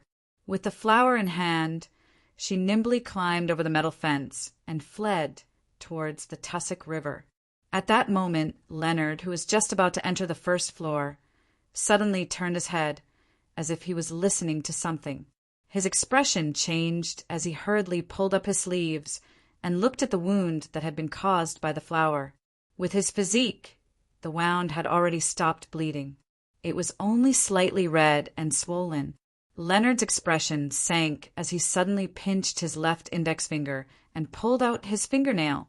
His face immediately contorted in pain, but he didn't stop moving. As he chanted, he used his fingernail to cut open the clotted wound, staining it with dark red blood. Then he pulled out a few strands of hair and wrapped them around the fingernail. By the Tussock River, Trissy slowed down and cast her gaze at the flower in her hand. She muttered something, and a black, illusory flame suddenly appeared in her palm. The flames engulfed the flower and burned it to ashes. After doing all of this, Trissy stepped into the river and sank into the water. At the same time, Leonard threw out the blood-stained fingernail that was wrapped around his hair. He watched it land in a corner and burn in midair, emitting a pungent, burnt smell. The fingernail, along with the hair, quickly disappeared, leaving behind only a speck of dust. Leonard heaved a sigh of relief and flipped into the first floor through the window. He said to Dunn and Fry, who were destroying the altar, "The target has escaped. The target has escaped. Fortunately, our main goal has always been to stop the ritual." Dunn sighed and looked at the puppets on the round table. "She's very vigilant and very powerful.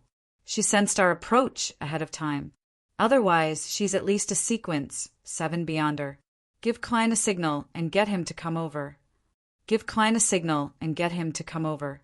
Through the brief contact in the dream, he determined that the enemy was a woman. Chapter 124. Klein, who was hiding in the shadows of a building dozens of meters away, kept looking at the target building in the darkness. He could vaguely hear a strong gust of wind and clearly discern the sounds of gunshots. If the enemy were to flee in my direction, should I pull out my gun and pretend not to see it? His body trembled slightly as sweat seeped out of his palms. A beyonder who could use all sorts of means to shorten the life of a dying person was definitely not a sequence 9 or 8 beyonder. It wasn't something a seer like him could face head-on. Even if he sacrificed himself, he might not be able to delay the other party and create a chance for Dunn and Leonard to catch up. Fortunately, the Evernight goddess who wielded misfortune seemed to have heard the prayers of her loyal guards. No one ran towards where Klein was hiding. After a few minutes, he heard fluttering singing coming from the target building. Tilting his ear and listening carefully, Klein confirmed that it was a folk tune that Leonard Mitchell often hummed. It was filled with vulgar phrases. Phew! He heaved a sigh of relief. With a gun in one hand and a cane in the other, he walked out of the shadows and approached the target building. This folk tune was the rendezvous signal that he had agreed upon with Dunn and the others. Just as he took 2 steps, Klein suddenly stopped. He leaned his cane against the metal fence beside him and switched the revolver to his other hand. Then he removed the silver chain from his sleeve and let the topaz fall naturally. After switching positions with the revolver and spirit pendulum, Klein waited for the topaz to stabilize before he half closed his eyes and entered a state of cogitation. He then recited a divination statement. The singing just now was an illusion. The singing just now was an illusion. After repeating it 7 times, he opened his eyes and saw the pendulum spinning counterclockwise. It's not an illusion. Klein's heart returned to its original position. He put away the spirit pendulum, picked up his cane, and quickly approached the arched metal fence of the target building. Then he handed the silver-inlaid black cane to his right hand and held it together with the revolver. Just as he reached out to touch the railing and tried to push it open, he suddenly felt a bone-chilling coldness. It was as if someone had stuffed a block of ice into his neck without any mental preparation. Hiss! Klein retracted his hand and grimaced in pain. It's just like winter here. He looked at the garden behind the iron fence with the faint starlight and the distant streetlights. He saw that the branches were withered, the flowers were withered, and many leaves were stained with white frost on the dark brown soil. Amazing! Klein sighed inwardly as he tapped his glabella twice and activated his spirit vision. With his left hand, he retrieved his black wooden staff, inlaid with silver, and used it to push open the unlatched door. With a creaking sound, he turned sideways and stepped onto the stone path that led straight to the grayish-blue building. On both sides of the path were plants that looked like ghosts. Such a scene reminded Klein of all kinds of ghost stories and supernatural movies. He subconsciously slowed down his breathing and quickened his pace. However, he had only walked a few meters when someone suddenly patted his left shoulder. Thump! Thump! Klein's heart skipped a beat before it started beating violently. He raised his right hand and aimed the revolver in that direction. Then he slowly turned around and looked over. In the faint light, he saw a tree branch swaying and nearly falling. You call this scaring yourself? The corner of Klein's mouth twitched as he waved his staff and smacked the tree branch down. He continued forward as he heard faint sobbing and wailing. Transparent, blurry, and nearly formless shadows were reflected in his eyes. These shadows sensed the aura of a living person and the warmth of flesh and blood as they surged over. Shocked, Klein immediately ran and dashed through the grayish-blue building's front door. Is this what Captain meant by feeling the atmosphere? It's indeed much scarier than when I helped Sir Deweyville. Vengeance is clearly more rigid than a shadow. It's not aggressive. As he thought about it, he walked to the altar in the middle of the living room. It was a round table filled with crudely made puppets. In addition, there were 3 extinguished candles. Dunn Smith was standing in front of the altar with his back facing Klein. He picked up the puppets one by one and looked at them. Corpse Collector Fry silently observed the floating shadows. He tried to reach out to comfort them, but he could only pass through them helplessly. The shadows didn't attack him either, as though they treated him as one of their own. When Leonard Mitchell saw Klein arrive, his tone changed. His voice became deep and magnetic. "This is a tranquil morning. It suits the even more tranquil sorrow, only through the withered autumn leaves." The sound of chestnuts gently falling to the ground. Amidst the slow and gentle recitation of the poem, Klein seemed to see the surface of a lake that was illuminated by the clear moonlight. He saw the crimson moon that hung silently in the sky. The shadows calmed down. They no longer chased after the aura of the living and the warmth of flesh and blood. Dunn put down the puppet in his hand and turned around. He said to Klein, "This is a terrifying curse ritual. It's a terrible curse ritual. Fortunately, we've already disrupted it. Set up the ritual first to appease the remnant spirituality. Then try to communicate with them and see if you can get any clues from them." Realizing that he was no longer a burden, Klein immediately puffed out his chest and looked up. "Yes, Captain." He took 2 to 3 steps to the altar and swept the puppets off the round table. At this moment, he saw from the corner of his eye that each puppet had a different name and corresponding information. "Captain, did you find anyone you know?" Klein asked casually. After asking, he looked at Dunn, and Dunn looked at him. Both parties fell into silence. "I'm so stupid. Why would I ask a question that tests Captain's memory?" Klein nearly covered his face and sighed. If it were any other leader, they would definitely find an opportunity to make things difficult for me. Thankfully, Captain will forget about this matter. I really don't know if this is a good or a bad thing. He thought, half rejoicing and half joking. After more than 10 seconds of silence, Dunn seemed to finally distinguish between reality and dream. He said, "That's right. There's someone you know. Who is it?" Klein stopped his act of rearranging the candles. "Joyce Meyer, a survivor of the Alfalfa tragedy," Dunn answered succinctly. "Joyce Meyer?" "Anna's fiancée." Klein suddenly thought of souls in the workhouse who seemed to have been instigated and induced by someone. That was why he broke out in advance and attempted to set the fire. He withdrew his right hand and said in a deep voice, "Instigator Triss?" He used the shortened lives of those who were about to die as a sacrifice in an attempt to curse all the survivors of the Alfalfa tragedy, because he doesn't know who discovered the problem and reported it to the police. And if Terry were to directly take revenge, it's unlikely that he'll be able to kill all the targets scattered in different places in one go. At most, after 2 or 3 cases, he'll be noticed by the Nighthawks, mandated punishers, and machinery hive mind, and he'll lose the opportunity to continue committing crimes. Klein could almost imagine why the other party would make such a choice. Dunn nodded before shaking his head. Not all the survivors, but all the survivors in Tinjin City. His cursed ritual can only affect the people within this range. In addition, the person presiding over the ritual is a woman, not Terry. Klein frowned slightly.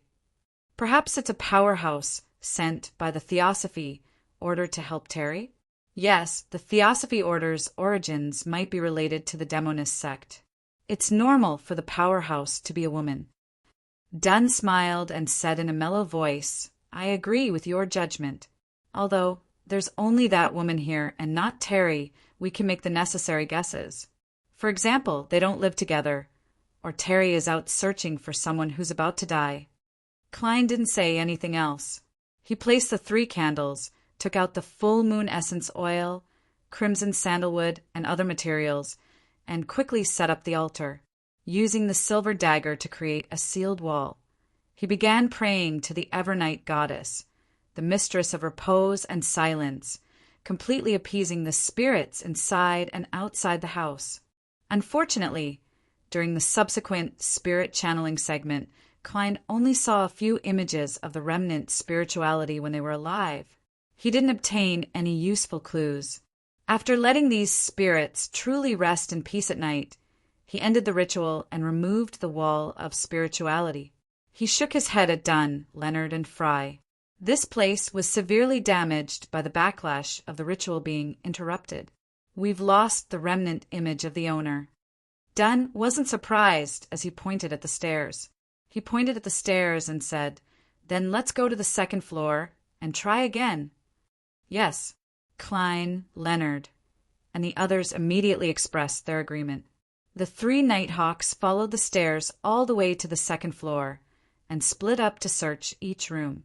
Finally, they met in a bedroom with a faint fragrance floating in the air. They saw the messy pile of dresses and boxes that had not been closed yet. "Are these cosmetics?"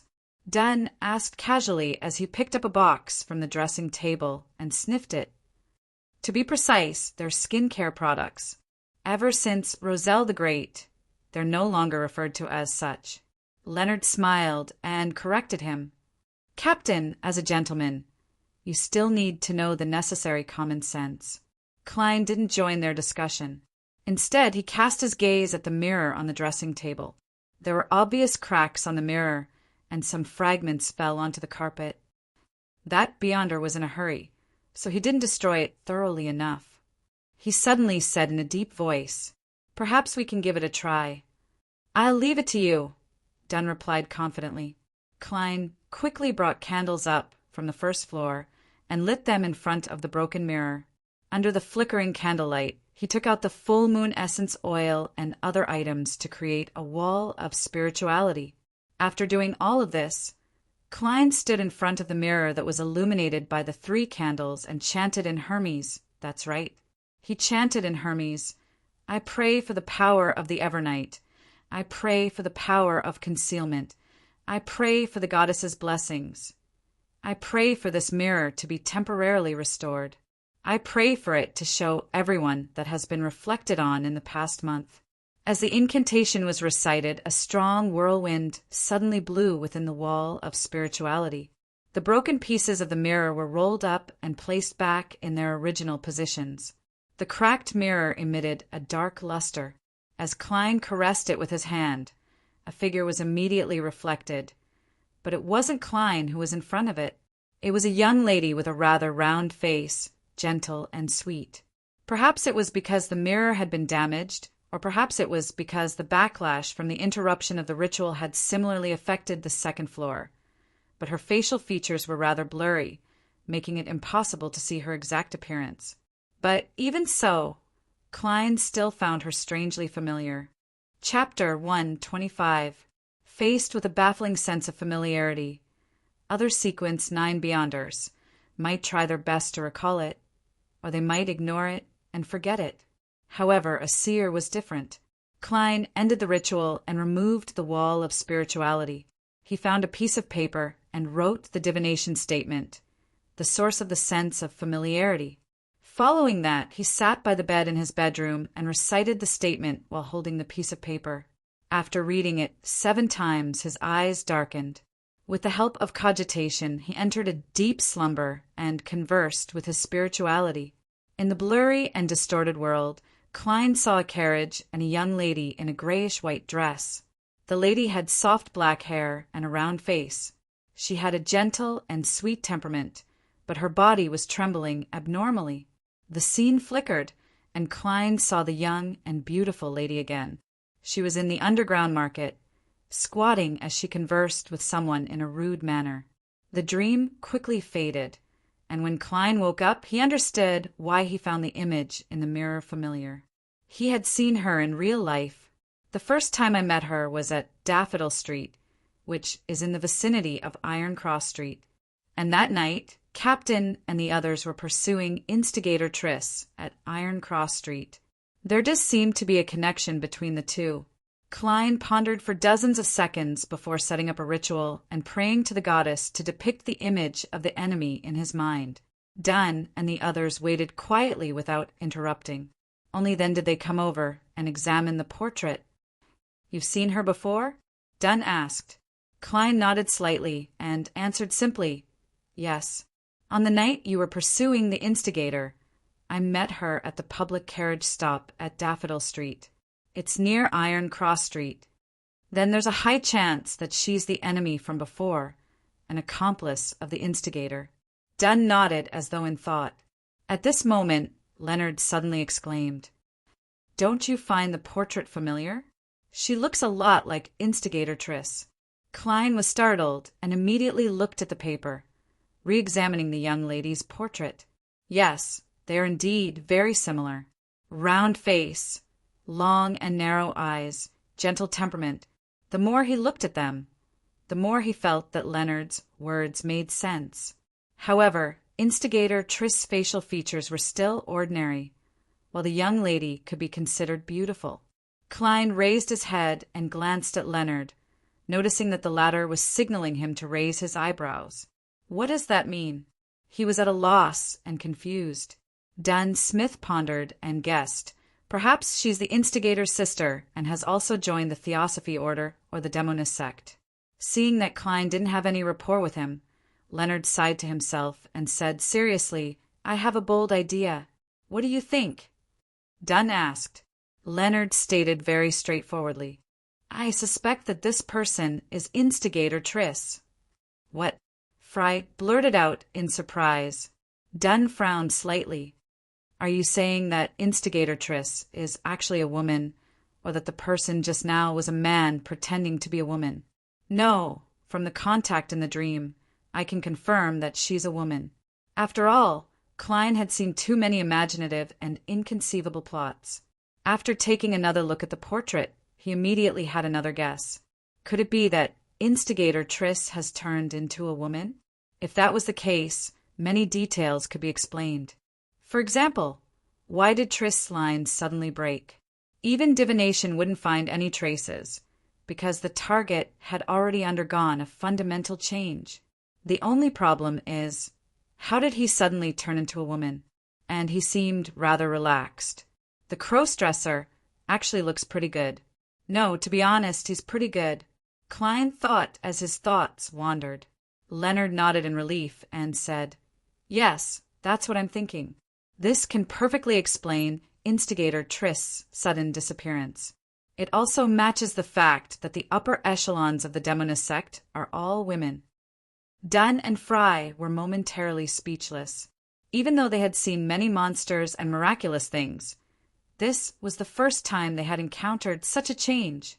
You mean that many of the women in the upper echelons of the Demonist sect were once men? Dunn asked in return. Without waiting for an answer, he continued, It's indeed possible. Perhaps this is the characteristic of their sequence potion. Klein felt a chill down his spine. He felt that the potion of the Demonist sequence was too much of a scam. I hope the Seer sequence doesn't have such a scam potion. No, definitely not. One is the Demonist pathway. It's obvious from the name that something isn't right. But I don't know what the corresponding sequence, one of Seer, is. He subconsciously prayed to the goddess. Potions can do such things? Fry asked in disbelief. Leonard spread his hands and smiled. Even mid and low sequence potions can cause miraculous changes in people. After all, they originated from the Creator. At this moment, Dunn turned his head to look at Klein and said, Try to divine the target's current location. All right. Klein came to the pile of messy dresses and picked one up with mixed feelings. He laid it on the carpet. He propped his cane on it and recalled the target's facial characteristics and corresponding information as he silently recited the divination statement. Trissie's whereabouts. Trissie's whereabouts. After repeating it 7 times, Klein's eyes turned from brown to black. Suddenly, wind swirled around him. His left hand left the cane, causing the silver-inlaid black cane to sway. Amidst the sway, the cane failed to topple over and stabilized itself in its original spot. There's an interference, Klein said in a deep voice. An interference means that I'm in the right direction. That lady is most likely Instigator Triss. No, Trissie. Seeing this, Dunn nodded indiscernibly. As expected of the Demonist sect that was active on the continent stage in the last epoch, because Triss had become Trissie, he determined that she wasn't a member of the Theosophy Order, but a member of the Demonist sect. After surveying the area, Dunn sighed and said, We can investigate from other sources. such as the origin of these dresses or the owner of this house. We can also get the police department to send people to investigate the steam, locomotive station, and dock. These can indeed lead to clues, but that way, Trissy will have plenty of time to leave Tingen. Yes, I'll try again above the gray fog when I return home. Klein was wary of Trissy, a person who would commit mass murder at the slightest disagreement. He wished he could immediately find her and execute her on the spot. Leonard, go to the police department and gather people to deal with the aftermath. Klein, you can go home and rest. At this point, Dunn rubbed his sun acupoint and paused for a few seconds. He looked at Klein in a half-probing and half-guiding manner. If you were in charge, how would you handle the matter just now? Let's say that your team consists of me, Leonard, and Fry. Klein frowned and thought for more than 10 seconds. I'll first use divination to confirm if the ritual will take effect in a short period of time. If the answer is negative, we'll first monitor the area and not approach. Then, we'll send someone to inform the police department and the nearby garrison to mobilize at least 5 cannons to bombard the house. We'll flatten the altar and the place where Trissy is hiding. She'll either hide inside and be blasted to death, or she'll escape under the fire. This will easily expose her. I'll get the captain and the rest to guard different positions. The more he spoke, the more excited he became. He felt that this method was simple and effective. It was brutal and straightforward, very safe and reliable. Dunn, Leonard, and Fry were all stunned. No one spoke for a long time. Captain, is this method not good? The excited Klein saw the other party's reaction and felt his heart pound. After a few seconds of silence, Dunn said, "No, this method is good. However, there's an additional premise. That is, we have to confirm that the destruction of the altar won't result in more serious consequences. Sai, we've been Nighthawks for so long that we're used to relying on ourselves, beyond our powers, and the corresponding firearms. We're also used to not letting ordinary people come into contact with beyonder events. All right, I've always been a loyal advocate of firepower coverage." Klein added in his heart. In the deep night, Klein and Leonard walked for about 500 meters before they saw the public carriage stop. After waiting for a while, they returned to Iron Cross Street. One of them went to the nearby police station, while the other headed for Daffodil Street. When they arrived outside his house, Klein straightened his clothes. After confirming that there was nothing strange, he took out his keys and opened the door. In the living room, Melissa and Banson were doing their homework and reading books under the relatively bright light of the gas lamp. It was quiet and cozy. Banson is exhausted from running around in the day, but he can still persist in his studies at home. What a persevering person. I can't do it. All I want to do now is lie down. Klein glanced at his brother and raised his hand with a smile as a silent greeting. Banson smiled. I now understand that a generous salary also comes with a price. Everything in this world has a price. There's a price to pay in order to gain something, Klein said as he placed his cane on the rack by the door. I think Roselle the Great said this before. Melissa stopped writing and looked up. Tingen Technical College was different from universities and public schools. Every year, there were only 2 weeks of summer break from the end of July to the beginning of August. Once the hottest period was over, classes would resume immediately. Is that so? I don't know. Klein replied with a slightly stiff expression. As he took off his hat, he walked towards the stairs. He planned to head above the gray fog to divine Trissy's whereabouts as soon as possible. Suddenly, he heard his stomach growl and felt a strong sense of hunger. All right, I haven't had dinner yet, but the note I left behind said that the security company will provide meals for us, so there's no need to leave any food for me. Seriously, Captain, I forgot about that. Klein's expression changed a few times as he tried to pretend that he was already full. At that moment, Melissa turned her head and glanced at him. She pointed to the kitchen and said, I left you a lamb chop, a bowl of vegetable soup, and a few loaves of bread. There's also a few loaves of bread left. With that said, She lowered her head and cast her gaze back at her textbook. After saying that, she lowered her head and looked at the textbook again. She muttered to herself in a low voice. Chapter 126. Sis, you really like to worry too much. No, you're too meticulous in your thinking. Klein's mind jolted when he heard that. He immediately smiled and said, Melissa, your worries are very reasonable. I'm indeed a little hungry. Yes, I'll go up and change my clothes and take a shower.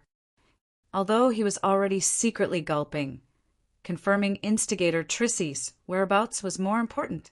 No one knew if this fellow would take revenge on society in an even crazier manner. Okay. Melissa didn't look up as she continued her studies. Tap, tap, tap.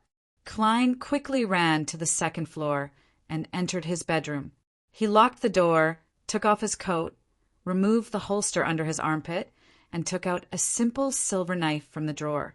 After sealing the room with a wall of spirituality, he took a deep breath, calmed his mind, and took 4 steps counterclockwise. Accompanied by the incantations of celestial worthy of immeasurable blessings, Klein, who was getting used to the crazy ravings that tore at his mind, once again appeared in the towering palace above the gray fog. Having used the ritual several times today, he massaged his sun acupoint in exhaustion, causing a piece of yellowish-brown goatskin to appear on the long bronze table. Klein thought about it seriously and wrote the divination statement after some deliberation. Trissy's whereabouts. He wasn't sure if the name was correct, but he had the other party's specific characteristics and detailed information as a guide. With the goatskin in hand, Klein leaned back in his chair and recalled the matters regarding Trissy in his mind. Then he silently recited the divination statement 7 times. He emptied his mind, closed his eyes, and with the help of cogitation, he quickly entered a dream. In a foggy illusory scene, he saw a steam locomotive that spewed thick smoke and sparks. He saw 2 rows of leather seats and a clean and tidy carriage. The gentle and sweet Trissy, who had a round face and long, narrow eyes, was sitting by the window. On the table in front of her was a hat inlaid with fine checkered black muslin. Klein carefully tried to identify the train number, but he couldn't see it. Not long after, he exited the dream unbearably, his eyes reflecting the ancient mottled bronze table and the illusory crimson stars. I can only confirm that Trissy is leaving Tingen on a steam locomotive. There aren't any other clues. Sigh, it seems like this mysterious space is mainly helping me eliminate any interference. It's not an exaggeration to say that it's improving my divination skills. Klein tapped the edge of the table with his finger as he thought about his next move. Through this divination, he was completely certain that the target was the former instigator, Triss. However, with the other party having escaped from Tingen, he didn't think that the outcome would be of any help to Dunn. Captain has already said to send a telegram to Bakelind and Matt Harbor and all the major stations along the railway. Trissy is wanted throughout the country. I won't report the results of this divination to prevent suspicion. Klein quickly made a decision. This was because, regardless of his reminder, Dunn was using the most appropriate method to follow up. And in a situation where he couldn't see the train number clearly through dream divination, using spirit pendulums and other methods wouldn't yield an effective result, even if he used a method of elimination. A similar situation also included the matter with the red chimney. At that moment, he felt mentally drained. He didn't stay above the gray fog for too long. He wrapped his spirituality around himself and simulated the experience of falling. By the time he returned to his room, his mind was filled with images of oily lamb chops. I have to sprinkle some fennel on it. Praise the lady. Klein swallowed a mouthful of saliva. He quickly removed the wall of spirituality and opened the door. The next day, he entered the Blackthorn Security Company with his cane in hand. Good morning, Klein. I have good news. Roshan, who was behind the reception desk, waved her hand excitedly. Klein's eyes lit up. You caught Trissy? Trissy? Who is she? Roshan, who was wearing a light green dress, looked confused. You don't have to know her. What's the good news? Klein changed the topic. Roshan smiled brightly as she replied, The captain's request has been approved. The police department will be transferring 2 police officers who have come into contact with supernatural incidents to do administrative work.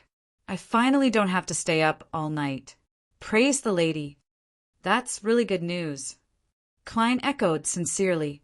After exchanging a few pleasantries with Roshan, he passed through the partition and headed underground, intending to continue his mysticism lessons. When he passed by the captain's office and the Nighthawks recreation room, he peeked his head out and saw that Dunn, Leonard, and the others were there. This meant that the search and investigation last night didn't yield any good results. It would be handed over to the police department for them to handle the tedious follow-up work. Klein had wanted to chat with the captain to grasp the latest situation, but seeing that he was busy writing manuscripts and sending telegrams, he had no choice but to leave silently and not disturb him. He planned to ask at noon. He followed the flight of stairs underground and saw 2 rows of elegant gas lamps surrounded by a metal grid. He saw the light that penetrated the glass and the silent and unchanging corridor. Breathing in the cool breeze, Klein took a few steps and suddenly stopped. He suddenly shifted his gaze to the gas lamps, and his brows gradually furrowed. He realized that he had made a common-sense mistake, a mistake that could only be made with common sense on Earth. Last night, during his divination above the gray fog, Klein had seen Trissy riding a steam locomotive into the distance, so he had subconsciously determined that it was something that was currently happening.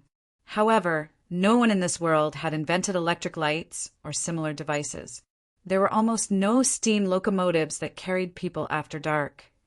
And this was something that Klein, who was used to seeing green trains traveling at night, had instinctively overlooked. That meant that it wasn't something that happened last night. That was the future he had foreseen. It was something that would happen today or tomorrow in the daytime. Klein's heart tightened. He paced back and forth before running back upstairs. He knocked on the door of the recreation room and saw Leonard reciting a poem by the window with a helpless look. Ignoring Kenley, Royale, and Sikatron, Klein looked at Leonard. I have a question for you. Do you want to learn how to amuse the ladies? Leonard put down Roselle's selected poems and teased him. He walked out of the entertainment room and followed Klein to the middle of the staircase that led underground. He stared into Klein's eyes and chuckled. He stared into Klein's eyes and said with a chuckle, It looks like you did a very effective divination last night. Klein didn't explain and directly said, I divined that Trissy was riding a steam locomotive into the distance. After the conversation at the West Borough Workhouse yesterday, he didn't mind appearing a little special in front of Leonard. Steam locomotive. The earliest one is at 7. Leonard took out his pocket watch from his shirt pocket and snapped it open. I can't delay any longer. I'll tell the captain that I've received reliable information. He quickly went upstairs and left the Blackthorn Security Company. After staying downstairs for a few minutes, he returned and entered Dunn Smith's office. Klein heaved a sigh of relief and watched as the Nighthawks who were playing cards were summoned. Then the captain rushed out after sending another telegram. Recalling what had happened just now, he had mixed feelings. Different from the warning given by the death of the suited clown, this time a similar mistake had happened to him. It seemed that he had learned a lot, and the lesson was even more profound. He turned into the armory and entered the guard's room. He took off his hat and coat with familiarity and hung them on the coat rack. Old Neil had just finished making his hand-ground coffee. He took a sip happily and said, Want a drink? Okay. Klein sat down, as comfortable as if he had returned home. Old Neil glanced at him and mumbled, That's right. Or 3 sweets and a spoonful of milk. You're such a sweet guy. It's not good for your teeth or your body. No. It's just that I like it sweeter when I drink coffee. And when I fry steak or roast meat, I prefer seasonings like rose salt, black pepper, and fennel. Klein had always thought of himself as a fan of all tastes. Old Neil quickly made the coffee and pushed it over. "Do you want to take a break, or do you want to start directly?" "Let me calm down for a few minutes. The captain and the others have received information on Trissy's whereabouts. They're rushing to the steam locomotive station. I wonder what the outcome will be." Klein sighed. Old Neil sked. "Is the information detailed? Are you sure which train it is?" "No, I'm not sure," Klein said with pursed lips. Old Neil immediately laughed and said, "Under such circumstances, the chances of failure are far higher than the chances of success. Trissy should be sequence 7. A beyonder at this level isn't that easy to catch." "Ha ha! Don't think about relying on divination. It's not omnipotent. You will only obtain a symbol. If you're not careful, you might misinterpret it or miss something." Klein recalled the mistake he had made and felt deeply touched. He nodded from the bottom of his heart. "That's right. Divination isn't omnipotent." After saying that, he sighed. His body and mind suddenly entered a magical state. He leaned back slightly and attempted to exhale. But at that moment, he heard an illusory, shattering sound. He was shocked to discover that something in his body was dissolving and fusing with his mind. It was an indescribable and unique feeling. Klein half closed his eyes and quietly experienced it. He didn't need anyone to remind him. He knew that it was a sign that the seer potion had been completely digested. The first town that the Tussock River passed through after passing through Tingen was called Venia. It was also the first steam locomotive station on the way to Bakeland after leaving Tingen. On the platform, Trissy had changed into a beige dress and wore a round-brimmed lady's hat. A black veil hung down from the brim of the hat, covering most of her face. It made her appearance blurry and difficult to identify. She had already sent a telegram to her companions in Tingen to remind them to be careful. She had also used the items she had stolen to buy a ticket for the steam locomotive to Bakeland. The reason why she didn't board the train at Tingen Station and instead floated downstream to Venia was that Trissy still had the instincts and rich experience of an assassin. Whoosh! Amidst the sharp and long whistle, the steel train that was as tall as a monster came to a stop beside the platform, spewing out sparks of smoke. Trissy didn't bring any luggage with her. She directly boarded the first-class carriage. At the same time, she decided to alight immediately after 3 stops and use another method to get to Bakeland. In the basement of St. Selena Cathedral, Klein closed his eyes and leaned back in his chair. He felt the complete digestion of the potion and vaguely saw illusory stars one after another. Those stars had an inexplicable connection with his body, as if they wanted to gather together and become one. After an indescribable feeling of hunger and thirst subsided, Klein returned to normal and didn't have any additional insights. "But my mind is a lot more relaxed and pure." He opened his eyes and added silently, Chapter 127. Light shone through the glass, illuminating the detention center outside the armory. Old Neil finished reading the newspaper, took a sip of coffee, and looked up at Klein. "How do you feel now? Have you calmed down? Or do you need a glass of wine, an early paycheck, or a leisurely day off?" At that moment, Klein, who had completely digested the seer potion, was attempting to use cogitation to change the switch of his spirit vision, making it less conspicuous. Now he no longer relied on stimulating a few specific parts to activate his spirit vision. Therefore, he could use more covert methods to achieve his goals, such as quickly pinching the joints of his middle finger with his thumb or tapping his left molar twice. Considering that he might need to hold a gun in one hand and a cane in the other, but he still needed to use his spirit vision, Klein finally chose to tap his molar gently, opening it with his left molar and closing it with his right molar. After constantly hinting and making changes, he opened his eyes and smiled.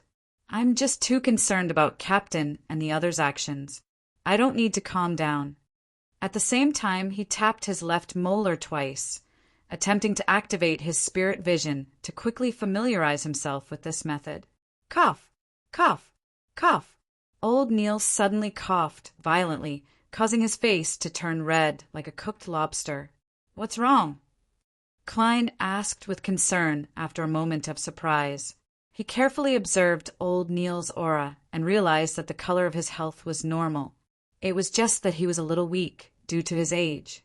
Old Neil coughed for more than 10 seconds before slowing down. He reached for his coffee and slowly took a sip before saying, "Everyone makes mistakes. Cough, I choked on my own saliva just now. Shall we begin today's mysticism lesson?" All right. Klein tapped his right molar twice, almost soundlessly. Digesting the seer potion 1 to 2 weeks faster than expected made him both happy and vexed. Needless to say, he was free from the latent danger of losing control, was about to advance, and possessed more beyonder powers. It was enough to make anyone happy and excited, but he was vexed that it messed up his arrangements and plans. Considering that he still had to stay with the Tingen Nighthawks for a long period of time, Klein felt that it wasn't a good choice to secretly become a clown. He would constantly have to worry about being exposed, and he wouldn't dare to use the corresponding powers during missions that required cooperation, putting himself in greater danger. His plan was to emulate Spirit Medium daily and submit a special application to the upper echelons. He would then use his accumulated contributions to exchange for formulas and beyonder ingredients as rewards, allowing him to openly become a Sequence 8 Nighthawk. However, there was an essential difference between mastering a magic potion in a month and mastering a magic potion in a year. Klein could bear a certain level of attention from the Holy Cathedral and was willing to be the focus of training, but he definitely did not want to attract the suspicion of the upper echelons. He had to find a convincing reason for his current state. His original plan was to make use of the period when the seer potion had yet to be completely digested to gradually lay the groundwork for the captain. For example, he would mention that he felt his spirituality being lively every time he went to the divination club. He would also pretend to casually describe the rules of a seer that he had concluded from helping others with their divination. He would also mention that he hadn't heard anything he shouldn't have heard or seen anything he shouldn't have seen. This way, the upper echelons of the Nighthawks would think that he had unconsciously emulated daily when completing his mission and had done it even more thoroughly. This would allow them to focus on summarizing the rules and explore the direction of the acting method. This would greatly reduce their suspicion of Klein and only do a routine inspection. Yes, I can also use this to remind the captain and help him discover the acting method, Klein silently added in his heart. To him, Dunn Smith was a very good captain. Other than his poor memory, he didn't have any major flaws. Therefore, he hoped to reduce the risk of him losing control and make him stronger. Of course, Klein could also choose to wait a year before submitting the special application. That way, he wouldn't need to take any risks, but the consecutive coincidences and the red chimney he saw in his dream divination made him have no choice but to improve himself as soon as possible. In the next 2 weeks, I'll lay the groundwork for the captain 3 to 4 times before submitting the formal application. At the same time, I can also head to the underground market to see if there are any corresponding beyonder ingredients. It should be very expensive. Klein quickly made a decision and focused his attention back on his mysticism lessons. Time passed, and the beautiful time for lunch slowly arrived. Old Neil finished his cup of coffee and tidied up the junk on the table. He laughed and said, "Your mysticism lessons are about to end. Your mysticism class is about to end. Judging from your previous attempt, you can make your own talismans now. That's exactly what I've planned for the next few days." Klein exhaled in satisfaction. Charms were different from the amulets he had given his brother, Banson, and his sister, Melissa. They had to be engraved with the help of a ritual, and they had certain special powers that could be used in intense battles. However, low-grade charms weren't omnipotent. The spirituality they possessed would constantly decline, and they had to be created once every 2 weeks. Furthermore, they had to be activated with a specific incantation. It wasn't something that could be used immediately. In addition, The charms that the Nighthawks could master were limited to the domain of the Evernight goddess. At present, Klein could only make 3 types. The first was a slumber charm. Its effects were similar to the chants that Dunn Smith and Leonard Mitchell used to make people fall asleep. The second was a requiem charm. It could pacify ghosts, shadows, zombies, and water ghosts. To a certain extent, it could deal with wraiths and evil spirits. The third was a dream charm. It could help the caster enter the target's dream. These effects were similar to the Midnight Poet and Nightmare powers of the Sleepless sequence. Therefore, Dunn, Leonard, and the others didn't use charms. Instead, Corpse Collector Fry, Sleepless Royale, and Kenley would carry 1 or 2 charms with them. However, they weren't of any use in the long run, and they had to get Old Neil to recharge them from time to time. At this moment, Old Neil glanced at Klein and smiled. I remember that you've been practicing too much this month, and you've run out of ingredients. Do you plan on going to the underground market? Klein was taken aback at first before he nodded with a pained expression. Yes. He knew the price of those ingredients. He only hoped that he could succeed on his first try and not waste anything after shouldering the mission of sending lunch to the underground. Klein put on his coat and hat, grabbed his cane, and returned to the Blackthorn Security Company on the 2nd floor. When he passed by the recreation room, he saw that Leonard and the others had already returned and were having their meal. Knock, knock. He knocked on the door of the captain's office. Please come in. Dunn's mellow voice sounded. Klein pushed the door open and took off his hat. Captain, did you catch Instigator Trissy? Dunn massaged his sun acupoint and shook his head tiredly. We didn't find her at Tingen Station, but according to the telegram from Bakeland, a passenger saw her on the earliest first-class carriage. Unfortunately, she got off midway. What a pity. Klein was already mentally prepared. He sighed and said, Divination isn't omnipotent. Dunn's gray eyes swept across. You don't have to be depressed. It's not that easy to capture a sequence, 7 Beyonder. At the very least, we destroyed Trissy's evil ritual and saved the lives of at least 40 innocent people. Furthermore, we have a grasp of her current situation, preventing her from wantonly committing crimes like before. If she still wants to do something similar, she might be noticed, discovered, and reported at any time. Sooner or later, she will be found and captured by us Nighthawks, mandated punishers, or the machinery hive mind. Of course, it's more likely that she'll be killed.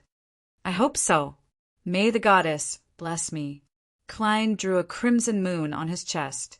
Then he paused and deliberated over his words.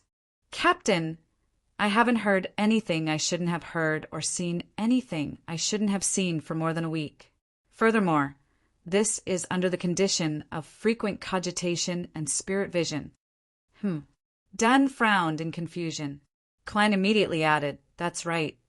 I feel that I'm not far from fully mastering the seer potion, and this might have something to do with my frequent visits to the divination club to help people divine.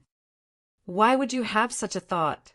Dunn changed his sitting posture and revealed a puzzled expression. Klein deliberately answered in a sluggish manner. Every time I go to the divination club, I feel my spirituality become more lively.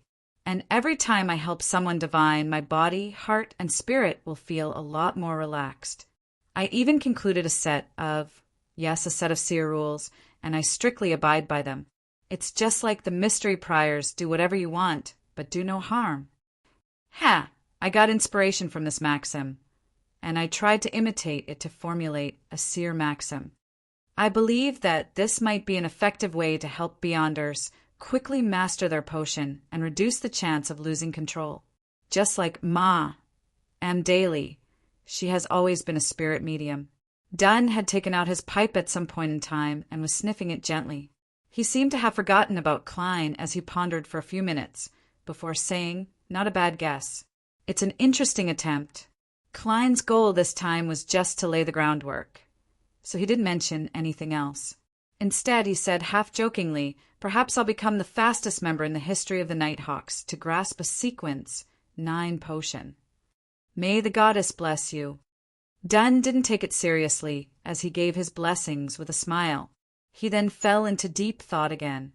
Seeing this, Klein got up and bade farewell before leaving the captain's office.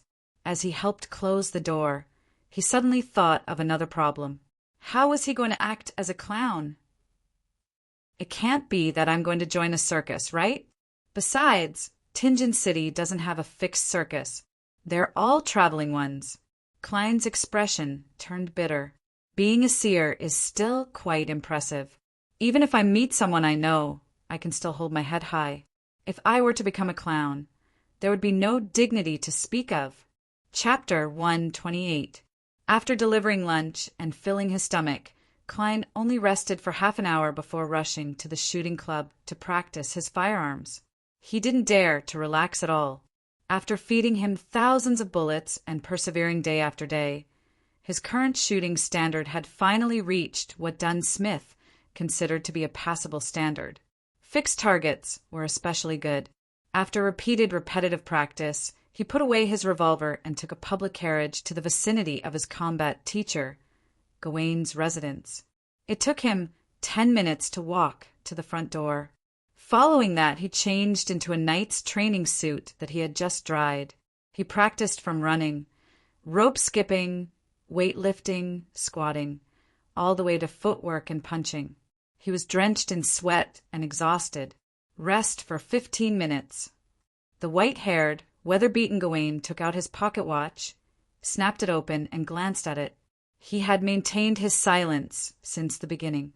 He only spoke a word or two to remind Klein when he changed his training method or when Klein's movements weren't standard. Klein panted heavily. He didn't dare to rest immediately. Instead, he paced back and forth. The most obvious effect of his recent combat training was that his skin had darkened significantly, turning into the color of wheat. Gawain put away his pocket watch and stood beside the rough training ground behind the house. He crossed his arms and watched Klein relax. He was as quiet as a marble statue. "Teacher, other than unarmed combat, will you teach me how to use a straight sword, broadsword, rapier, and spear?" Klein, who had just digested the seer potion, was in a good mood. He took the initiative to ask. He had seen straight swords, rapiers, and other weapons, as well as breastplates and full body armor in Gawain's collection room. He knew that Gawain wasn't just good at unarmed combat. Gawain, who was bathed in sunlight, glanced at him and said in a deep voice, "It's useless for you to learn these things. They are things that are behind the times. In the future, they will only exist in museums and private collections." He was silent for a few seconds before he added in a weathered tone, "They have been eliminated. What you should focus on is firearms. Even combat is only supplementary." Klein looked at the lethargic combat teacher and laughed. "I don't think so. All the ministers, all the councilmen, and all the generals think so," Gawain said while clenching his teeth. Klein stopped in his tracks and pretended to be typing. He spoke like a real keyboard expert. "No, they're just retreating from the main battlefield. They have other uses. Why does combat have to be the opposite of firearms? They can be completely integrated together. I believe that people who are more agile and have faster reflexes will be able to make better use of guns." Seeing the silent Gawain's eyes suddenly turn sharp, Klein continued with a slight smugness. "The other weapons haven't been eliminated either. They just need to be improved to make them more portable. We can organize a team with high mobility, bypass the main battlefield, and go straight to the enemy's rear, straight to their core. In this kind of small-scale ambush, warriors with excellent combat ability and various weapons can play a very important role. You can imagine this scene." He displayed his ability to know a little bit of everything, randomly mixing and describing the combat methods of special forces on Earth. Gawain's breathing had turned heavy at some point in time. He stood there motionless, as if he didn't want to shatter the scene he had imagined. Klein glanced at the other party's reaction and secretly chuckled. He cleared his throat and pretended to be reserved. "Teacher, what do you think of my idea? Is there any possibility of it being realized?" Gawain's body trembled visibly, as if he had finally woken up from a dream. He gave Klein a deep look and said in a deep voice, "The effects of your rest are pretty good. The effect of your rest is very good. Now, repeat 10 sets of all the exercises you did before." Huh. Klein looked confused. Soon, he came to his senses as he started running again. He shouted in his heart, 10 sets? Teacher, no. I don't want to use such a method to celebrate myself completely digesting the seer potion. Hey, don't you feel anything? As he watched Klein run to the other side of the training field, Gawain suddenly uncrossed his arms and covered his face with one hand. His eyes were tightly shut, and the wrinkles on his face were deep and striking. After nearly vomiting from exhaustion once again, Klein took a shower, changed his clothes, and bade farewell to the silent combat teacher, Gawain.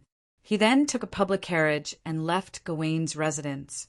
He didn't go home directly. Instead, he went to the Evil Dragon Bar in the dock area. He planned to go to the underground market to understand the price of beyonder ingredients and buy the items needed to make charms. Along the way, Klein didn't dare to sleep in consideration of the small stash he carried with him. He made it to his destination with great difficulty. I have to leave a balance of 4 pounds for the commission. I can only use 3 pounds and 5 solely. He touched the notes in his pocket, took his cane, and walked out of the carriage. At this time, the sun had begun to set in the west. The luster of dusk dyed all the houses. The boxing and rat-catching matches in the Evil Dragon Bar were heating up. After passing through the billiard room and many rooms, Klein entered the underground market. He looked around, but he didn't see the monster, Audiobook, who was always active here. Didn't old Neil say that the monster survived only because the owner of the Evil Dragon Bar, Swain, took him in and gave him a bite to eat? Klein muttered to himself in puzzlement. As a nighthawk, he was wary of such matters. Hence, he approached the burly man guarding the door and asked, "What's going on?" Hence, he approached the burly man guarding the door and asked, "Where's Audiobook?" The burly man replied without a smile, "I don't know where he's sleeping. He's been like this recently. He's been lying there trembling, constantly shouting, 'Dead, dead, corpses everywhere, they're all going to die.'" What scene did he see? What agitation did he encounter? Klein frowned slightly and asked a few questions in detail, hoping to figure out where Audiobook was sleeping. However, the guard didn't know either. "When I'm done, I'll use divination to find him and see what exactly happened to him." Klein made a mental note of the matter and walked towards one of the 2 rooms at the end of the market. According to old Neil, the room on the left was used for loans and repayments, while the room on the right was a place to sell and purchase precious items, including beyonder ingredients. After knocking on the door of the room on the right, Klein discovered that it was separated into an inner and outer room. There were 3 customers waiting in the outer room. He lowered his half-top hat and sat behind the 3 customers. He leaned forward, pressed down on his cane, and waited in silence. Not long after, the partition door opened, and a customer dressed in a blue-gray dock worker's uniform walked out. He lowered his head and left in a hurry without any hesitation. Klein tapped his left molar twice and used his spirit vision to look at him and the other 3 customers. He didn't find anything out of the ordinary. Of course, there were still some minor ailments. After another 10 minutes or so, it was finally his turn. He opened the partition door and walked into the inner room where the kerosene lamp was lit. After locking the door, he sat on the customer's chair and looked at the old man in the black bonnet opposite him. "I want to know what beyonder ingredients you have and what their prices are." The old man's cheek muscles drooped, and the wrinkles at the corners of his eyes were deep. However, he was rather burly, and he wasn't surprised by Klein's request. This was because many customers weren't willing to let others know what they wanted to buy before confirming that they had a particular beyonder ingredient. Typically, they would want to introduce everything. The old man flipped to the latest pages of the notebook and glanced at Klein. He picked up the honey wine in front of him and took a sip. "Water Ghost's brain tissue. Depending on the degree of completeness, it ranges from 3 to 15 pounds. Star crystal for 50 grams, 150 pounds. Queen bee grass for 200 pounds. Adult black-spotted frog for 170 pounds each. Human-faced rose, 280 pounds. Only one, Klein controlled his emotional reaction and quietly listened to the old man's introduction. To think that such an underground transaction only had less than 30 beyonder ingredients. Touching the 7-pound note in his pocket and thinking about Miss Justice's attitude toward 1,000 pounds, Klein silently stood up and sighed. Unfortunately, there's nothing I want. Without waiting for the old man to ask, he quickly turned around, opened the partition door, and walked out. Returning to the underground market, Klein looked ahead and was stunned for a few seconds. He sighed with a bitter smile in his heart. I'm probably the poorest boss of a secret organization. This made him even more determined to obtain the ingredients from the Nighthawks or to find Justice or the Hanging Man to exchange for them. After circling the underground market twice, Klein chose to buy the ingredients needed to make charms, such as semi-finished silver plates, herbal powder, and natural ores needed for the corresponding ritual. He spent a total of 1 pound, 15 soldi. I have a total of 5 pounds, 10 soldi left in my stash. After deducting the final payment from the commission, I still have 1 pound, 10 soldi left. Klein silently calculated his financial situation and felt helpless. Of course, he knew very well that this was because he had only been working for slightly more than a month. If it were extended to a year, he could still save up more than 100 pounds. In another 2 weeks, I'll have to tell Banson and Melissa that my salary has increased by 3 pounds. I can hire a maidservant. That way, I won't have any stash left. Klein thought as he walked to the main entrance of the underground market. At that moment, he saw old Neil, who was dressed in a classic black robe, slowly walk in. You bought everything? Old Neil chuckled and greeted him. Yes, Klein answered frankly. Old Neil immediately scared and said, You're really early. That's because I'm still hungry and you've already enjoyed dinner. Klein casually made small talk with old Neil. After a while, the owner of Evil Dragon Bar, Swain, who was dressed in a Navy officer's uniform, walked in. He approached the two with a serious expression and lowered his voice. He said, I need your help. What happened? Old Neil suddenly turned serious, and Klein couldn't help but feel nervous. Swain, whose brown hair was messy and whose body reeked of alcohol, replied in a deep voice.